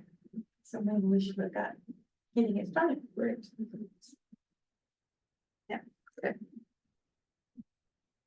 And we need to be to at 2:30. Yeah. Where's? And Mark is. And Mark is online. Okay. It's 2:29, so we'll get the process started. Yep. For next Yeah, meeting. yep, Okay. making a note of it here. Okay, thank you. Okay, Mark? we'd like Yes. to welcome- I am would like here. to- Okay, great. We'd like to welcome Mark Herring. He is the Professor Emeritus, the Dean of Library Services from Winthrop University and the South Carolina State Library Board. He'll be giving us a presentation on the uniform procedure for selection or reconsideration of instructional materials. How are you today? I am fine. Thank you for letting me speak. I've been an academic librarian for 42 years. I retired in 2020, and the State Department of Education asked me to come back and help with school libraries, really as a run-up to the uniform procedure, which we refer to as Regulation 43-170. And if you look up SC 43-170, you can read what that entails. Just a quick history about why this came about. Around 1970s, ALA began departing from library neutrality on controversial issues. The idea before that was that you tried to collect the best material on both sides of a question and let patrons decide. In the 70s, it became clear that ALA had one view on what was the right answer, and a lot of the annual meetings began gravitating in that direction. As far as this law was concerned, this regulation was concerned, the Miller test had been the one that we used up until Regulation 43-170, Miller versus California in 1973, which was a three-part test that a particular material was inappropriate if it can appeal to prurient interest, it was patently offensive to community standards, and that it lacked any redeeming value. And it had to have all three of those in order for it to be found inappropriate. The problem with the Miller test was really the last one. Almost no one found any literature that did not have some redeeming value. Around 1990, children's literature took a real sharp turn in a different direction, and it became more and more focused on adult themes. A lot of themes on depression, on suicide, on death. Those were some of the themes, but one that became particularly problematic, at least in terms of South Carolina, was the sexually explicit material in children's, what we refer to as children's literature or young adult literature. Nothing in the Miller test prevented any way of interceding. And so from 2010 or so thereabouts, there were many parental complaints, and they increased every year, and they would increase in school libraries up to the Department of Education. South Carolina Code 1615-305 defines what handing out inappropriate material to minors is, and it is very detailed. I won't mention what's in that law, but it covers just about anything you can think of in terms of sexual conduct, and probably some you haven't. So, and didn't want to, but in any event, that was the law that defined what sexual conduct was. Using that definition, the Department of Education, under the leadership of Superintendent Ellen Weaver crafted the uniform procedure for selection or reconsideration of instructional materials. You can tell that an attorney came up with that title. No offense to any attorneys present. The instructional materials covered everything. It covered what was in the school library. It covered what teachers were using in the classroom. So it was both of those. And the way that this law came about, or this regulation, which it has the effect of law, it was put in place and stayed on the governor's desk for 180 days. And so it became codified. And school libraries in particular had to indicate they were not buying material that had this information in it. Parents could produce material to their district, and the district would look at it and decide whether or not it should remain in the library. We had a couple of districts, one in particular, that refused to take up the matter at all. And in that case, it did come to the Department of Education. And there is a committee. You can go to the South Carolina Department of Education website and type in instructional materials, and you will see what has been done and why they were removed. To date, we have had 22 books that have been removed from school libraries, all of which contained sexual content or conduct as defined by South Carolina Code 16-15-305. And it had to have that in it. So if it did not, then it was never considered. A lot of the press stories you'll see about this makes a big deal that the committee does not read all of this material, but someone reads all of the material. So they report back in a nonpartisan fashion that according to South Carolina law, this is what is contained in this book, and it quotes passages from the book indicating that it has violated that law and also the regulation. In the case of these materials, they came before the board. The board reviewed them. There was an open comment, and there were some people who opposed, obviously, and the board voted in favor of removing these 22 items. Any parent in South Carolina can present a charge against a book, but it has to conform to what's outlined in the law, and they have to give relevant passages in the material. That's reviewed again by the committee or somebody working for the Department of Education. I have reviewed many of these materials, and we make an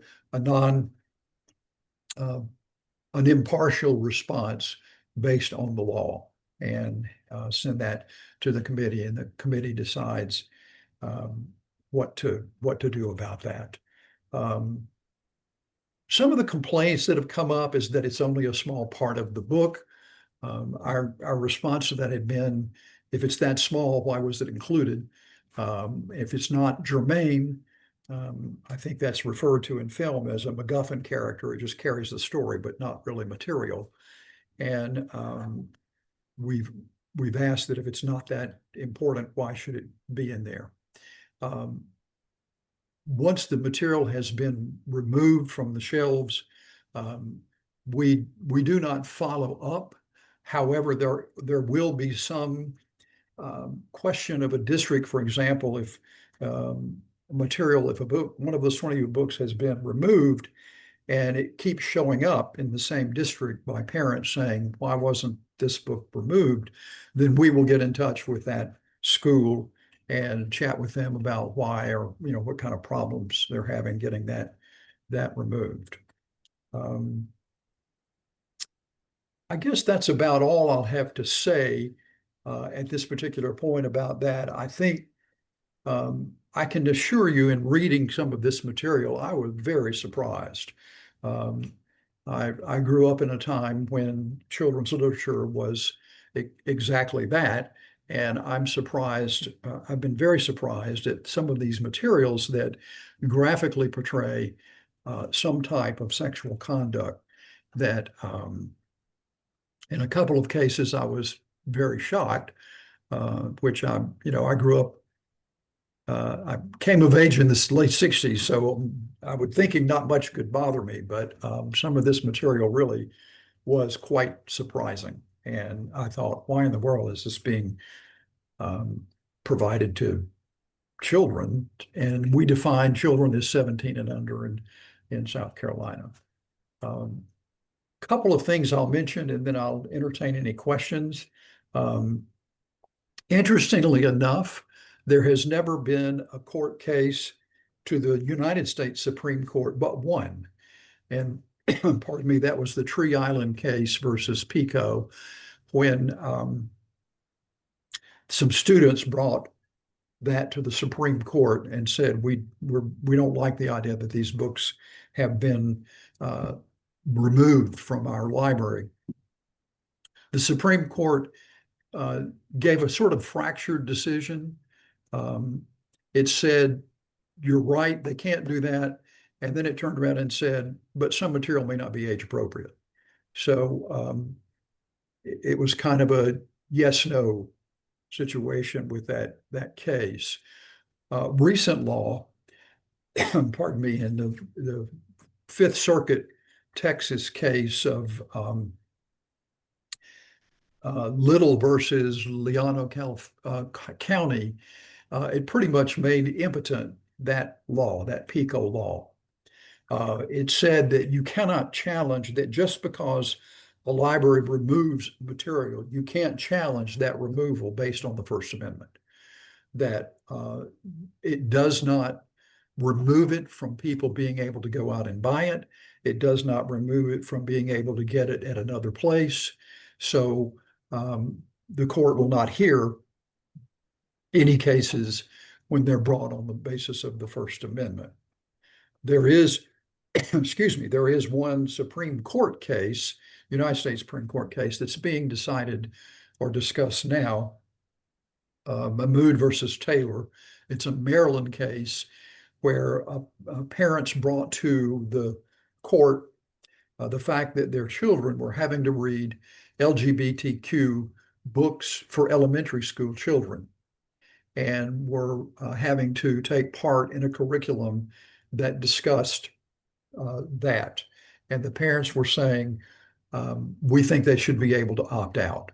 They can opt out of sex education. They can opt out of other things like that. And the discussion so far with the Supreme Court justices has been, the questions have seemed to lean toward the parents and saying, yeah, why can't you just opt out? So that has not been decided yet, but it looks like it's leaning toward the parents. And I'll entertain any questions that you have. I don't want to take up any more of your time. So I'll be glad to answer what I know. I'll put it that way. Madam Chair. Go ahead, Tammy. Go ahead, Tammy. This is Tammy Hall. I just want to let you know that we just returned from Myrtle Beach, where we celebrated our 57th wedding anniversary. Congratulations. Yeah, it was an amazing place. You have a beautiful state. Wanted you to know that.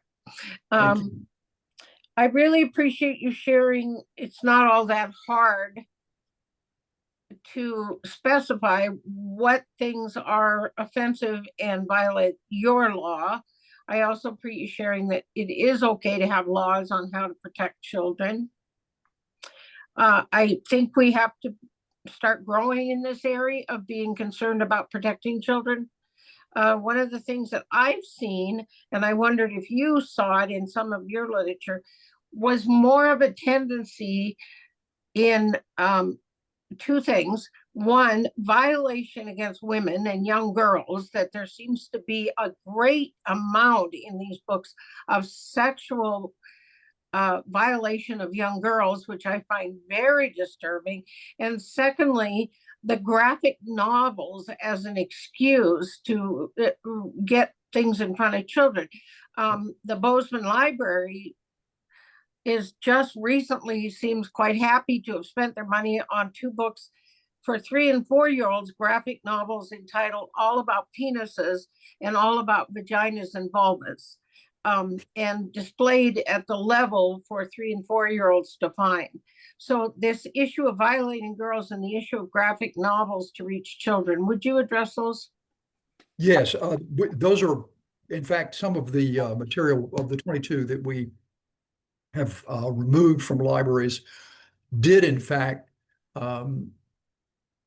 contain the graphic images of sexual conduct. And in one case, it was heterosexual sexual conduct, and another homosexual. And there were drawings. I mean, there were illustrations, and there was a running commentary about, did they like this? Did they not like this? And this is a graphic novel mainly for middle schoolers, but we have encountered some for elementary school students as well. And we're not we're going to be vigilant about this. I think one of the other things we're going to be picking up is the whole transgender for minors, mainly because the WPATH files, WPATH files, which used to be the gold standard, saying that, this was perfectly okay having this surgery for minors. It turns out it's not, and they knew it. It not only shortens their lives, it creates an irreversible damage and also makes the recipients infertile permanently. So, this is sort of like saying we're going to have books about vaping, which is a really good idea for young people. And we're going to argue, I think, in the months to come that this sort of notion under transgender shouldn't be put before minors. That's something for adults to make a decision about, not 4, 5, 6, 16-year-olds.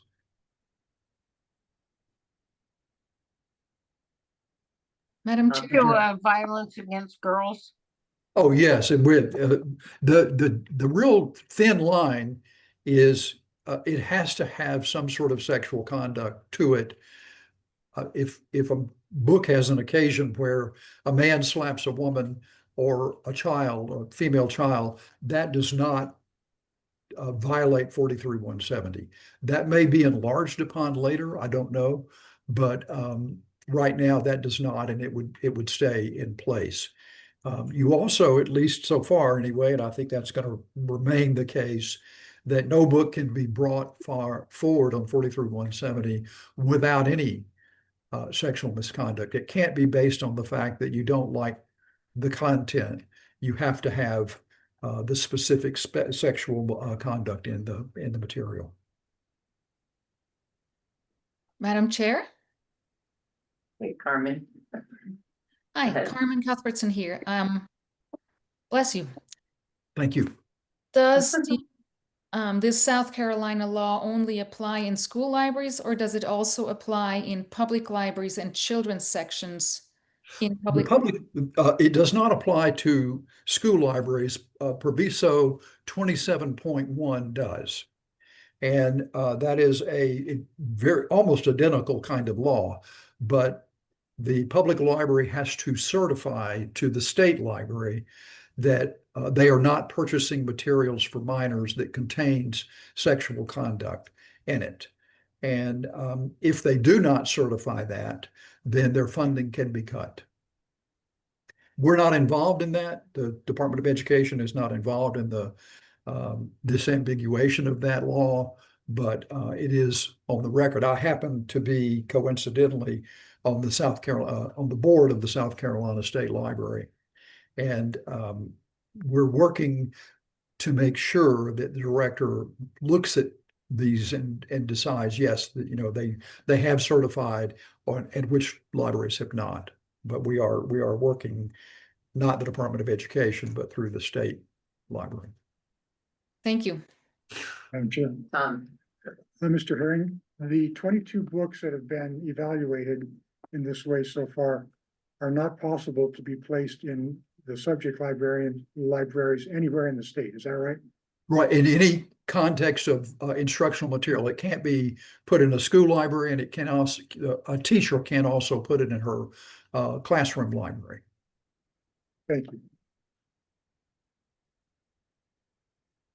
We have the public libraries here in South Carolina do have an online digital application that we haven't made any decision about what we're going to do about this, but a student could go into a school, get online in the public library and pull up one of these books, because the public library has not yet pulled it. So we're trying to figure out a way to deal with that. I don't have any decision-making responsibilities about that, but that is something that is being considered. So if a citizen brings a complaint against a book and it's judged to fit the criterion, then it becomes illegal in those settings statewide. Yes, Thank you. every school library and every school classroom in South Carolina.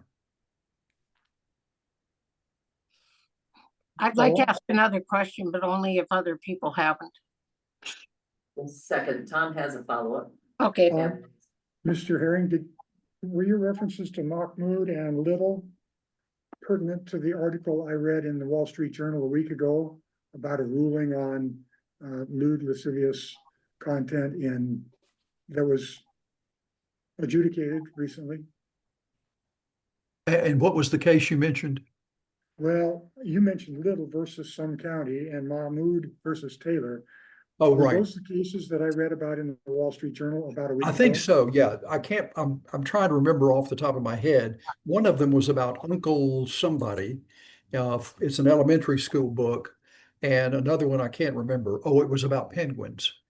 And the penguins in this particular case are either two males or two females. I can't remember which. And they have a relationship. And what the parents were bringing to the Supreme Court was, and this is part of the curriculum for these elementary school kids. And so they talk about, you know, a family can have two fathers and two mothers, and they can sleep in the same bed together, blah, blah, blah. So the parents brought this to the court saying, we want to be able to opt our kids out of having to go through this curriculum. And that's what the court is trying to make a decision upon. The school district said, no, you can't opt them out. So that's why when it went on to the court. Thank you. Okay, may I ask a couple of questions? Okay, first of all, I'd like to point out that one of the arguments made before the Supreme Court in that case was that the school district did initially allow opting out, but too many parents were opting out. Oh, yes, right, you're right. They did allow opting out, but too many parents chose it, and they thought that that was a bad idea based on Came that. back and said, no, you can't, yeah. Which is really disturbing.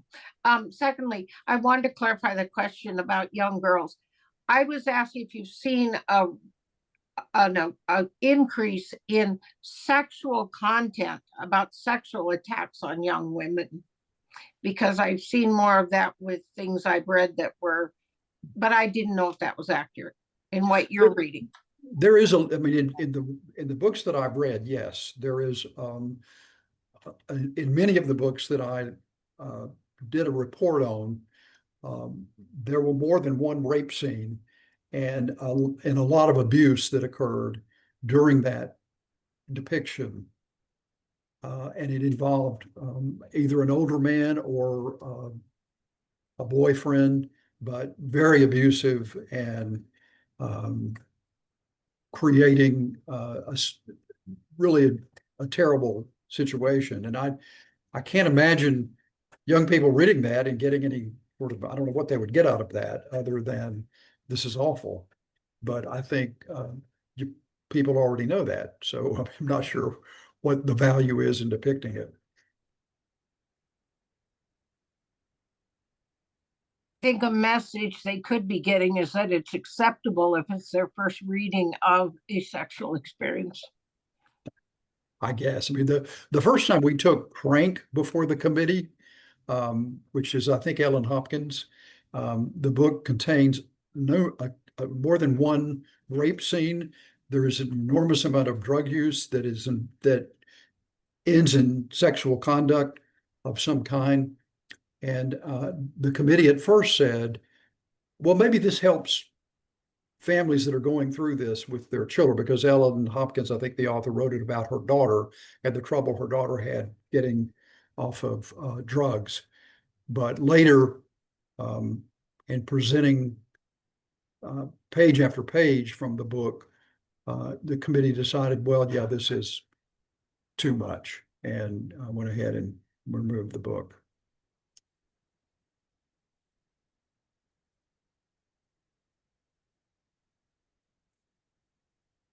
Anyone else? Yes. Thank you. God bless you and your courage. Thank you. What did she say? Bye-bye. Thank you. Bye-bye. Thank you very much. Thank you.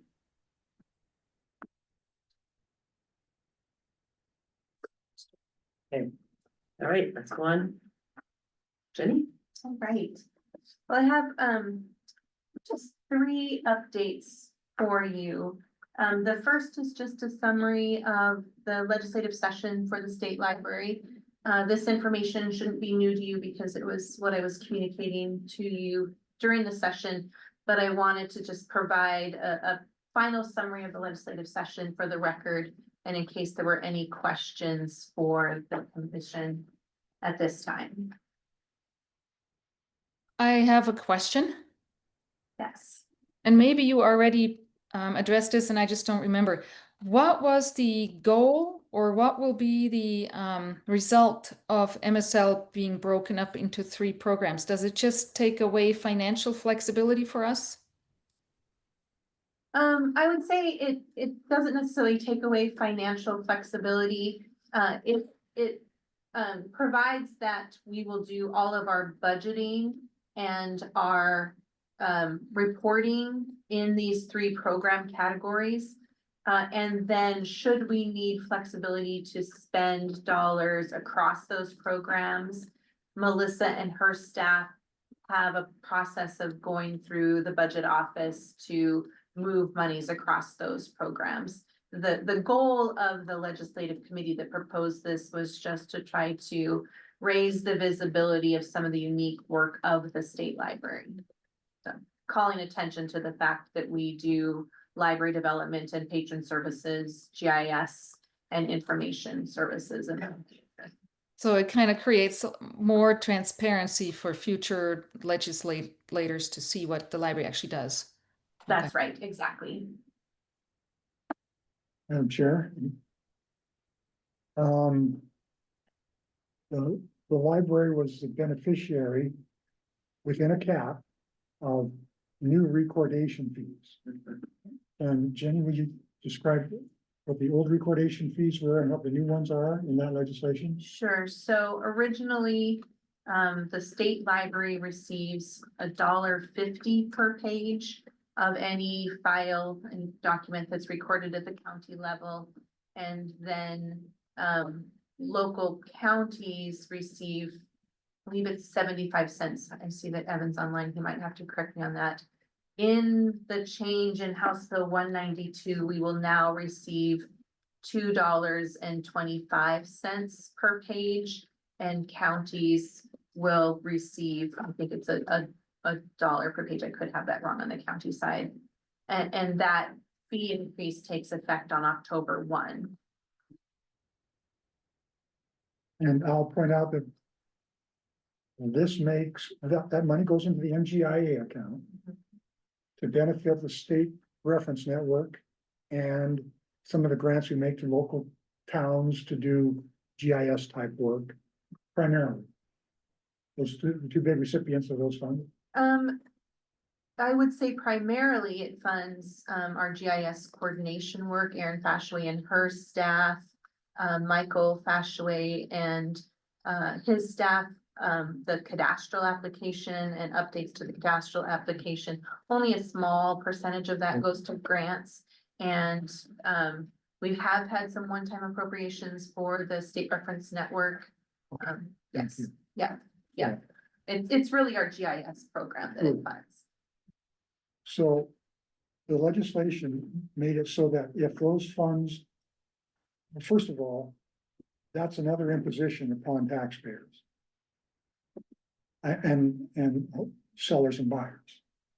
So it's sort of a tax increase. The break on our action is that we cannot spend above our appropriation. So we're not gonna get rich off of it, but the hole could get filled by this action. The hole that we've been living with through low recordations. So that could get filled by this further fee. If the collections for the 2.25 go above that, we don't have authority to spend it. So I just wanted to bring that out and point that this makes a program potentially whole, but that it did cost the populace. Thank you.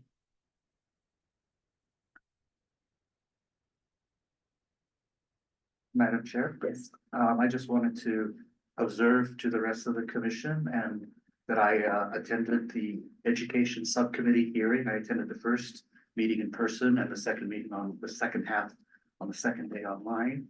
And I wanted to commend Jenny, our state librarian, and her staff for, I think, representing the state library very, very well. I think Chair Beatty was very impressed with their presentation. And I heard, I forget his name right now. He's actually my representative from Bozeman, who said he was absolutely blown away by how much the state library does that he didn't know about. So congratulations, Jenny, and thank you for representing the state library. So Thanks, Brian. Appreciate that. It's just like all of us when we came on board. It's been fun. Right. Exactly. Right. Do I want next? Sure. Can I know this? And similarly with our federal funding updates, I think most of you are familiar with the status of our federal funding. I wanted you to just have a summary of the status of the funding at this point. We have good confidence going into this fiscal year about both our funding from IMLS as well as our federal contracts. And then I also just wanted to share with you a response that we were asked to provide to IMLS about our compliance with the federal executive orders that have been issued. The second question that we were asked to respond to in that document about our supports of education is pulled directly from IMLS statute.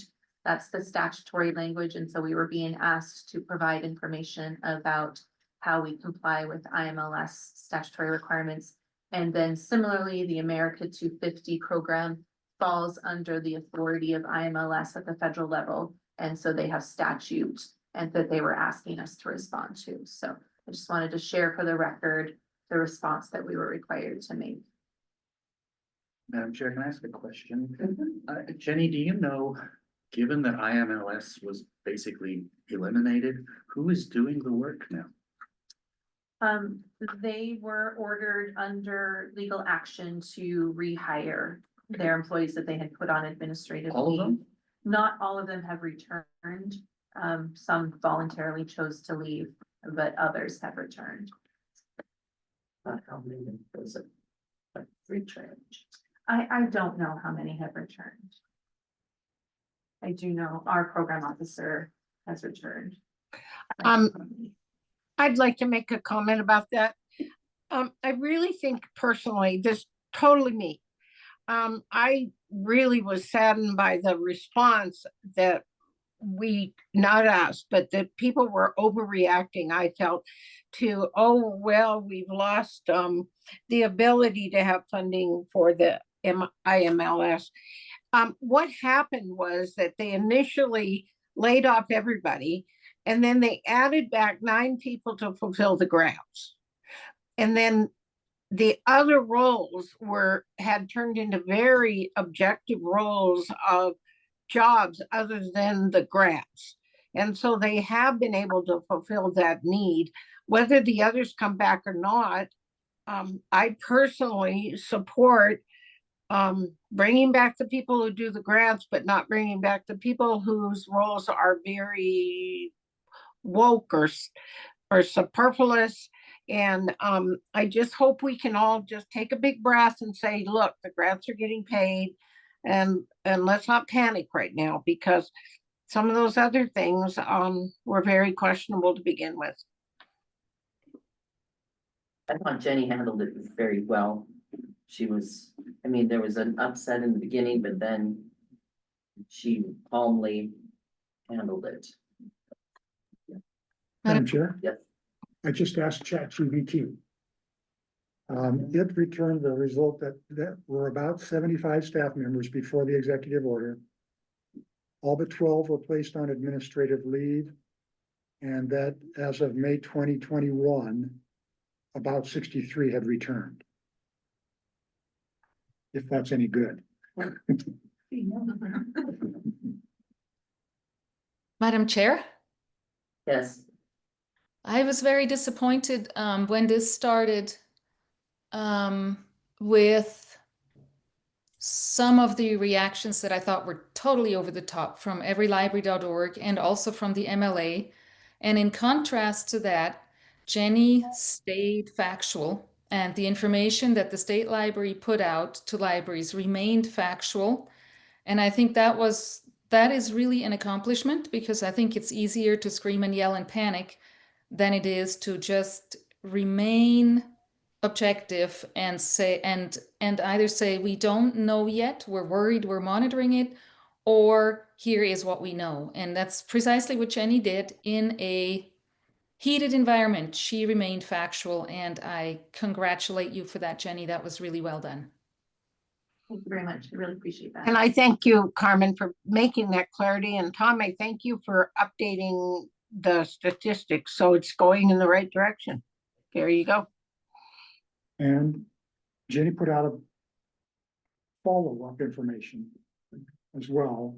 When new information became available, she sent it to the same people that she sent her original communication to, which is good. Like I said, she kept her head and followed through.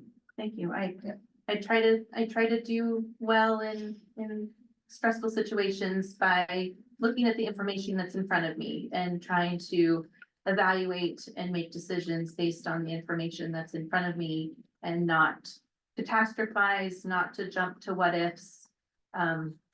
Not yell fire. Not yell fire, Right. but also to communicate openly, because I think keeping people in the dark isn't helpful either. It lets them worry and make suppositions that may or may not be true, that aren't helpful either. So that's always been my process in these kinds of stressful situations. So I really appreciate you acknowledging that. Thank you. All right, if we're done talking about IMLS, we'll go on to The Administrative Procedures Act and administrative rules, we have been asked to provide the commission an overview of the administrative rules process and what the state library's administrative rules are. We didn't have time in the agenda to bring a presentation, but we're asked to provide a document. I hope this document is helpful. We had a good discussion earlier with the panel about the administrative rules process, the steps that are involved. I think what you'll see is that the practice that we have at the state library for evaluating the needs for either changed or new administrative rules, and the public comment process and the actions from the commission are fairly similar to what you heard from McCall Flynn at the Board of Public Education. This is not something that we do very often. We sort of went through a flurry of administrative rules updates after the 2023 legislative session.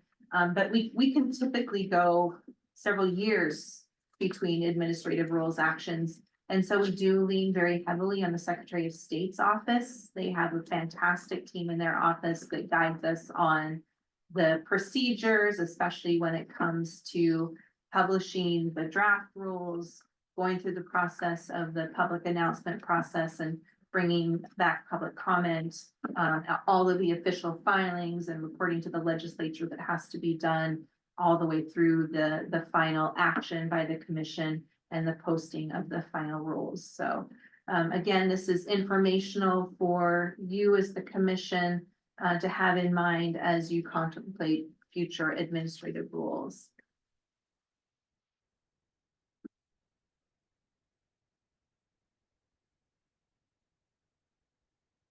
Was this useful? Do you have any more feedback or did it raise any more questions that we can answer?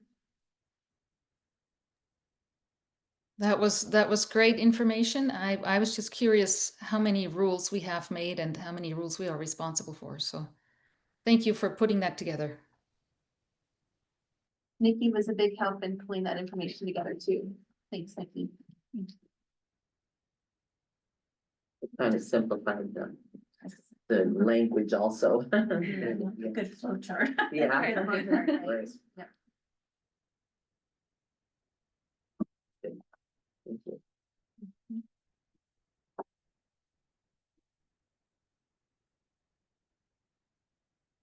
And anything else about that? Any questions about the Administrative Procedures Act and MSL and administrative rules? Okay, if not, let's go on to the standing library reports. You have our FY 25 work plan dashboard, which we will be closing out and transitioning into our FY 26 dashboard. And a little bit further down in your standing reports, you do have that preliminary list of FY 26 work plan priorities. So you can see some of the similarities between the FY 25 dashboard and what is being contemplated for our FY 26 work plan. Are there any questions about the status of the work happening right now at the end of FY 25? Madam Chair, Yes, go ahead. can we maybe pull up that fiscal year 25 work plan dashboard?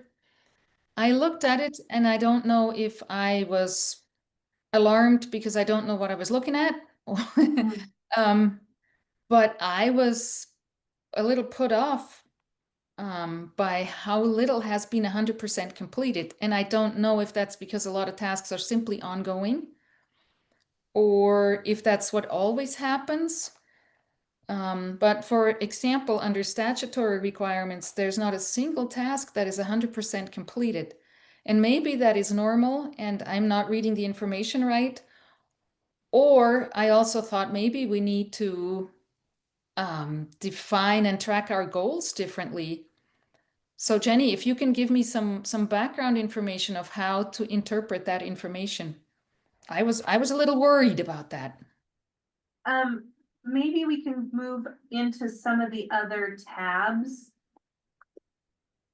And that will give us more detailed information about the work that's completed and what's not completed.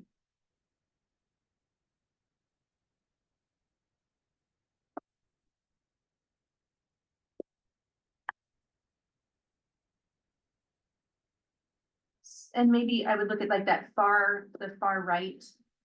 This one. Tab, the other statutory requirements. I think one of the things that is in my mind, Carmen, is maybe we don't do a good job of putting kind of time, the time-based or time-bound parameters might not be very helpful. So like one that comes to my mind is visiting the PSAPs, this first one. It's about 70% complete. But we don't visit every PSAP every year. This is a multi-year goal to get to that 100% completion. But to your point, it's showing is not complete in this fiscal year. You know, I just didn't know if that's due to we failed at what we set out to do, or we didn't, the state library didn't enter it in a way that even ever allows to show 100% completion. Maybe, you know, and I was actually thinking of the SMART goals. Do we need to put the goals in such that it says this year we are visiting a quarter of all the XYZ locations, and then it would show 100% because every 4 years we visit all of them and we achieved a quarter of those visits. So the goal was accomplished for the running year. So I was just looking at this and going, whoa, whoa, whoa, none of it is 100% done. Are we not doing the jobs we need to do?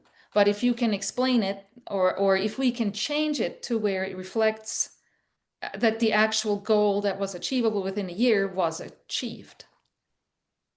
I think that's a good point and something that we can continue to refine. The other thing I would draw to your attention are, it looks like it's mostly in our geographic information plan goals. We have 5% that we've called out that are on hold and 3 that have been rescheduled. And, you know, we're attempting to call out the things that, for example, because of the reduced MGA revenue, we had to put on hold because the resources weren't available. So we try to do a better job of capturing that information. And I think Rebecca is online. I don't know if she has additional feedback. Rebecca or Evan raised his hand. Oh, okay. So Yeah. he could probably speak. Yeah, if I could, I mean, I'd also just remind you that it is June 13th. We had people out on PSAT visits this week, and I think there are additional ones coming. So the year isn't over. I was looking at like 2 weeks left, and it's like, okay, so I would expect everything to be at 95% or whatever. But I may not have the right way of looking at this. And again, if we do this progress bar, is it our goal? Is it our intention at the end of a year to show it as 100% we did it so that we can check mark that off? Or do we need to just display it differently and to raise appropriate expectations? Because I just looked at it with the expectation, okay, the year's 99% over practically. We should be, with most of our goals, we should be almost done. And this doesn't look like that. So I'm looking at it without any background knowledge. But, you know, if I was a member of the public and I would look at it, I would go, wow, these people are not achieving their goals, because I don't know the background. So that's valid. And point, go ahead and finish. Sorry. Go ahead, Rebecca. Oh, hi. Just wanted to say I am on the call, and Evan brought up a good point, especially with those travel goals. A lot of our travel ends up being kind of focused in the warm months, and we're just coming out of a travel freeze as well. So some of those are going to get wrapped up. And some of this is also paperwork. As we come into closing out the fiscal year, we need to finalize some of that paperwork and go back through and mark which ones are completed. And as you see in your FY26 preview, there are a number of projects that we are planning to continue into the next year, whether that's, you know, we couldn't complete them this year, or they were just the kind of goals that need more time. Yeah, and don't misunderstand my intention here. I'm not trying to say you didn't do a good job. I'm trying to say, for somebody with no background knowledge, it looked a little alarming. Yeah, so I understand that. Yeah, so it's setting the expectations so that everybody understands and can interpret the information the same way. I appreciate that.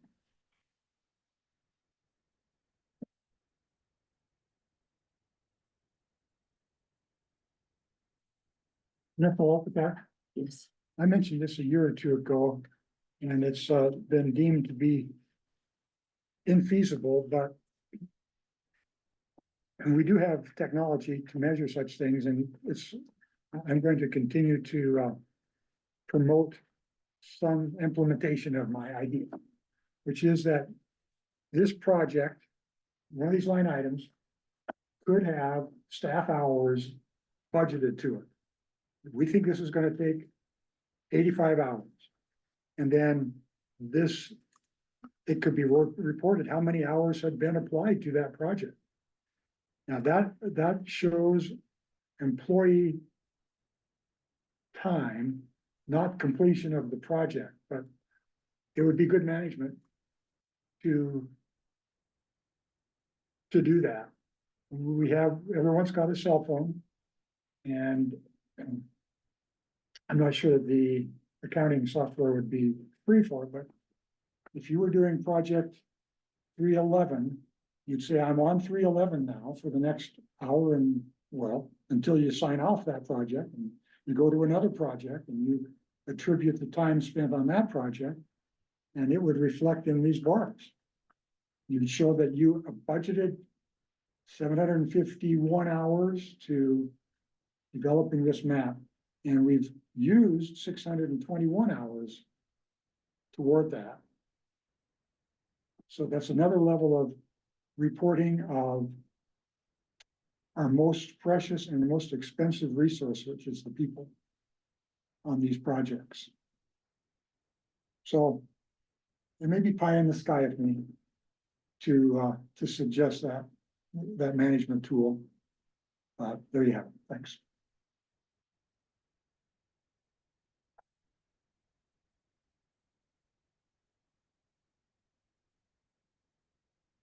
Okay, anything else about this one? Let's see. Becca has her hand up. Yeah, thank you. Yeah, go ahead, Rebecca.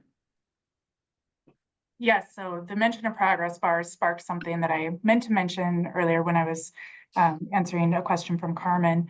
And one of the things we are going to be looking at next year is a better way to use some of our tools that we already have on hand, primarily Microsoft Planner, and to see if maybe that helps with simplifying and also with kind of that paperwork piece of making sure we've reported everything that we've completed. So we might see some improvements. That's something that I am planning to do in the next year. Thank you. Madam Chair? Yes, go ahead. One more question. So anything that's not completed, if it's more than a one-year project, obviously it gets carried over.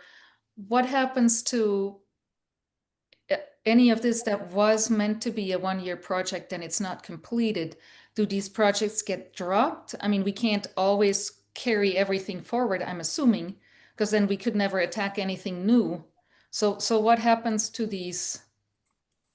Do they all get evaluated and some of them need to be dropped anyways because the reason why they weren't pursued further was the funding went away or the person quit? Or I mean, there could be tons and tons of reasons why a project gets abandoned. But do we abandon some of these? Do they all carry over? What do we do with the unfinished ones at the end of the fiscal year? Well, there's a couple ways I would respond to that.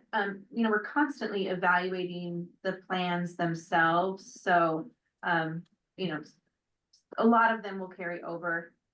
Some may change, you know, as we learn more about the nature of the project that we had envisioned or the goal that we have envisioned. So it may morph into something else.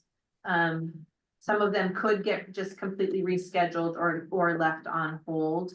But we do a comparison of what's here when we're thinking about what to carry forward into our FY26 work plan. And so in a couple of weeks, this dashboard just kind of remains a snapshot in time and just gets retired to last year's. And the information of what was completed or how far these individual projects got will just stay there as a reflection of what was done during that particular fiscal year. Is that correct? Is that correct, Rebecca? Yes, I would say that's accurate. And in this version of the work plan and in the last several, there's a place for comments as well. And so project leads can leave comments about, you know, why the status is the way that it is. You know, they met a delay with the partner, or it's going to be carried over into the new year. But I'll update it again after the fiscal year closes, and then it'll stay static and we'll start a new one for the new fiscal year. Thank you. That makes sense. I will say, you know, this is something that we've been working on improving for, I don't know, 6 or 7 years now. It's definitely been an iterative process. I feel like we make improvements year after year. Some of it is just about, to your point earlier, Carmen, how well we define what the goal actually is. Is it time bound enough? Is it specific enough? In some cases, we've gotten better at, identifying when a goal really is a multi-year goal and identifying the steps we can accomplish within a particular year and what steps need to be accomplished then in future years. So it's definitely an iterative process that we continually try to improve and improve our skills on. Madam Chair. Yes. I would like to just reiterate what Tom was sharing. I don't think it's pie in the sky. I think it's very reasonable to tie our jobs to a timeline. It's always can be flexible and we should always be adaptable, but I think it's a really good goal in the beginning. I also find that I don't feel like I have the information as to what all our jobs on offsite are working from home. I'm often asked, how many of our employees are at home office or are not on site.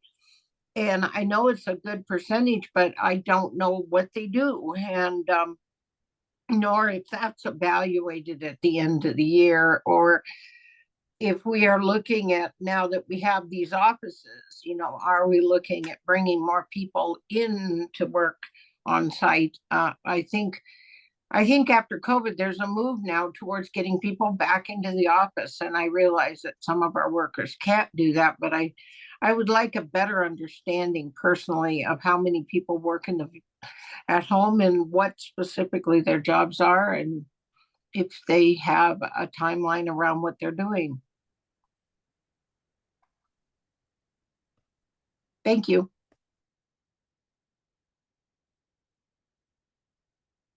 I think part of the problem is space at the library here. Absolutely. The governor's goal and the goal of the administration is to allow a lot more remote work and a lot more flexibility. So they're not in a position of trying to bring more employees back into the office. And for us, that would mean probably needing to relocate if we did that. We are full up in this building. We have how many employees? 52. 52.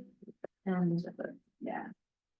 So, Tracy is a good example of someone who works from home. Colette is another example of someone who works from home. I'm sorry, Jennifer Brunel with the history portal. I'm like, how can we help you understand what it looks like, what work they're doing? I'm not clear on how I can help with that question.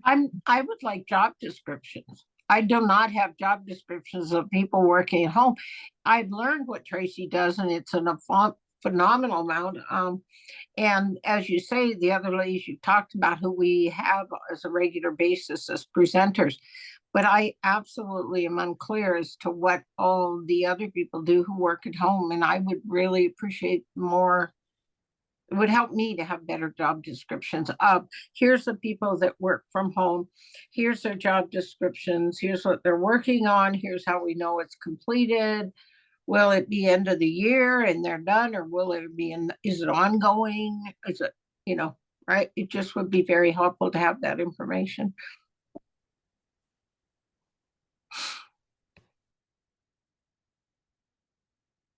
How many out of the 52 do work at home? I'm not sure if Sharon knows. I want to say we have like 17 in the office, but nobody should quote me on that. Okay. So maybe just a basic personnel report at our next meeting, something like that. Something like that.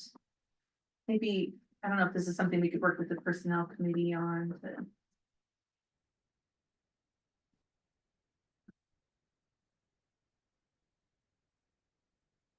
Personnel committee? I find it really, Hmm? I find it very puzzling. We don't know how many people work from home, and we haven't prepared job descriptions that are easily accessible. I just find that very alarming in this. I don't think we have that many employees that shouldn't be knowledge that I We have feel that- that we I have that information, I just don't have it off the top of my head. right. But I'm saying that for me, I find it very puzzling and that I don't know that information having been on 3 years. And I've asked for it before, and I just find it very concerning that I don't have it and it's not accessible to us. I think should be accessible to the public. I think we need to know those things. Madam Chair, Yes, yes, go ahead. I would support a request for a report on full-time in-house, full-time remote, and percentages of people. I think that would go a long way to let Tammy know the information she needs. So maybe we can put a report on our next meeting agenda that maybe Sharon can put together about who works how much remote and how much in-house. And then maybe the job descriptions, I'm sure they're there. Just link them all to the report or something. And that would give Tammy a lot of information to peruse to kind of come to grips with who's doing what and where. And I think that's not a bad idea. So. Satisfied, yes, okay. Just a logistical question. Are the position descriptions in a filing cabinet or are they electronic? They're all electronic. If I may, this is Sharon. Just a second. I was trying to figure out how to raise my hand on here and I somehow can't.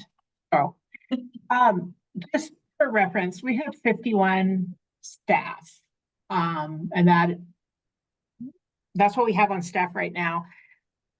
I would say we probably have 35 different job descriptions. So you're asking for a really large amount of data that I can't just make available to you. I mean, I can if you want a really, really big file of stuff.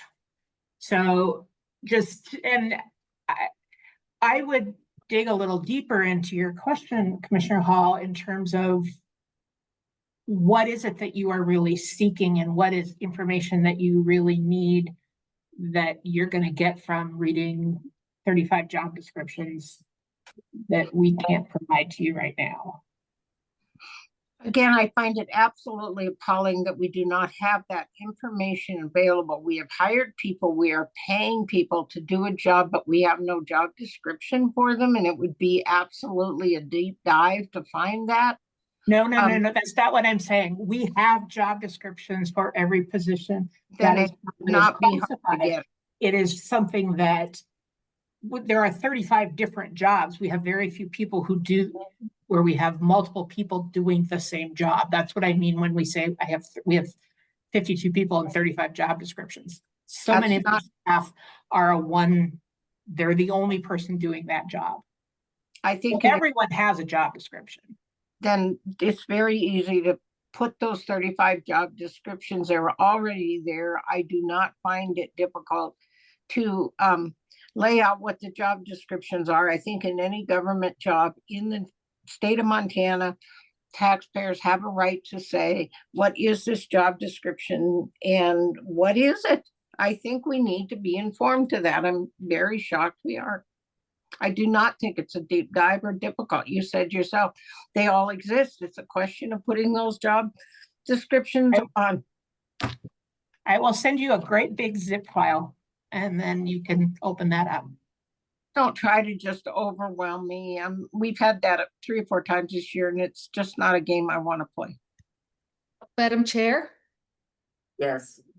I would like to ask Sharon and Jenny, are there any privacy concerns or is it very labor intensive to just post those somewhere on the state library website, the job descriptions? Is that unusual? Is it unheard of? Does that violate somebody's privacy? Or is it possible to just have a dashboard with that information, anonymous, no names attached to it. Here's how many people work at the state library. Here's what they do. And that's it. Is that something we can do? Are there any privacy ramifications why we shouldn't, or is this a ton of work? Sharon should correct me if I'm wrong. I don't think there's any privacy concerns that I'm aware of. You know, there's no personally identified, well, I mean, you would be able to know that we have a lifelong learning librarian and a lifelong learning job description. So it's personally identifiable in that way, but it's not considered protected information. So I don't know that there's any personnel or privacy concerns there. We do have our human resources dashboard. So we could make information available about the number of remote versus in-house staff. So as long as it's not, as long as there's no implications that I'm not thinking of, I don't know that it would be too difficult to post job descriptions from that dashboard. And I'm just thinking maybe that would be the easiest way to make it accessible to whoever wants to read it.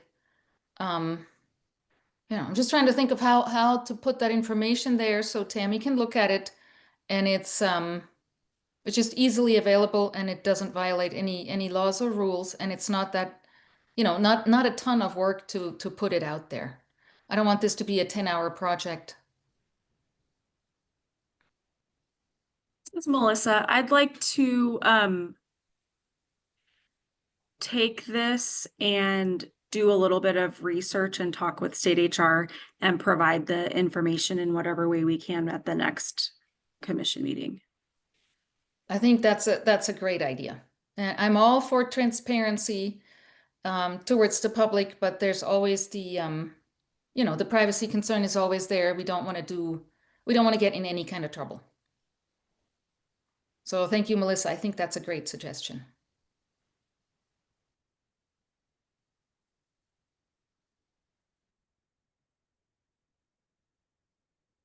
Hey, all right, we'll go on from there. Thanks, Melissa, for handling that. We'll go on. You have our third quarter staffing memo. Hired Nikki in the third quarter.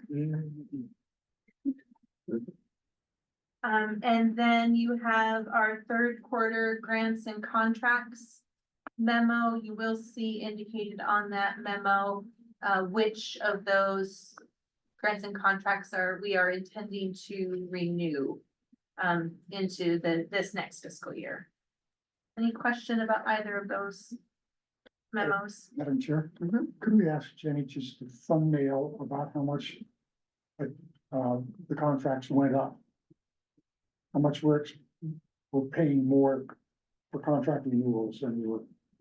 From this fiscal year to next fiscal year? I might have to get back to you with that information. Yeah, but within 5% off the top of your head? I don't, Okay, I that's don't, fine. yeah, but let me make note of that and I'll get that for you. Madam Chair? Yes. I have a general request that all of these staffing memos or other memos from staff would have a signature of who put the information together. Most of them do, but not all of them. And then I had a special request regarding the grants and contracts memo, if that could be provided in a more readable format. I don't know if it can. And under the current term amount, I don't know if this, this data works like a spreadsheet, but the column isn't quite formatted right to reflect currency. So I would love it if that could be made easier to read. So that was my request there. And then I had a very detailed question. The currency readers that are mentioned for vision impaired people, how are those being distributed? I'm assuming that's a physical item. Am I correct in that? Does anybody know?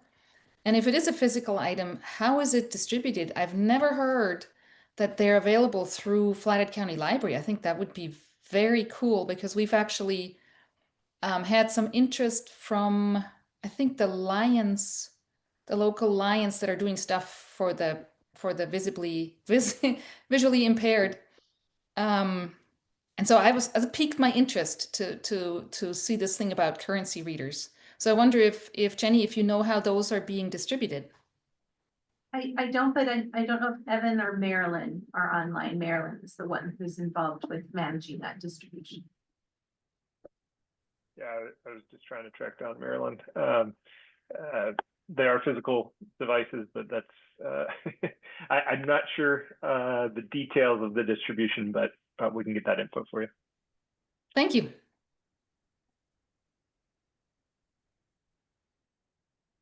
Annie, would you respond to her request of signatures on reports? Absolutely. It looks to me like the one that doesn't have a signature is the grants and contracts. Are there any others that I missed? I didn't check all of them in detail. That's the one I noticed. Okay. Yeah, I know we don't have a header on that one, so we can do that.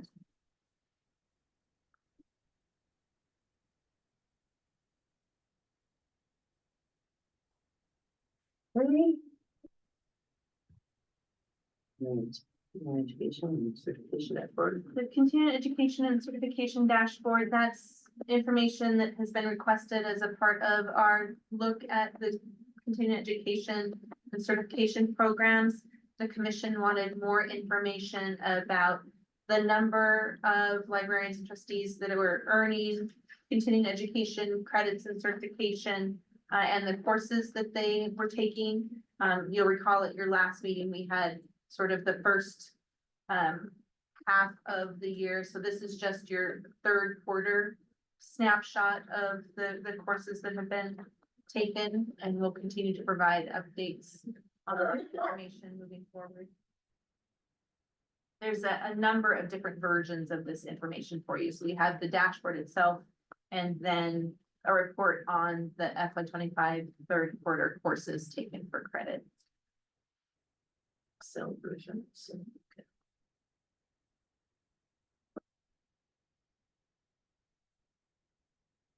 Any questions about that?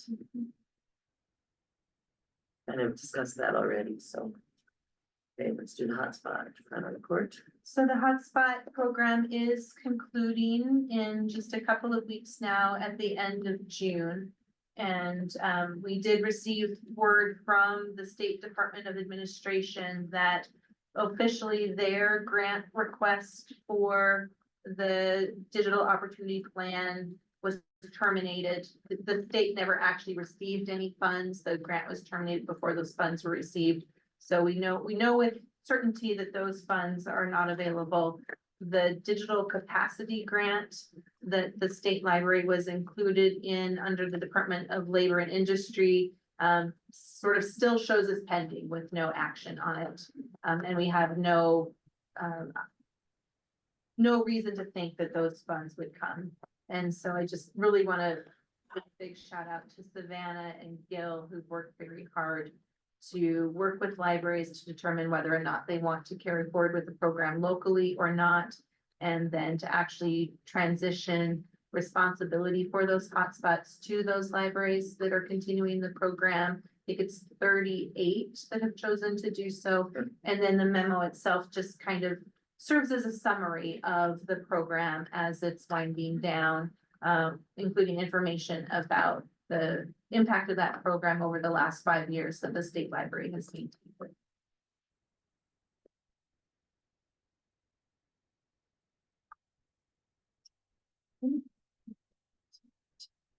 We included a map there in case anybody's interested.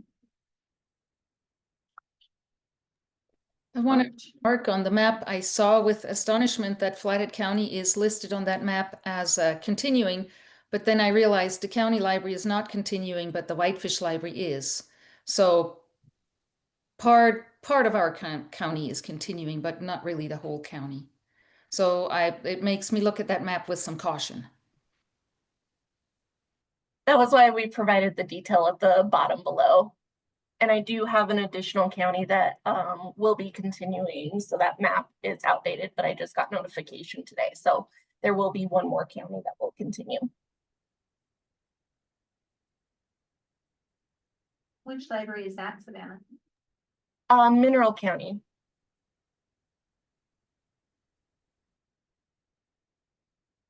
Question, Yes. are these libraries or library systems or individual entities? So if a library system has 3 units, does the 38, what is the population of the 38? Is it the 100 or the 142 with branches and bookmobiles and? Savannah, are these all the main libraries? Does the 38 constitute main libraries? Or is it a combination of main, branches, and others? So on this list provided, I put the main library. In other words, that number could be higher if there's branches. Yeah, so for example, Shoto County is continuing. I know that they will be continuing 2 hotspot programs in 2 of their branches, but in all 3. Got it. So I didn't want to make the print any smaller than it was. Madam Chair? Yes. So I'm wondering if the map is misleading, and it would be better to add up the libraries who continue, add up their service areas. Because like I said, for Flathead County right now, it looks like the county is continuing when it's the city of Whitefish that's continuing and the rest of the county is not. So that's not quite accurate in this one particular case. That's the only county I have personal knowledge of. To claim that the county is continuing with the program is not quite true. It's just one city in our county that's continuing with their city library. So I don't know if anybody cares. But we put this map out there. I'm presuming it's supposed to tell the public something. Right now, it's not an accurate picture, just as far as I know, for Flathead County. I don't know about the other counties. So do we want to be completely accurate, or are we okay with putting this out there, claiming that all these counties, claiming that 100% of this county is still covered by hotspots is not the truth. So I don't know what we're trying to say with the map.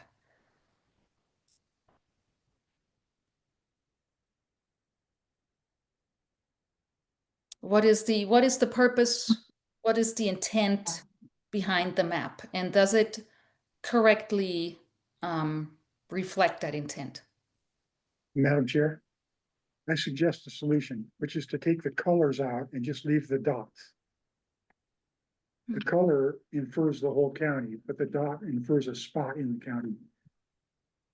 For instance, Gallatin County, it's Manhattan that's representing the whole county.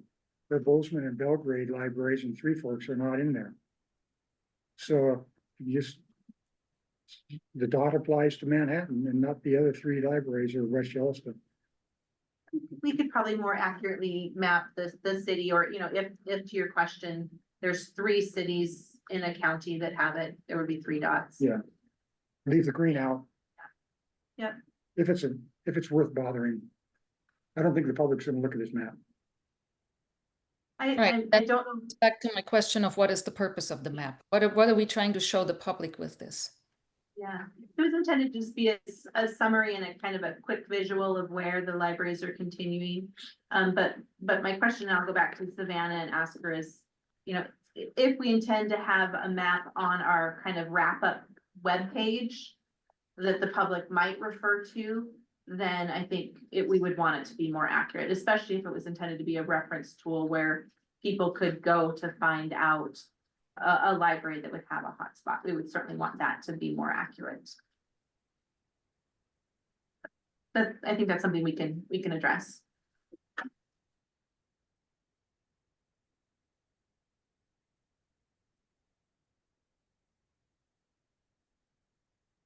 We finished discussing the hotspots? Yes. Okay, let's go on then to the 26 work plan priorities. So we had a request at your last meeting to just have an introduction to the work plan priorities for the FY 26 work plan. And so those are shared with you here. A couple of things I just wanted to bring to your attention. There's a couple of goals that are related to this commission's goals that staff are working on, so those are included in the work plan priority. There's work coming out of the legislative session, like the work to update our budget and reporting system to align to the 3 new programs. Some of those kinds of things that I just wanted to bring to the commission's attention and ask if there's any questions or feedback from staff.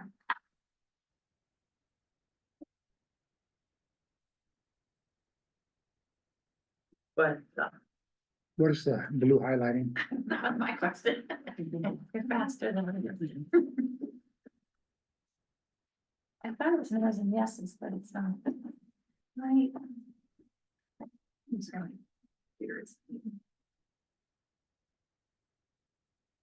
I think it's just intended to, Rebecca, correct me if I'm wrong, distinguish between who's responsible. Just to break those down. So you have accounting and budgeting, then you have the data coordinator's goals, then you have IT goals are in white, minor in blue, etc. So it's just, it's just identifying that there's a change in who's responsible for those goals. Yep, that's accurate. It's just color banding. They're grouped like with like. Yes. Kind of each page. compromise between making this an accessible document that can be screen read and for those that are looking at it with their eyes as well.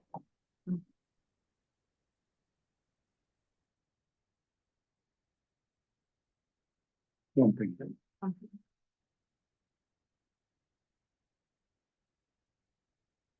anything else there? Any questions from commissioners? Anything jump out at you?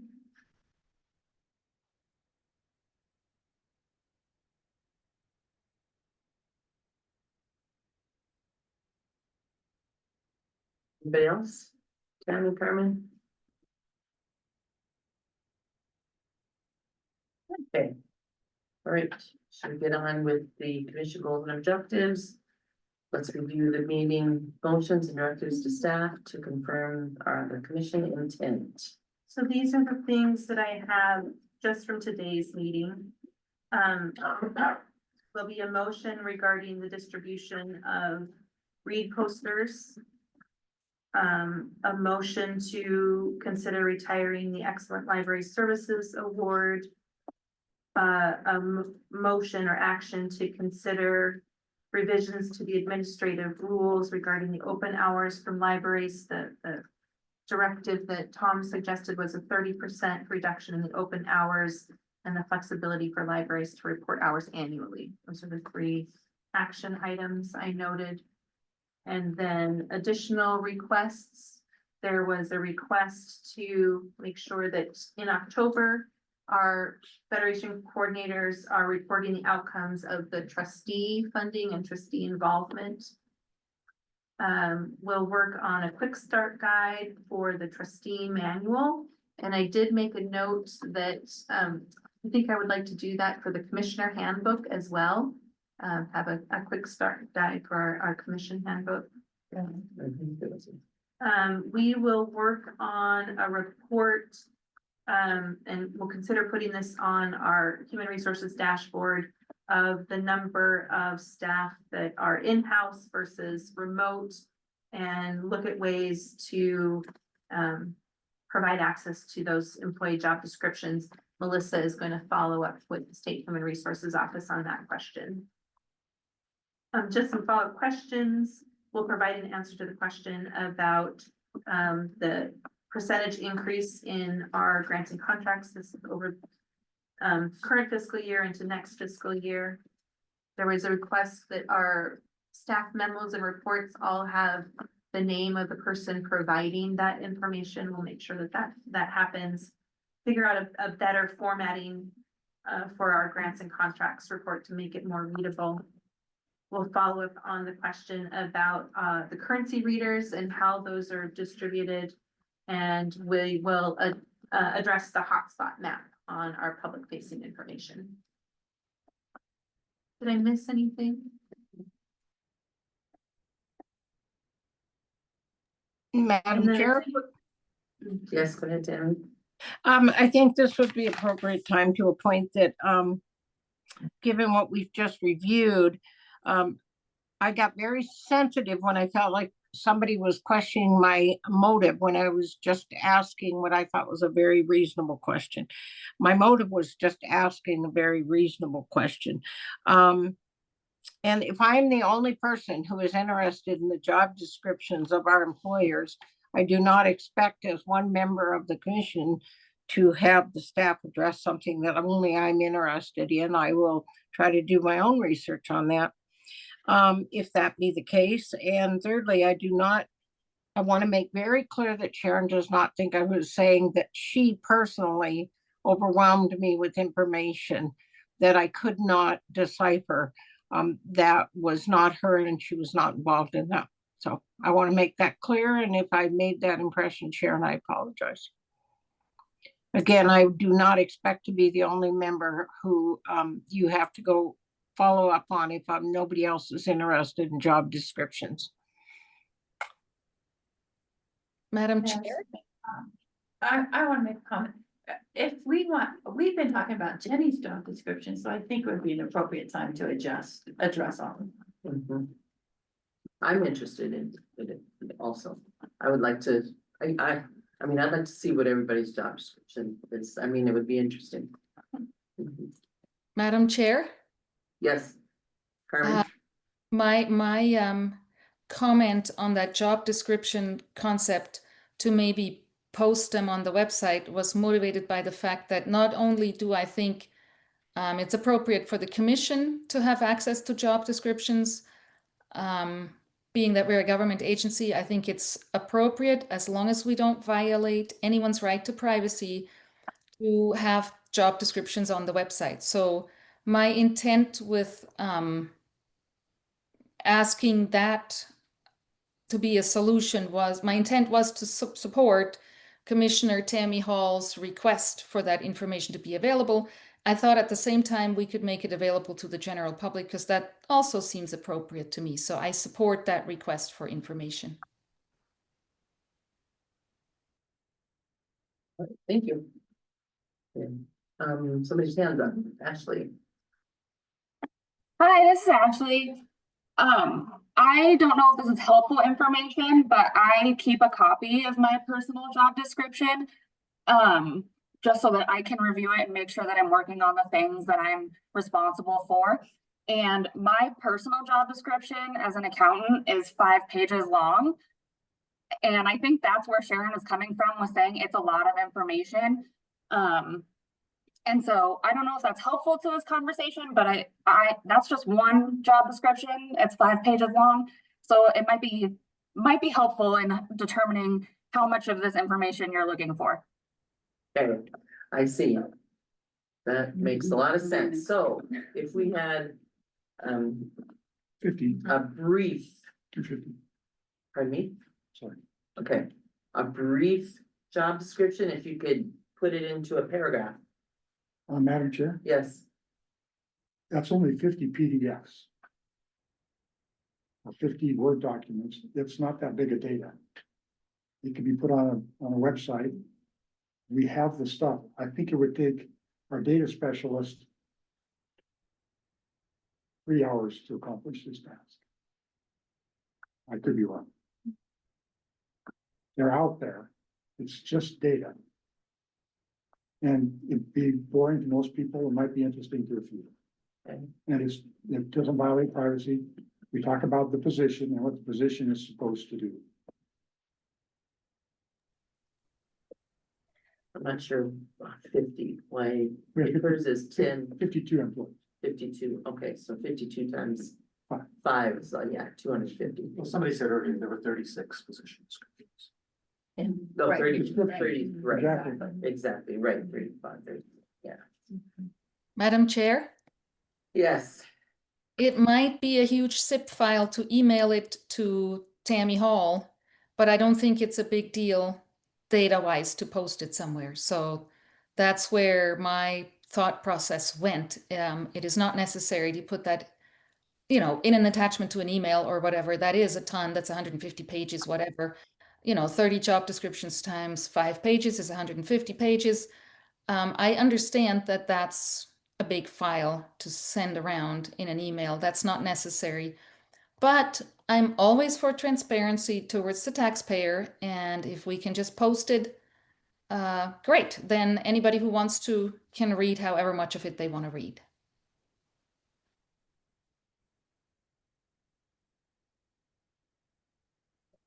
All right, so we have 35 job descriptions from my note that I took. So, like if there's 5 with the same job description, then, Exactly. okay. Yeah. Okay, few other things for your your August meeting. At your August meeting is typically when you'll receive your year-end FY 25 year-end financial report. We'll have an update on your FY 26 work plan dashboard.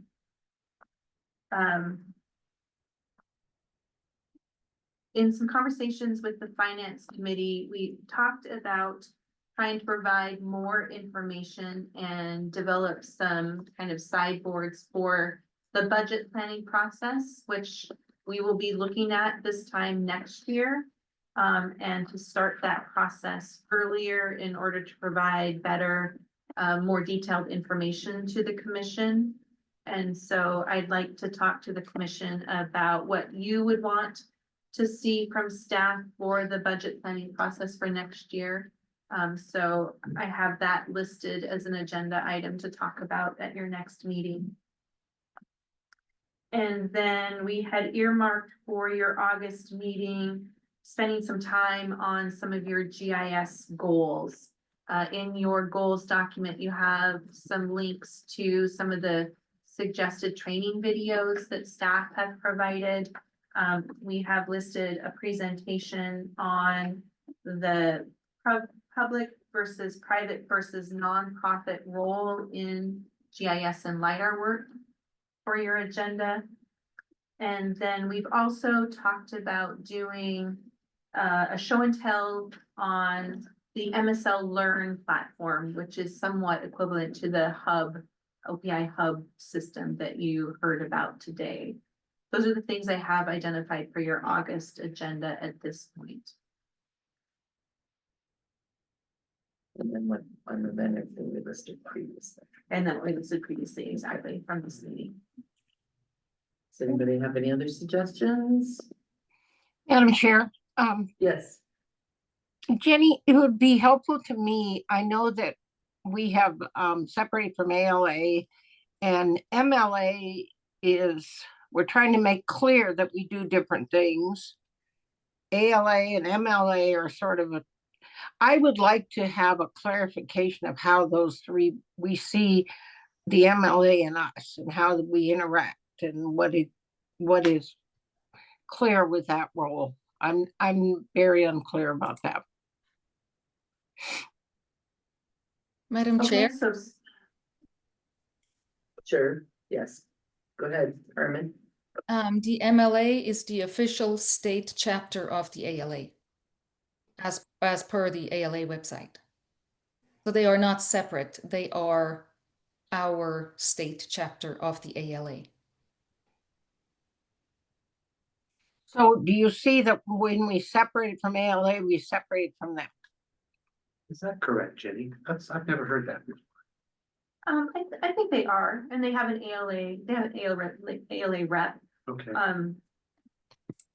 I can't speak for MLA and how they view their relationship with ALA. I wouldn't be comfortable speaking to that. But you know, they're the state professional association, like a Montana Educators Association or similar group. Right.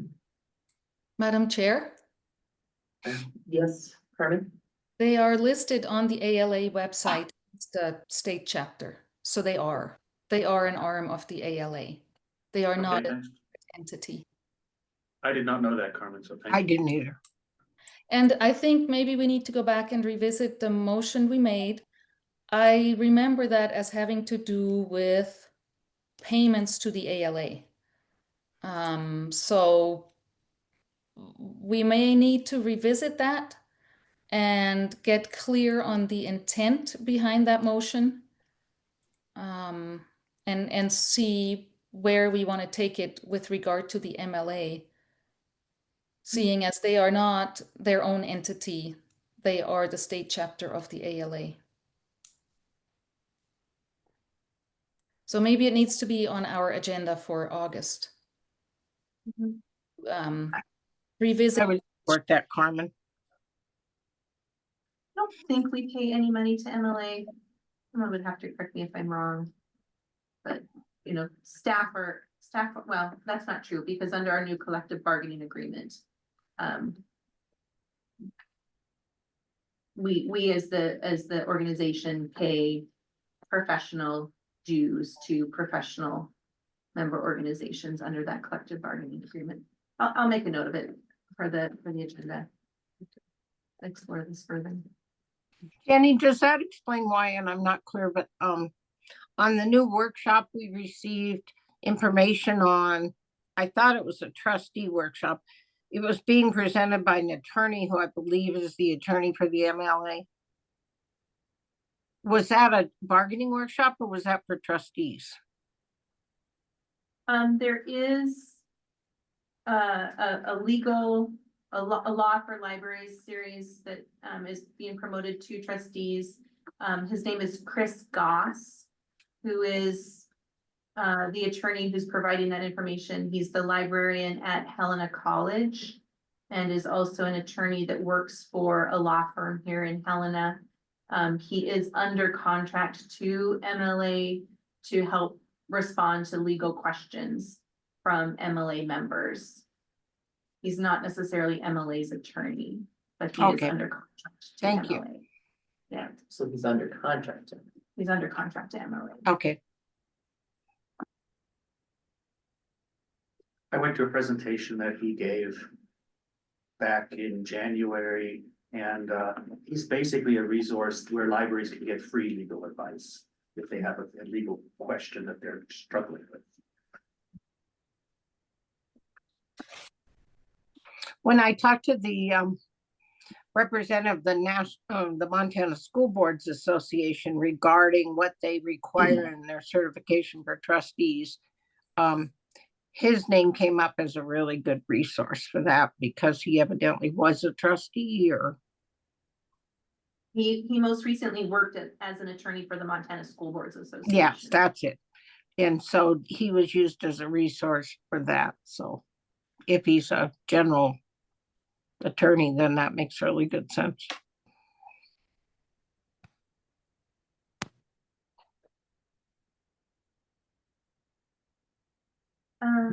Should we review where we are on our commission goals? Sure. Okay.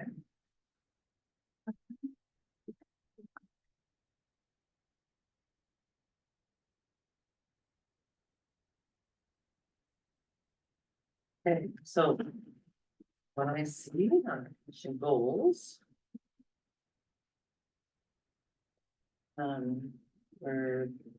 There's quite a few active that are just ongoing.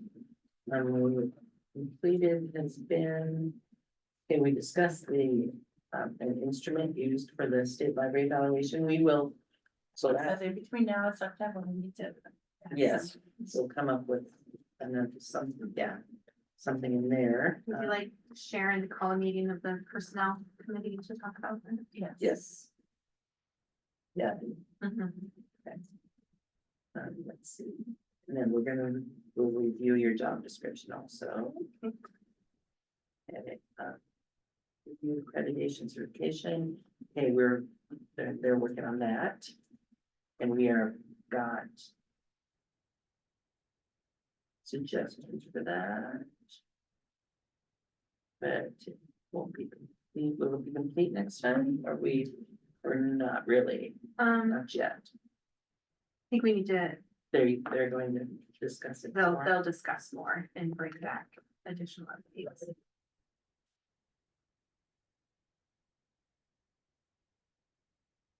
State agencies, we did that. So that's complete. Define the balance for credit needs. Okay, and that's something that is being looked into, right? Yep. Active. So that's active. Consider whether credits will only be awarded for. I guess that's active also. And then we have a study framework for the commission to review and give feedback. But then, how many trustees are receiving That may training? not be necessary depending on the recommendation of the committee. How many trustees are remaining? Okay, we're going to getting that. That's already complete that goal. That one, how many trustees are receiving? Okay. Okay, those all are. Yeah. All of those are. Yeah. Okay, short manual, Tracy is working on that. Chair Luke, okay, that is active. Yeah, there wasn't that much information sharing this time, but the commission will discuss the NTSRN and expectations for it to become, so all those are all. Okay, let's go down to staff will share what other states do and what private industry do considering about LiDAR, GIS mapping. And that's in August. Okay, October, this next month, ooh, reconsider. So we don't need to do that because that's good. Or we need to vote on it Yeah, we'll have the recommendation. in August. Yeah. Okay, the next is discuss, okay, those are all complete. All right, well, now complete, okay. All right, we are on to officer elections. Do I have any nominations for chair? I would like to nominate Robin to remain as chair. I second. Quick vote. Are there any other nominations? For chair? Are you sure? Yes. Okay, all right, I accept the nomination. I would like to point out what a great job you've done and what an honor it's been to serve with you. Thank you. Thank you. I accept the nomination. Okay, I'll now call for a vote. All those in favor of electing Robin Scribner as chair of the Montana State Library Commission, say aye. Aye. All opposed, say no. Can I say no? Yeah. All right, I'll say aye. Okay, sorry. Okay, I, Robin Scribner, have been elected as chair. Thank you. Do I have any nominations for vice chair? I would like to nominate Tom again. Okay, are there any other nominations? Oh, sorry. I'll second that. Okay. Are there any other nominations? Okay, so the nominee, Tom, do you accept that? Accept. The nominee for vice chair is Tom Burnett. All those in favor of electing Tom Burnett to the office of vice chair, say aye. Aye. Aye. Okay, all those opposed, say no. Okay, Tom Burnett has been voted in as vice chair. Right. Okay, as we conclude the business portion of today's meeting, I would like to thank all of you for the confidence and trust that you have again placed in me. I'm not sure I'm worthy, but I will make every effort to live up to your expectations. Thank you. Okay, is there any public comment on any matter not contained in this agenda and that is within the jurisdiction of the Montana State Library Commission?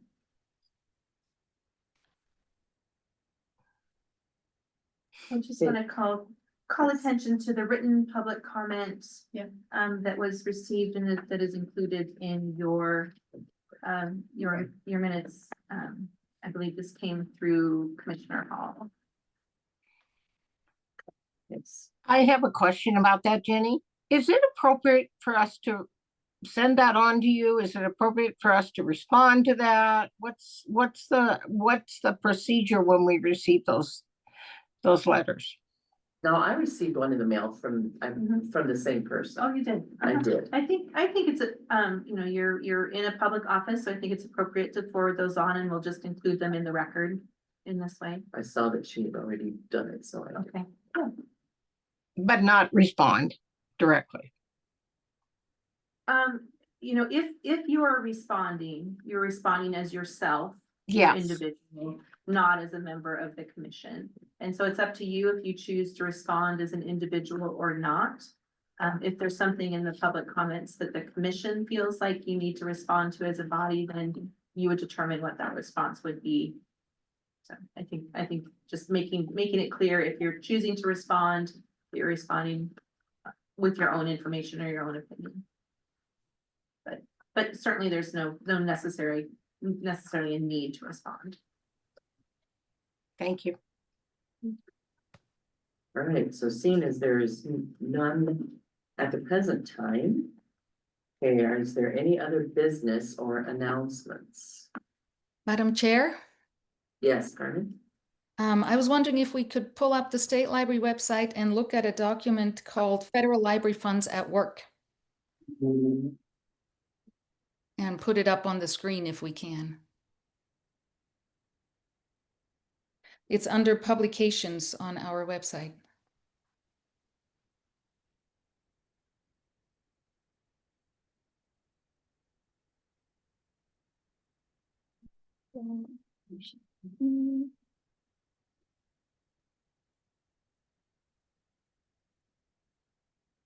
Yep, there it is. If you could scroll down to the frequently asked questions.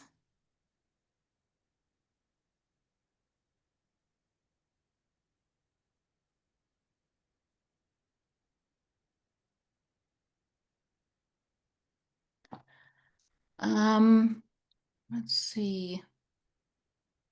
I think further down, one of the other questions. Yeah, how does funding from the IMLS help my local library? I found this to be not quite accurate. It says funds help reduce the cost.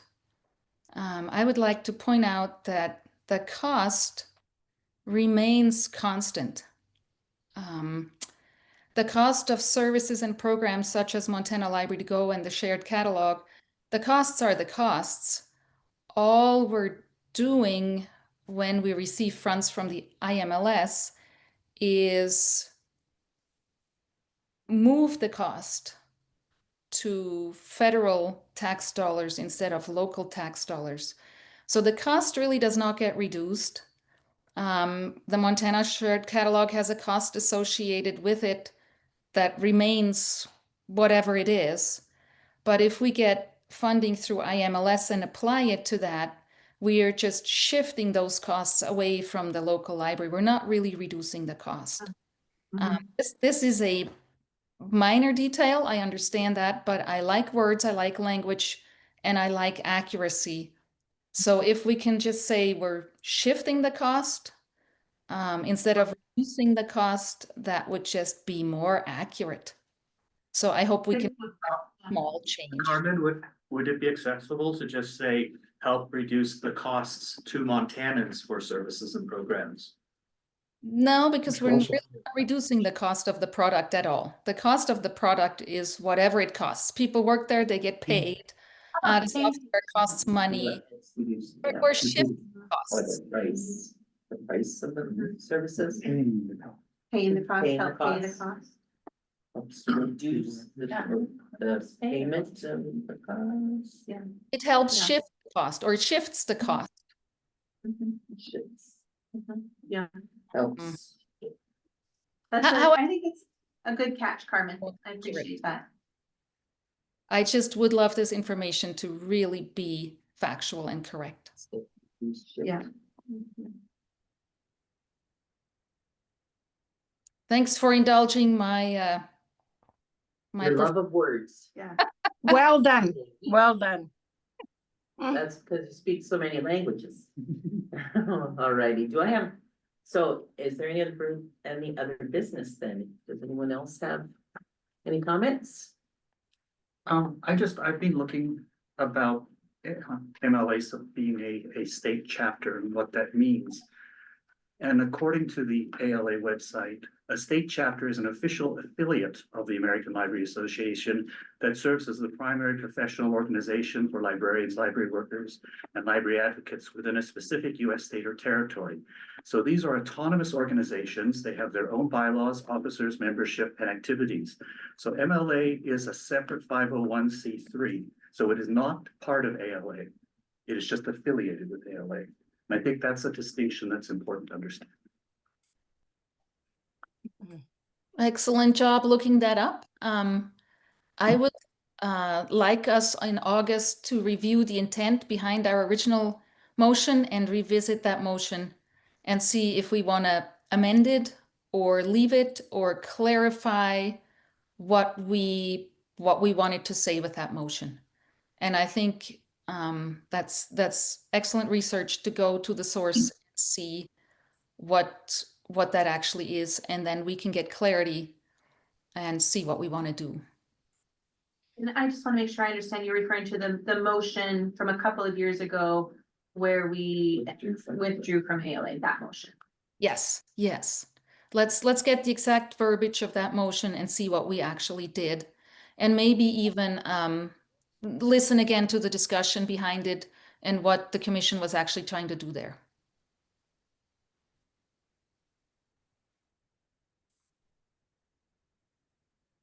Anything else? Anybody else have words that we can clarify? All right, do I have a motion to adjourn then? So moved. A second, please? Second. Okay, it's been moved and seconded, and so the June 2025 meeting of the Montana State Library Commission has been adjourned. Thank you, Carmen. Thank you, Tammy. And thank you to you, and good to see you, Peggy.